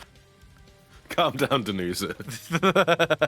Jesus Christ, the ultimate wish. Yeah. Well, okay, so I think making more within class spec like fusion or whatever, that you know how, okay, let's say mage, because I play mage. Uh-huh. The specs play completely different. It is not the same. The only thing that is the same is that you have blink, that you have like ice block, and a shield and polymorph. Everything else completely different. Different damage profile, different spells, different movement, everything. So I would want like more class cohesion, like it used to be in Cataclysm, where you had a lot of overlays, like overlaps between specs, but there were some specific things you like spec'd into, Yeah. right? So yeah, basically, I think classes is like the whole thing that is making the game good or bad for everybody, because you play as your main character most of the time. If you enjoy that character, then the expansion is good. If you don't enjoy it, it's not good. It's simple as that. I mean, due to World of Warcraft's bonkers class design, borrowed power has to exist. Because classes in World of Warcraft are severely, mind-numbingly bad. You need borrowed power in order to make those classes anywhere near interesting. And the problem is, as soon as the borrowed power system makes your class not interesting, then you're fucked. Because, well, the class itself isn't going to be interesting. You're basically banking. It's one of the reasons I still believe BFA failed. Because their borrowed power system failed so spectacularly, because basically every single power that you got there was completely passive. So it didn't even change the way you played the game. It was just like things would happen whilst playing the game that you had no control over, and those things don't make it automatically fun. So I can agree with you there. Let's move on before I give my sort of take on it. But Moni, what would your ultimate wish be for Dragonflights from a gameplay perspective? From a gameplay perspective, I kind of am in the camp that I'd like to see the classes actually get some of their, like, not necessarily customability, but some of their actual, like, lore back. They feel like they kind of feel like cut up and stripped apart, and that we don't actually have the classes that the specializations are what we have, not the classes. You're not a warlock, you're an affliction warlock. You're not a death knight, you're a frost death knight. Like, they've fractaled to the point where the actual lore behind them is built into the spec, which isn't really negative so much, but it does cause that disconnect that Andy was talking about, where there's only a few abilities that they all share. Yeah. I mean, there's some cool shit that you could do. So yesterday we had this discussion with like after the stream, after the Q&A, we had this discussion with the patron-only stream where I basically made the point, what if Blizzard removed all specs from the game? So rather than having... So the only time you would have specs is where deal roles were concerned. So, for example, you would have a DPS warrior and a tank warrior, right? And the only class with 3 specs would be a druid, which would have a tank druid, a healing druid, and a DPS druid. But then building those specs or those classes around all of the specs, right? So a warlock is a caster that makes use of dots first and foremost, right? So curses and things like that. Demons with a little bit of direct damage. So they do have direct damage insofar as, you know, the demons can say, for example, the demons have a chance to spawn an insta-cast Chaos Bolt, for example. But other than that, you summon demons, you cast your curses, and that's how you deal damage.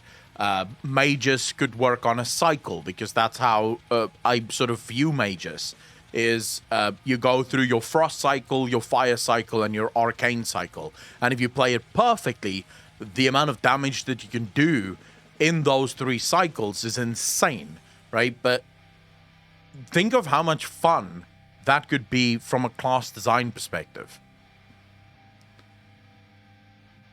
Like, if you're the designer, I'm not talking about if you're the player. I'm talking as the developer. How much freedom would that give you in developing those classes?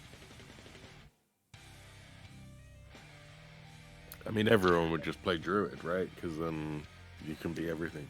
Well, to be honest, though, that would be true right now, and yet everyone doesn't play druid. Look at War Room. This is one of the legendaries that are in Ascension, and this is how I imagine Mage should play.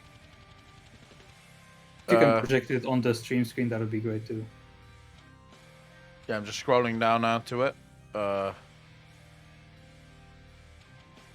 So this is from Ascension, right? Yeah.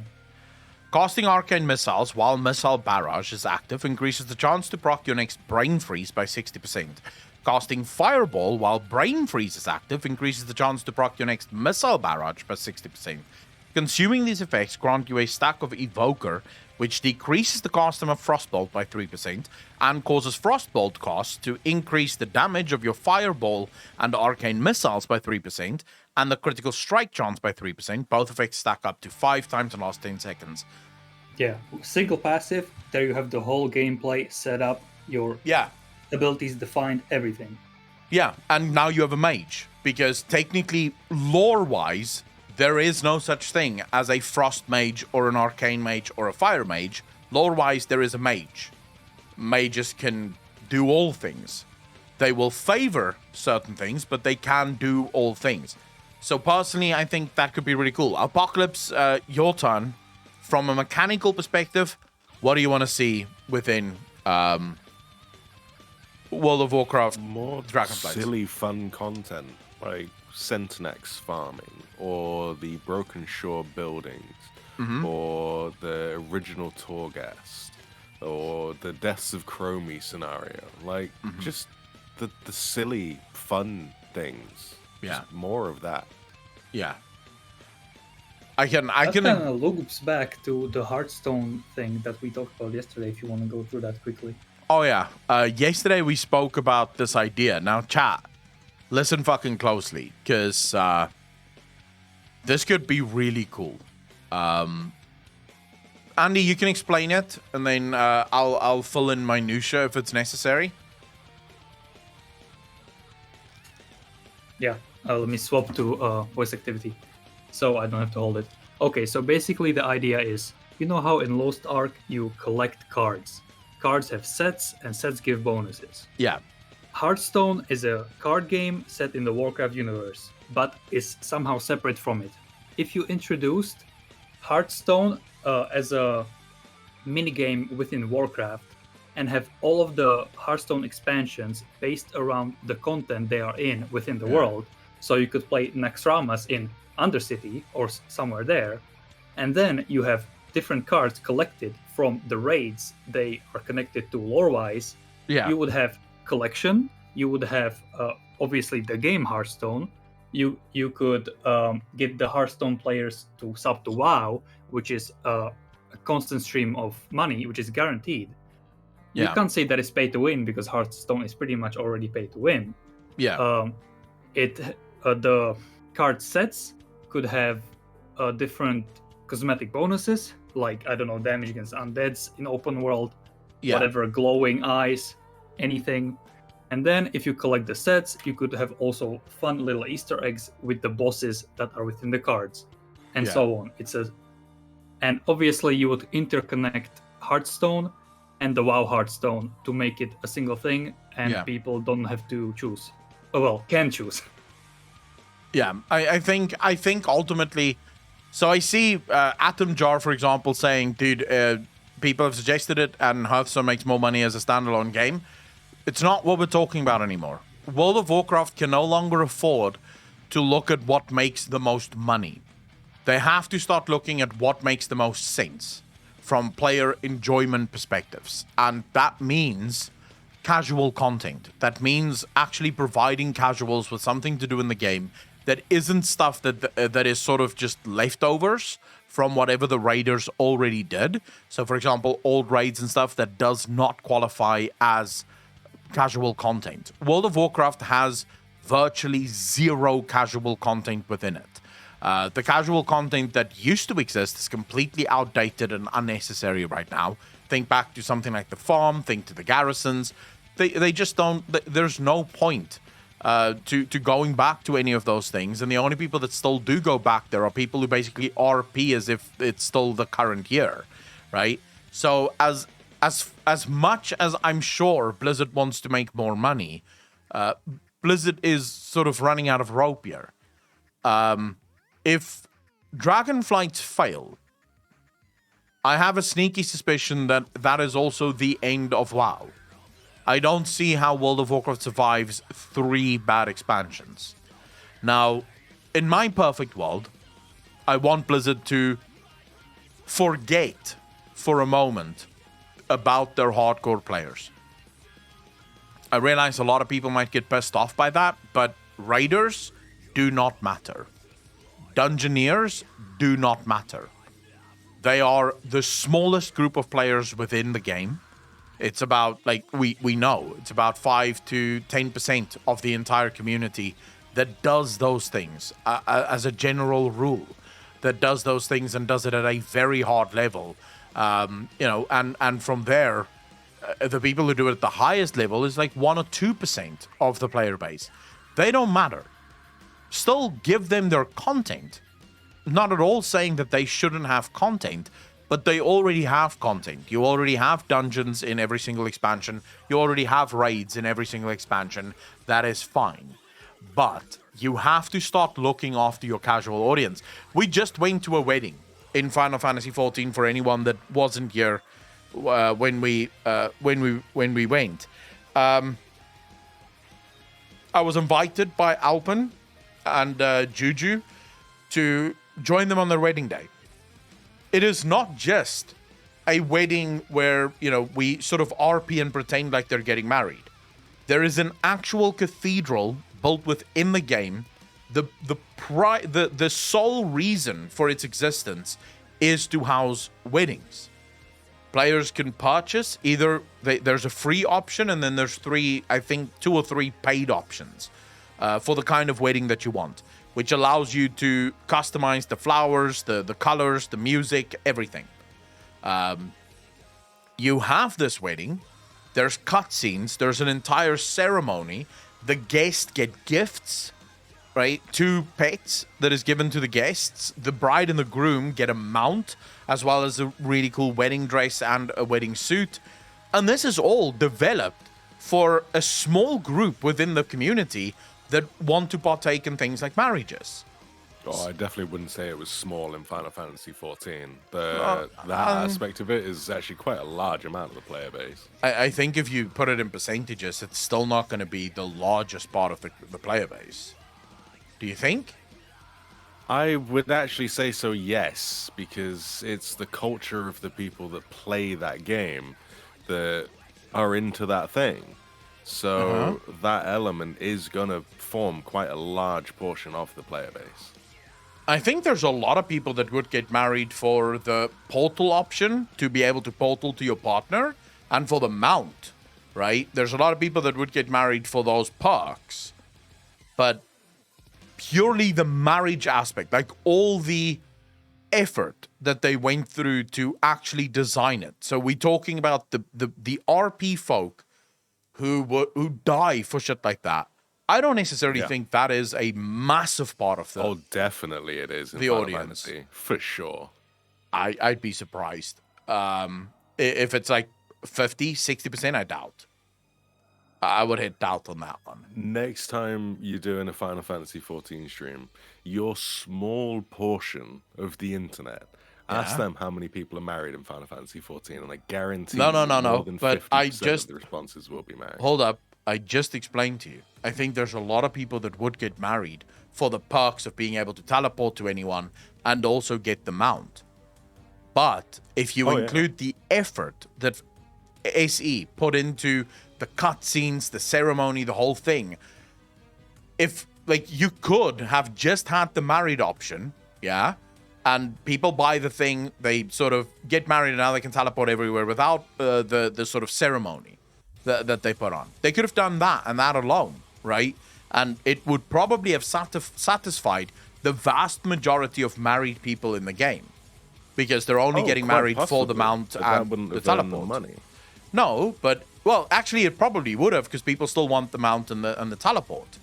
But the fact that they're putting so much effort into it is basically the point I'm trying to make. Is that's what I want to see from the Blizzard developers, is taking content that won't be played by the vast majority of people for the reasons that that you might want them to play it, and still putting the effort into it to the point where people actually do it because it's a spectacle, it's cool, it's something that you want to see at least once, you know, sort of thing. I mean, the only other one I've seen was a lost bet, and one person took it very seriously, and the other made a complete mockery of it the entire time. Literally got the purple pig outfit from the Golden Saucer, leveled Dragoon to get the Golden Fork weapon, and turned up in this cutscene that he'd made his friend do because of a lost bet as a giant purple pig with a golden fork. Completely ruined the atmosphere, because Ben took it super seriously, wedding dress, everything. Oh, shit. And they got the same package as the one you went to today. Everything had a ceremony and a whole reception planned afterwards with their guild. Oh, what was it? Free Company, I think you call it in Final Fantasy XIV. Yeah. But got to the reception, and then Valen puts on his actual wedding dress, which was well done. It was a great kind of costume and very well done artistically. But the event itself was done just as a complete mockery. One of the best things I've ever seen. It was fucking funny as hell just to see this giant purple piggy turn up. But there are going to be a lot of people that do it for jokes, do it for the memes, do it for the rewards. But in Final Fantasy, you do have an extremely high rate of RPers compared to people in WoW, where the RP section is a minority because people go to play that game for a very different aspect. Maybe I can't really speak on that. We'd have to like physically pull the numbers, but I still don't think pure development time wise that was the best use of their time. I think ultimately they could have spent that doing a bunch of other things. Instead, they decided, look, this is something our community truly cares about. We need to give it to them, regardless of how big or small it may be. And also, sometimes you build something and not a lot of people partake in it, or it doesn't seem like a lot of people would. And then it turns out that when you build it, they will come. Like, people will ultimately, start partaking in it because it exists and it's something to do in the game.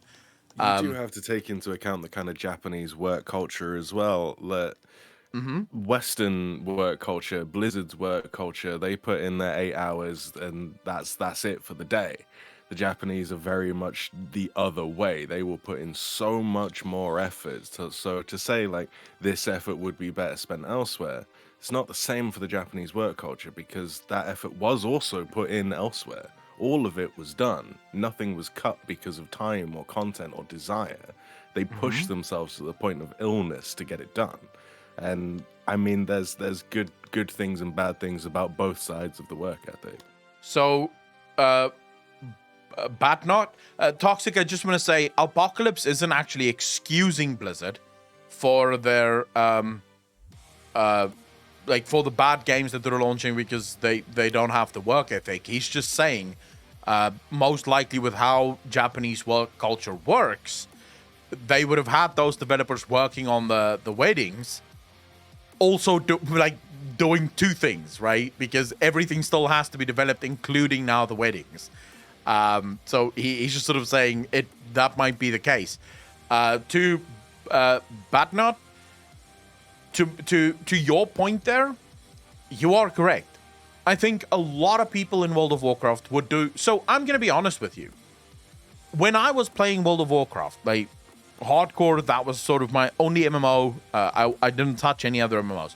If you came to me and you said, look, I really do think that Blizzard's developers need to spend time to grow the Darkmoon Fair, make it permanent, and add more games and shit for people to actually do in the Darkmoon Fair, I would have 100% told you, go fuck yourself. Why would you do that? Rather spend that time making a new raid or a new dungeon, something that we can actually tangibly do. I don't want to fucking waste my time in that. Turns out I've wasted more time in the Golden Saucer than almost anywhere else in the game. Because now that it exists, I found that I actually fucking love it. Before it existed, I didn't think I would enjoy it. So I think you're correct. If you gave people more RP tools, more people would start RPing.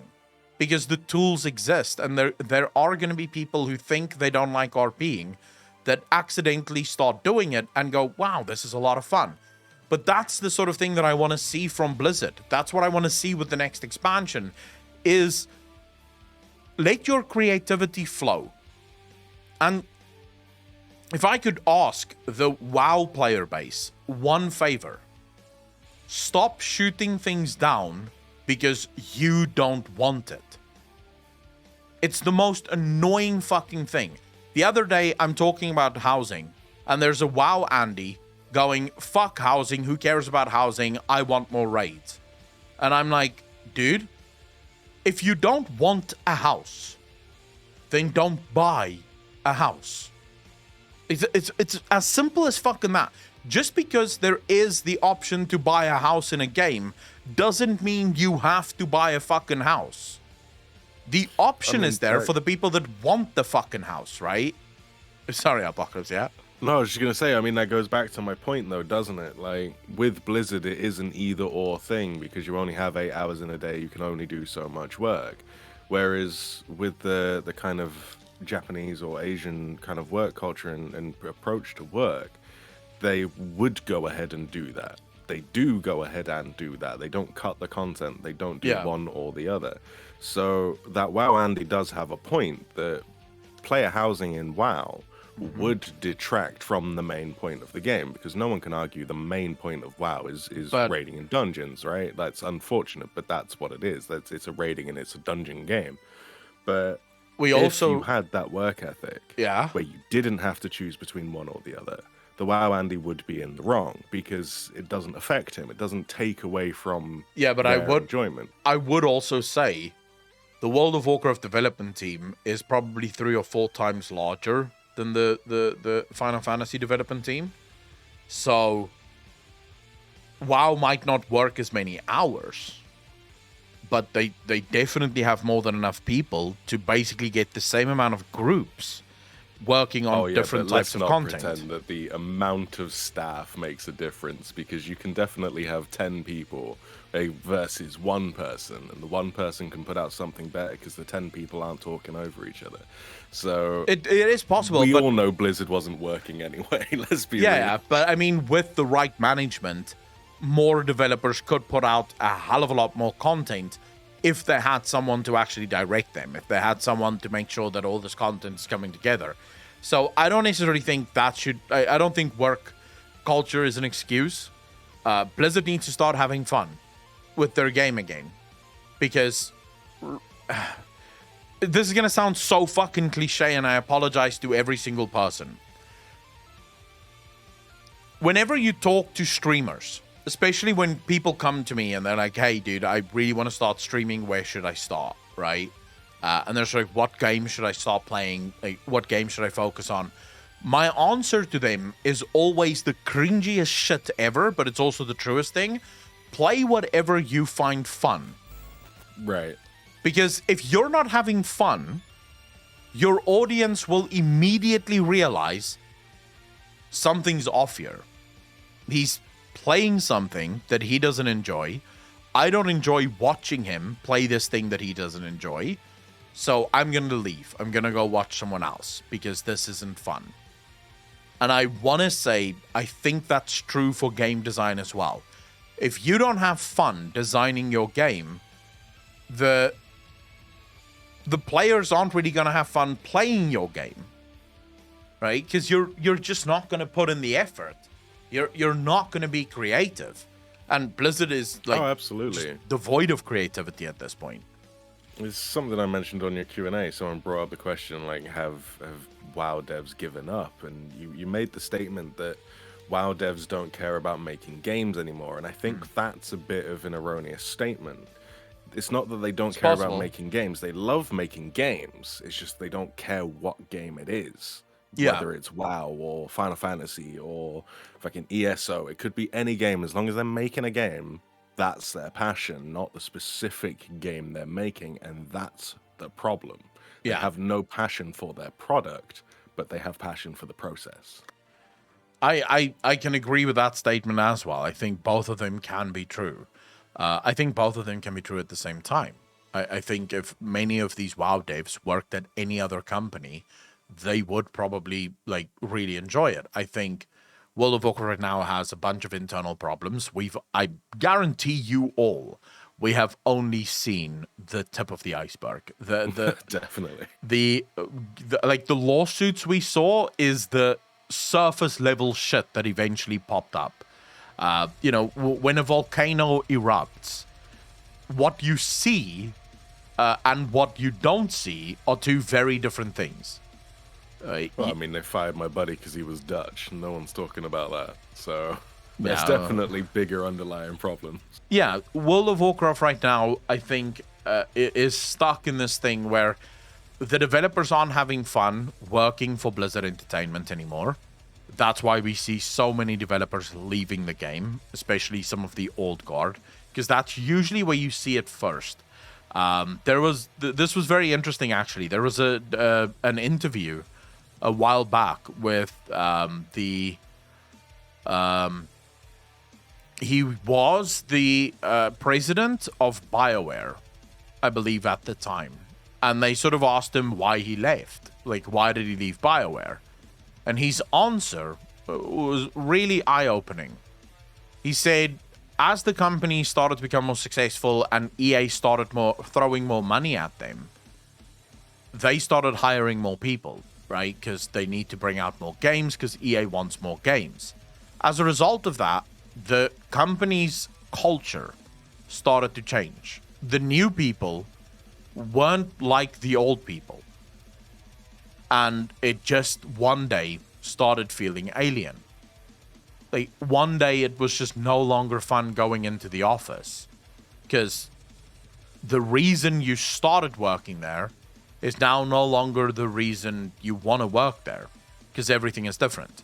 So the old guard leaving is sort of the canary in the coal mine, showing that what they used to love about going into the office and working on World of Warcraft is no longer true.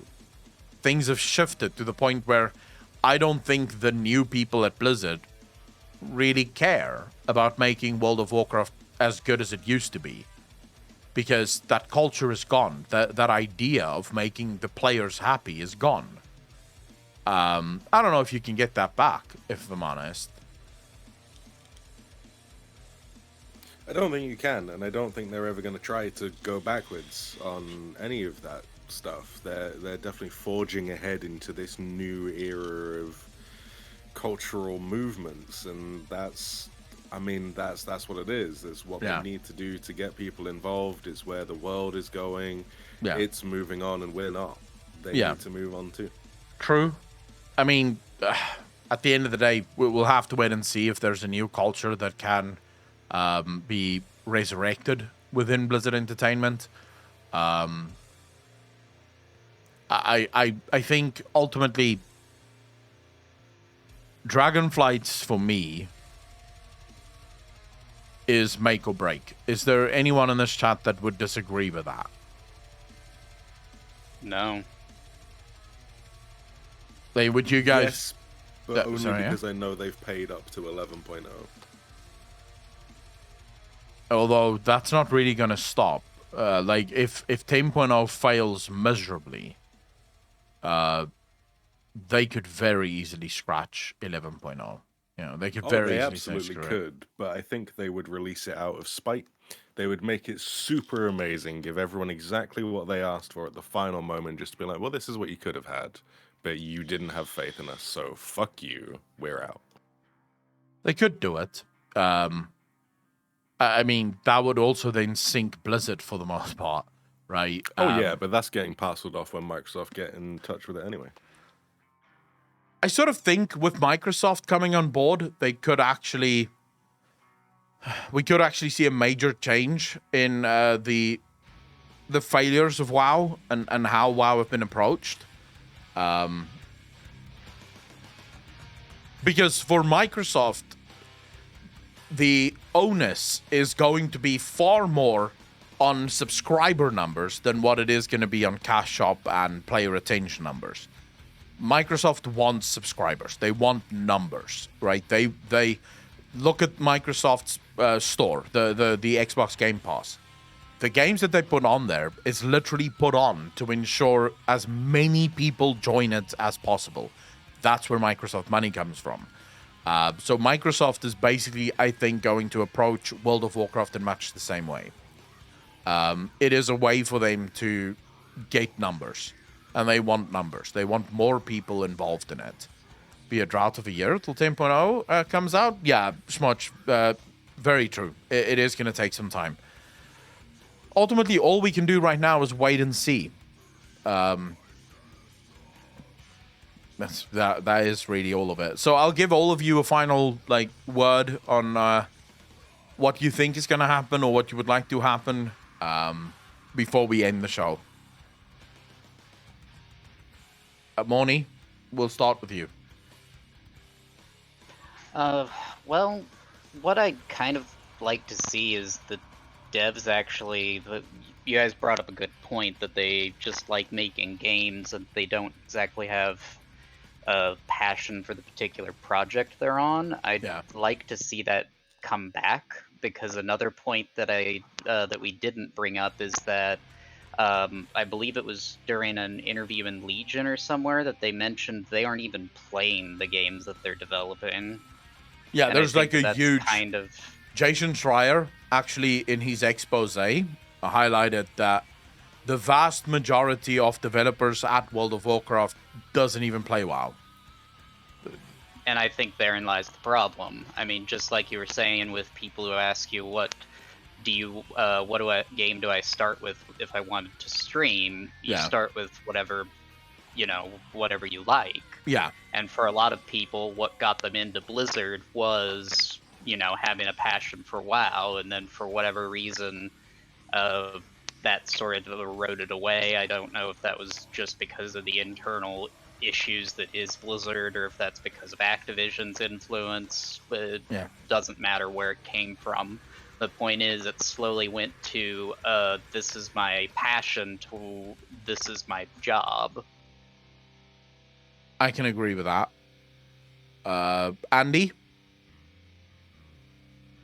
I also wanted the same, pretty much similar thing, where they should focus on hiring people from within the community, not outside of the community, because WoW has pretty specific needs right now, which I think overall game development might not solve. I agree. I can actually 100% agree with what you just said there. It seems like their problems are much deeper than just sit down and develop a game. We can go to the lowest hanging fruit here, and we can talk about, cube crawls as a thing. No amount of expert game design is going to change the fact that a worker doesn't want to go into the office because they might be a victim of cube crawling. It doesn't matter how much you try to develop a good game. Your developers aren't having fun because, well, they're constantly having their asses touched by fucking assholes that have no business touching anyone's ass whatsoever. Orlando, thanks for the tier 1 sub. Really appreciate it. Welcome to the most degenerate chat on Twitch. Thank you. So, yeah, I agree with you. And that's just me sort of taking the most hyperbolic example. Like I said before, I think the issues within Blizzard is actually far more, far deeper than what the lawsuits even highlighted. I think we haven't seen even the tip of the iceberg. Alpocalypse, you. What I want to see is more of the community spreading into more of the community. Hit that follow button if you haven't already. Join the Discord. Sign up to the Patreon. Subscribe to all of the various YouTube channels. Show this fat man some support so we can get his self-esteem up so he does some barbecue streams.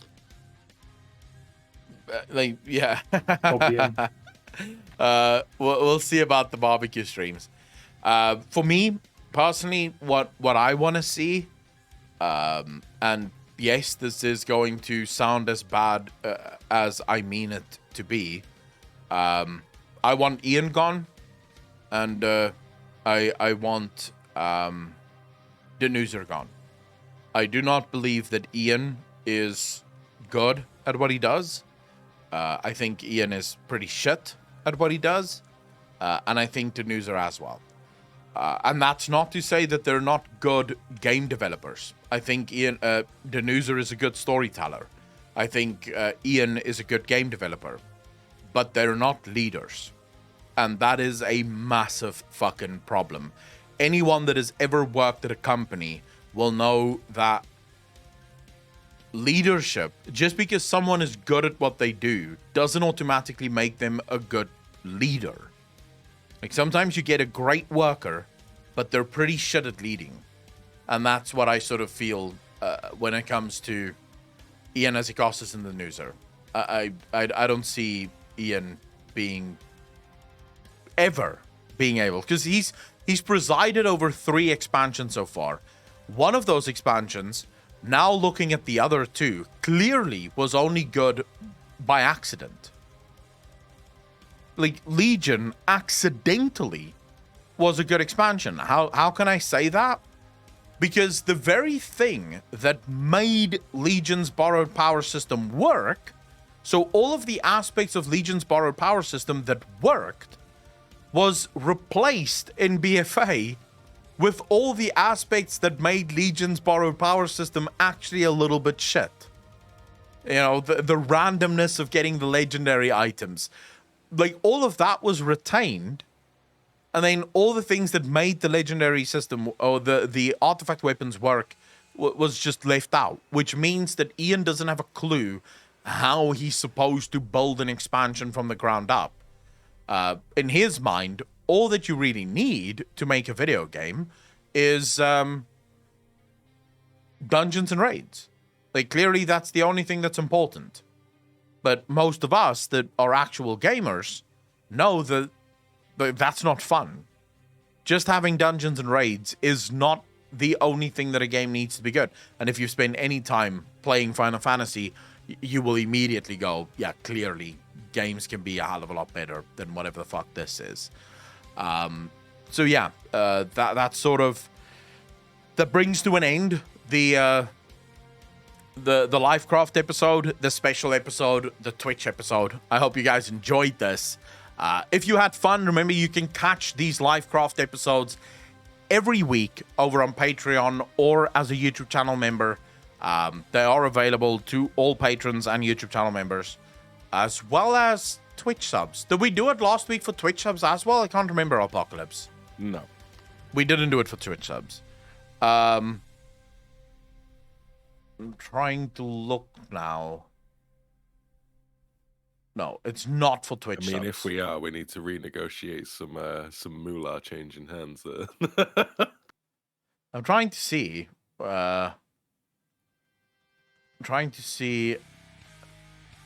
Which stream is it that I do. Oh no, it's the after show that is for Twitch subs as well as for yeah. Tonight we're not doing an after show because we did a pre-show, which was the wedding, which you guys are more than welcome to go watch. But yeah, it's the after show on Sundays as well as on Mondays.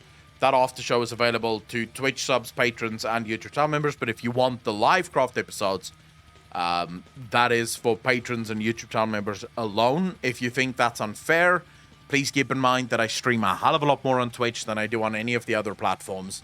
And you guys already get like a lot of perks over here on Twitch that none of the other people that support the channel get. So LiveCraft is supposed to be for them and them alone. But we'll do this probably once a month or once every 2 months. We'll do sort of a special LiveCraft episode for all of you. To Andy, Morny, and Apocalypse, thank you so much for hanging out. Thank you so much for joining. I had a ton of fun. I hope you guys enjoyed it as well. Same as always. Yep. Yeah, thanks for having me on. Thank you very much. And then to all of the viewers, to all of you, thank you so much for coming out, for hanging out with us. I just very quickly want to go, Valakir, thank you so much for the follow, really appreciate it. TW Boss, thank you so much for the follow, really appreciate it. Raza, thank you so much for the follow, really appreciate it. And just very quickly, because we missed these 2 bits, so let's just quickly get them as well. If you gave them rope, they'd probably accidentally hang themselves. Super, I cannot disagree.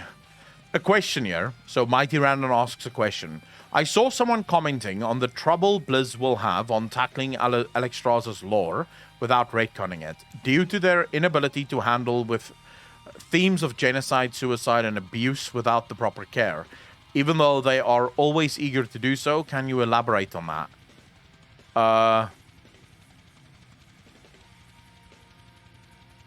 I mean, it's quite easy. They've done it with Sylvanas, right? They turned her into a sexual abuse survivor and then wrote what the stereotypical movie portrayal of a sexual abuse survivor should be, rather than an actual relatable experience. It wouldn't surprise me that they'll do something very similar with Alexstrasza and completely dilute what it means to be a survivor of that kind of shit. The difference being that Alexstrasza's lore and history is actually very long-standing. So you don't really... And she doesn't quite have the same backstory as Sylvanas. So you can't really take it in that direction because of her own backstory. So Sylvanas' backstory already had that tragedy. Denuser just completely fucked up where that tragedy was supposed to go. Whereas Alexstrasza's backstory has some tragedy, but for the most part, it is more just conflict. ridden. I mean, Grimbatol's mental domination breeding program was fairly similar to how they portrayed Arthas stabbing Sylvanas and turned that into a rape allegory. So, I could probably. think they're going to do a very similar thing. Let's fucking hope they don't. Let's hope they don't. Let's hope they realize that while similarities may exist, those similarities does not make it same. And they should, for the love of fuck, not do that with Alexstrasza. I'm not a huge fan of dragons, but I do think that the dragon lore in World of Warcraft is... If Sylvanas' story was somewhat sacred, I would say dragon lore in World of Warcraft is perhaps peak sacred. I mean, proof is in the pudding. They've already done to Alexstrasza what they did to Sylvanas when it comes to the armor. There used to be Sylvanas was boots, skin, bikini bottoms. Yeah. Alexstrasza was boots, skin, bikini bottoms. At some point in Legion, Sylvanas got chainmail instead of skin. No one said a fucking thing at the time. I mean, they're going to keep doing that, so there's not much that we can do about it, to be honest. So I would say Patreon is probably, like, the best way to support, just from a pure money perspective. So as a content creator, Patreon is the best because Patreon only takes $5. But I do think Twitch subs get the most. Just in terms of the sheer amount of times that I stream, the amount of hours that I'm live, and all the emotes and the laughs and the jokes and stuff. So really support wherever you feel is more appropriate for you and where you're going to get the most out of it. Don't give a fuck about what I say. I'd rather people support because they're having fun on whichever platform they want to support than give a fuck about the monetary ideas around it. So yeah. And if you guys join the Discord, you get to deal with me. So, you know. Oh yeah. That's By the way, always a join the bonus. Discord. Join the Discord. There's a Q&A every Sunday. There's a shit ton of discussions going on. Specifically, I think if you're I want to almost say, if you're a Final Fantasy lover, the Final Fantasy General tab is just fucking rocking off. Like, the amount of, like, posts and discussions that happen in that fucking discussion, in that channel is insane. So if you love Final Fantasy, go there. If you love WoW, the WoW general stuff, the lore discussions, it still fucking rocks there. So there's a little bit for everyone on the Discord. So join the Discord if you haven't already. With that being said, ladies and gentlemen, thank you so much for watching. Thank you so much for joining us. It has been an absolute pleasure to have the wedding with you, and now also to have this LiveCraft episode with you. Take care of yourselves. Be kind to each other. Be good to each other. And I will see all of you in the next one. Peace out, fam.